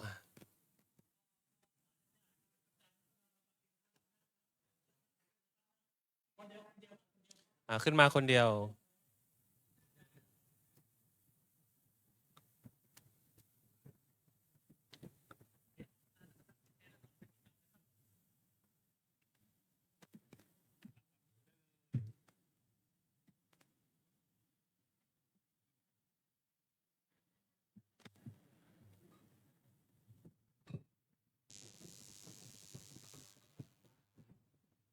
ประเคนยกสูงนิดนึง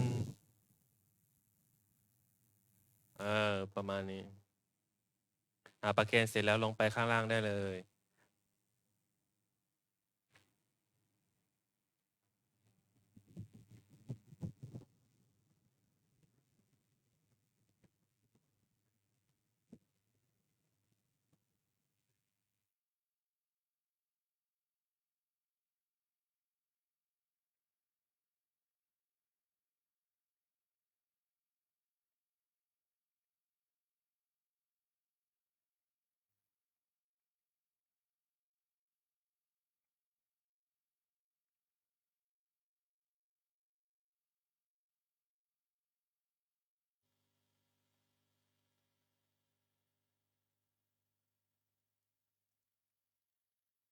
นิมนต์ฉันน้ำปานะได้เลยนะ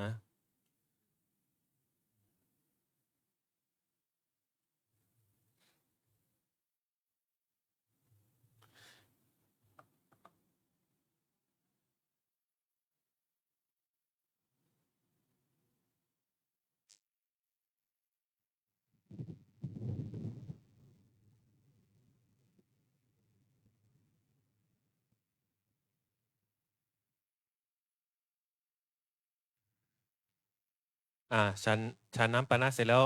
นั่งเฉียง45 องศาหันมาทางพระอุปชาหันหน้าตรงด้านที่นั่งอุปชาครับเฉียงก็ได้น่าจะถูกต้องแล้วเนาะทายทานที่ผมเทียบท่านได้มาถูกบอกนะเนี่ยรับตำแหน่งก็บอกเลยนะครับนะทายทานที่ผมวางตั้งแต่รูปที่1 ถึง 11นะครับนะอันใดจะเสริมก็บอกนะครับเนี่ยจะได้ค่อยวาง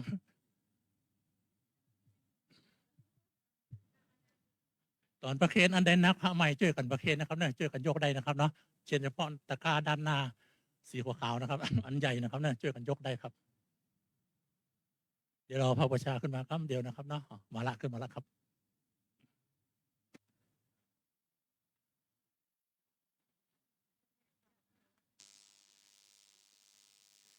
พระสงฆ์องค์เจ้าแถวตั้งหลังนะครับเนาะหลังจากที่ด้านหน้าควรประเคนถวายนะครับเนาะระหว่างที่ด้านหน้าครับประเคนนะครับ ด้านหลังฟังปุ้นนะครับเนาะ2 รูปนะครับเนาะอันเพศ2 รูปลงมานั่งเก้าอี้เพื่อให้ไปทานส่วนที่เหลือทั้งหมดนะครับเนาะเอาขึ้นมาบ่ไหวนะครับเดี๋ยวผมจัดที่นั่ง2 ฝากนะครับเนาะนิมนต์ทางปุ้น2 รูปเดี๋ยวก็ได้ครับ หรือว่าจะไปนั่งรอตรงนี้เวลานี้ก็ได้นะครับนะไปนั่งรอเวลานี้ก็ได้นะครับ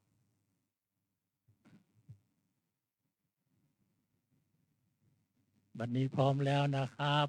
นิมนต์พระใหม่ทั้ง10 รูปพร้อมทั้งสามเณรตลอดไปจนถึงศรัทธาสาธุชนทุกคนทุกท่านประนมมือขึ้นนะครับหันหน้าไปด้านพระสงฆ์องค์เจ้าเป็นหลักกล่าวคำบุพภาคาถาตั้งนะโมถวายจตุปัจจัยทายธรรมพร้อมกันณบัดนี้อันธรรมยังพุทธสสะภะคะวะโตปุพพาคณมะกะลังกะโลมะเสนะ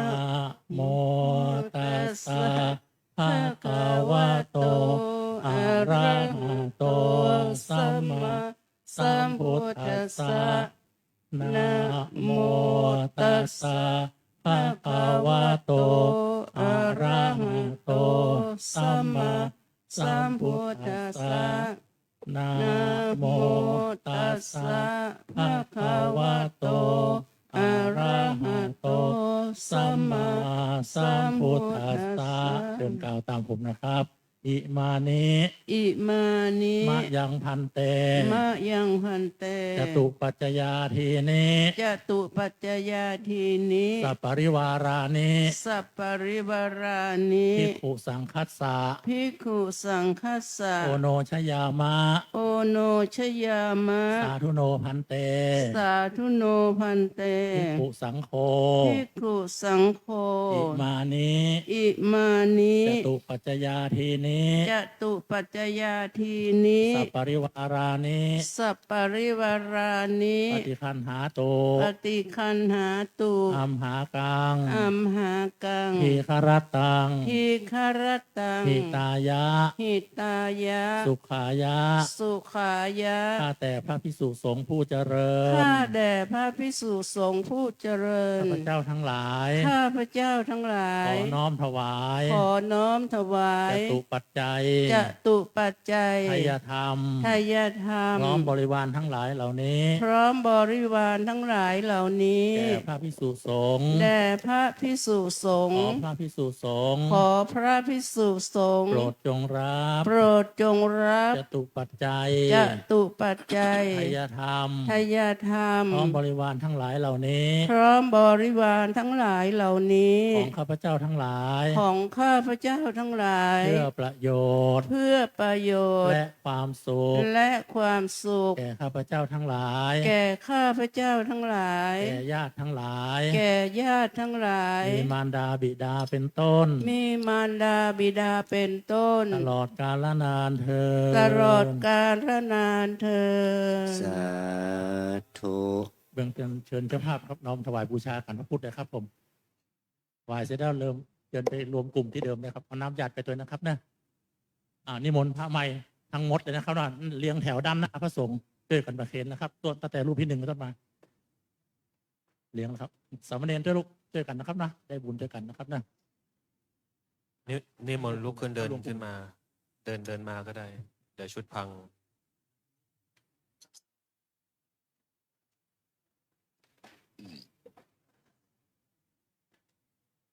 ทีนี้เจ้าภาพนะครับนะเจ้าภาพที่1 2 3 4เจ้าภาพที่นั่งฟังปุ้นนะครับเนาะน้อมประเคนถวายพระสงฆ์เจ้าผมจัดเก้าอี้แล้วเดี๋ยวท่านไปนั่งนะครับนะเดี๋ยวท่านเจ้าภาพด้านนี้นะครับยกมาถวายเนี่ยเป็นชุดเลี้ยงออกมาเลยครับจังปีให้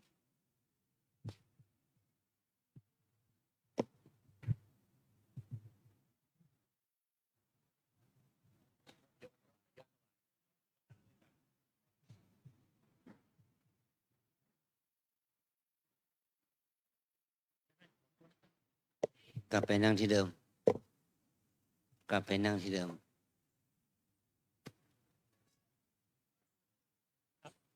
แต่นะครับเนี่ยทั้งหมดนะครับทยอยมาเลยครับผมเจ้าภาพได้ทั้งหมดเลยครับที่มาถวายครับมาเลยครับ นะเพื่อนฝากประเคนให้ยัง ช่วยกันก็ได้นะครับนะอาจจะปัจจัยของเขานะครับแต่ว่าช่วยกันยกก็ได้นะครับได้บุญด้วยกัน ทางมนต์ทำไมไม่มีไปรับอ่ะนะให้เขายกไปทำไมยอมไม่ต้องยกอยู่กับที่ให้พาไปรับอยู่ที่นั่นแหละ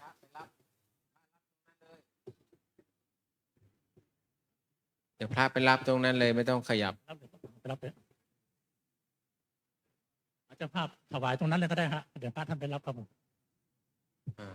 ทำไมต้อง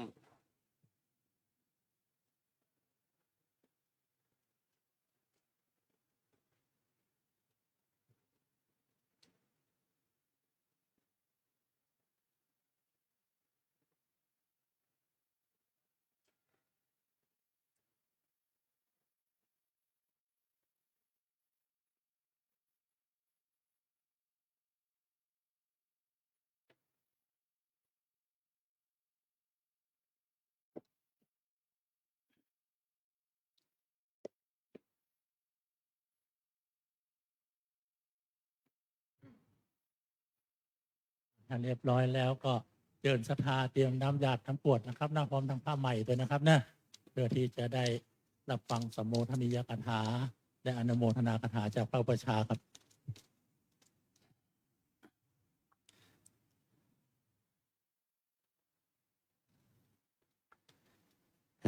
โยมพ่อโยมแม่ของพระใหม่ต่อถึงปู่ย่าตายายพี่น้องญาติมิตรของพระใหม่เอ็นใหม่ทุกรูป วันนี้เราได้สมเจตนาแล้วว่าเราได้บวชลูกบวชหลานบวชญาติของเราให้เข้าอยู่ในพระธรรมวินัยให้อยู่ในร่มบวรพระพุทธศาสนาสิ่งนี้เป็นสิ่งที่ดีงามเราบัณฑิตตั้งแต่โบราณท่านถือว่าการบวชมันเป็นข้อวัดที่ดีที่ประเสริฐที่เราบัณฑิตมีพระโพธิสัตว์ท่านได้บวชจนถึงเมื่อพระองค์ได้บารมีเต็มก็ได้สำเร็จเป็นพระพุทธเจ้าเราได้เห็นเงื่อนไขนี้ว่าบุญกุศลนี้มันตกแก่ผู้บวชแล้วก็บวชแล้วก็ตกแก่พ่อแก่แม่ที่มีจิตมุทิตาอนุโมทนาสิ่งที่เราถวายคือทายทานเหล่านี้ไม่จะเป็นเครื่องปรุงน้ำดื่มหรือว่าของใช้กระดาษทิชชู่สบู่ยาสีฟันต่อถึงไข่ไก่อะไรประเภทนี้นะเป็นสิ่งที่เป็นประโยชน์ต่อพระใหม่เอง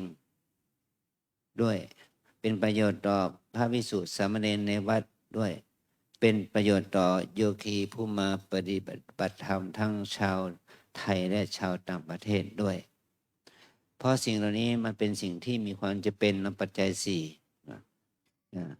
อาหารเครื่องปรุงเนี่ยวัดเรานี่ใช้ปัจจัยเพื่ออาหารและเครื่องปรุงนี้เดือนหนึ่งประมาณ500,000 บาท500,000 กว่าบาทนะเพราะว่าถ้ามีโยมมาทำบุญอย่างนี้มากหน่อยก็เครื่องปรุงก็จะลดลงไปแต่ถ้าโยมไม่เอามาถวายอย่างนี้วัดจะต้องซื้อเครื่องปรุงนับเป็น4-5 หมื่นบาทนะต่อเดือนนะเพราะว่าเรามีพระเนนแม่ชีโยคีอยู่ที่วัดนี้เป็นจำนวนมากอย่างน้อยสุดถ้าโยคีลดลงมันก็ไม่ต่ำกว่า250ขึ้นไปถ้าโยคีขึ้นมามากก็เป็น300-400นะ400-500 คนขึ้นไปสิ่งเหล่านี้เราได้ทำเพื่ออะไรเพื่อให้เขาเหล่านั้น ทั้งพระเราทั้งญาติโยมเหล่านั้นให้มีกำลังในการประพฤติปฏิบัติธรรม ว่าสัตว์ทั้งหลายอยู่ได้ด้วยอาหารนั่นแหละนะพระพุทธเจ้าได้สอนได้ตั้งคำถามว่ากิงเอกนามากิงอะไรคือหนึ่งอะไรคือหนึ่งเดียวหนึ่งเป็นสำคัญนะพระอรหันต์ พระสารีบุตรท่านก็ตอบพระพุทธเจ้าว่าสัพเพสัตตาอาหารทิฏฐิกา สัตว์ทั้งหลายอยู่ได้ด้วยอาหารนะอาหารเป็นสิ่งสำคัญเครื่องนุ่งห่มเราก็มีชุดหนึ่งใส่ได้ทั้งวันเนาะใส่ได้ทั้งอาทิตย์เครื่องนุ่งห่มแหละแล้วก็ที่พักในอาศัยเราสร้างบ้านสร้างเรือนสร้างกระต๊อบเนี่ยเราสร้างหลังหนึ่งมันก็ใช้ได้ทั้งปี10 ปี20 ปี50 ปีได้เนาะอยู่ยารักษาโรคเราไม่ได้เป็นโรคเป็นภัยเราปรารถนาที่จะไม่มีโรคมีภัยแล้วก็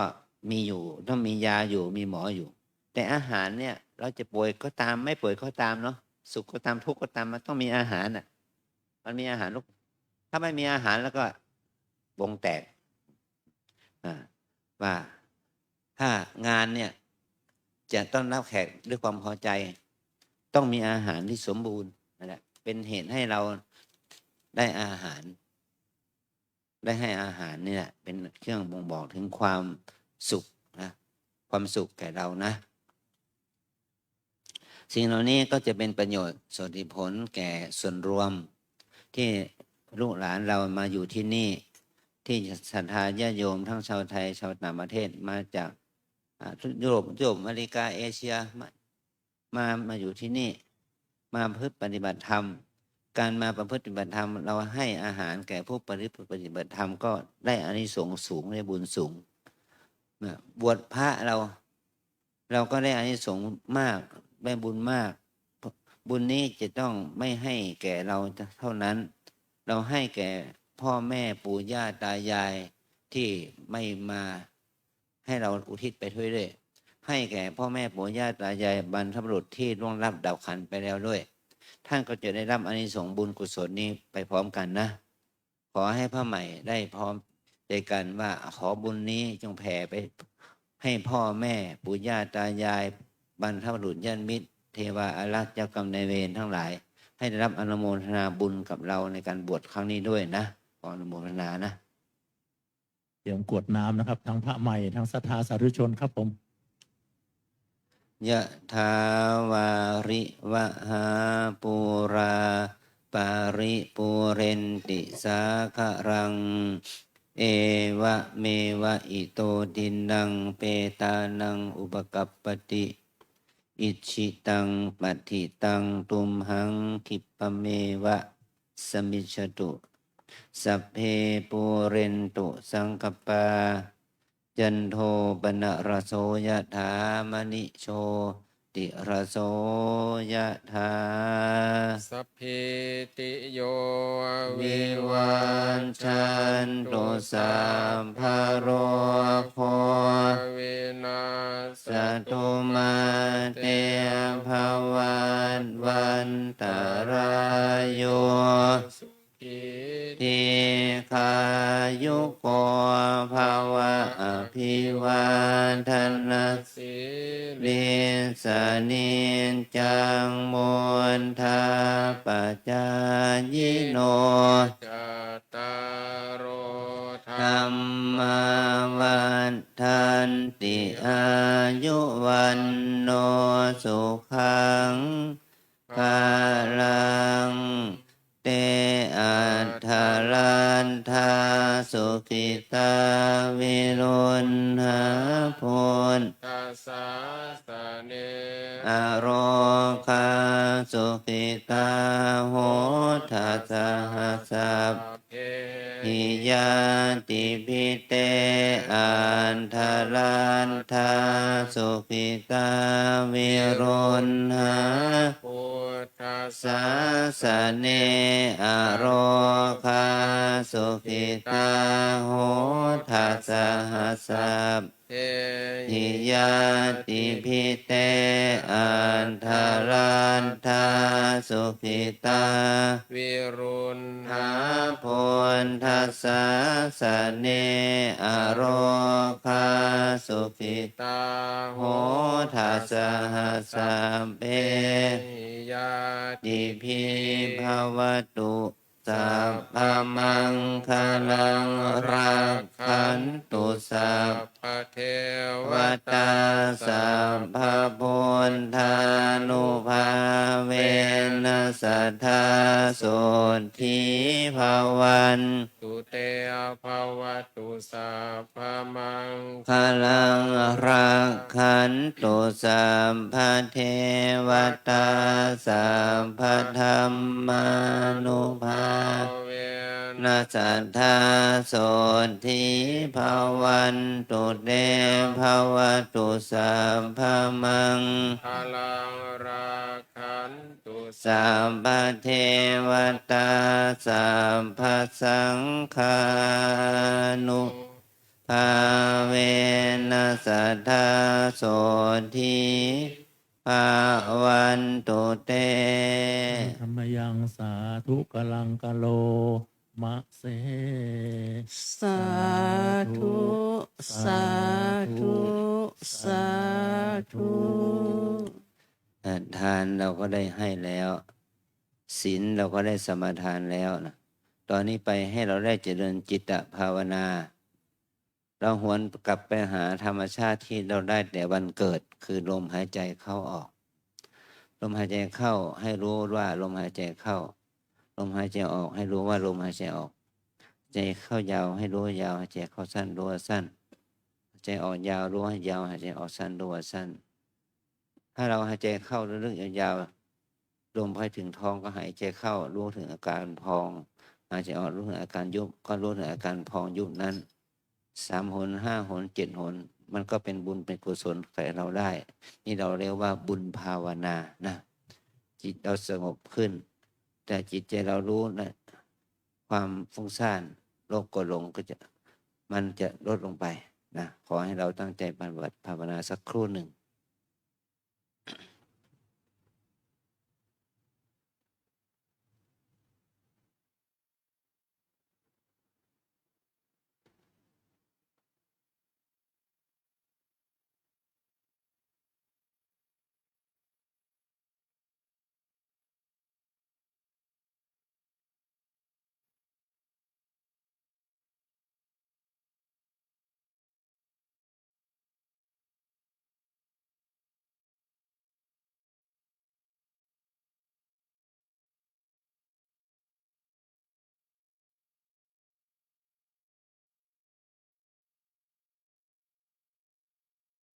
สมควรแก่เวลา อีตังตานากัมมังนิพพานาปัจจยโยโหนตุโน เนจังอีทังสี ลา กัมมังนิพพานาปัจจยโยโหนตุโนนิจัง อีตัง ภาวนากัมมังนิพพานาปัจจยโยโหนตุโนนิจัง ยังกินเจกุ กุ ส สรังกตาพังกัมมังสัพเพหิอัมเหหิกาตังปุญญังโนอนุ โมทันตุ ตุสุนันตุโพนโตเยเทวะอาสามิงฐาเนอาทิคาตาทิ กายุ กาสัตตาโหนตุสัพเพสัตตาสุขีอัตตานังปาริหารันตุมา ตา ปิตาสุขิตาโหนตุทุกข ปามุจจันตุสัพเพยตากาสุขิตาโหน ตุ ทุกขปามุจจันตุสัพเพอายตากาสุขิตาโหน ตุ ทุกขปามุจจันตุสัพเพปิสาสัพเพยัก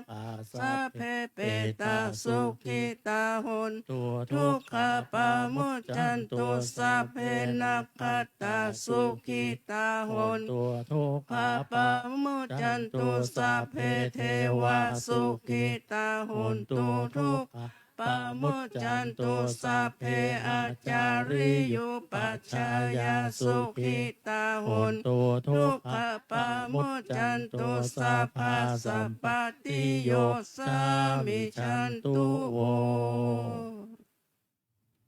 เชิญสาธุชนทุกท่านวันตาน้อยขอสุมา พระอุปชฌาย์พระสงฆ์องค์เจ้า สาธุวันตาเมพันเตสัพพังอปาลาทังกามาทา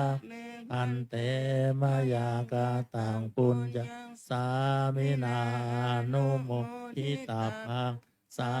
มินา กาตังปุญญังไมหังคาตาภะสาธุสาธุอนุโมทามิ จัตตารโอธรรมวัฏันติอายุวันโนสุขังพลัง สาธุสาธุสาธุ การบทสมบทก็เสร็จเรียบร้อยนะ ต่อไปนโยมรับพรจากพระใหม่ของเรานะพระใหม่คงจะให้พรเราชื่นใจ พระใหม่หันหน้าออกมาหา หันหน้าออกไปหาญาติ นะ ผู้ใหญ่เรา ด้านคุณจับตาลปัดขึ้นมาตั้งหน้าเถอะครับ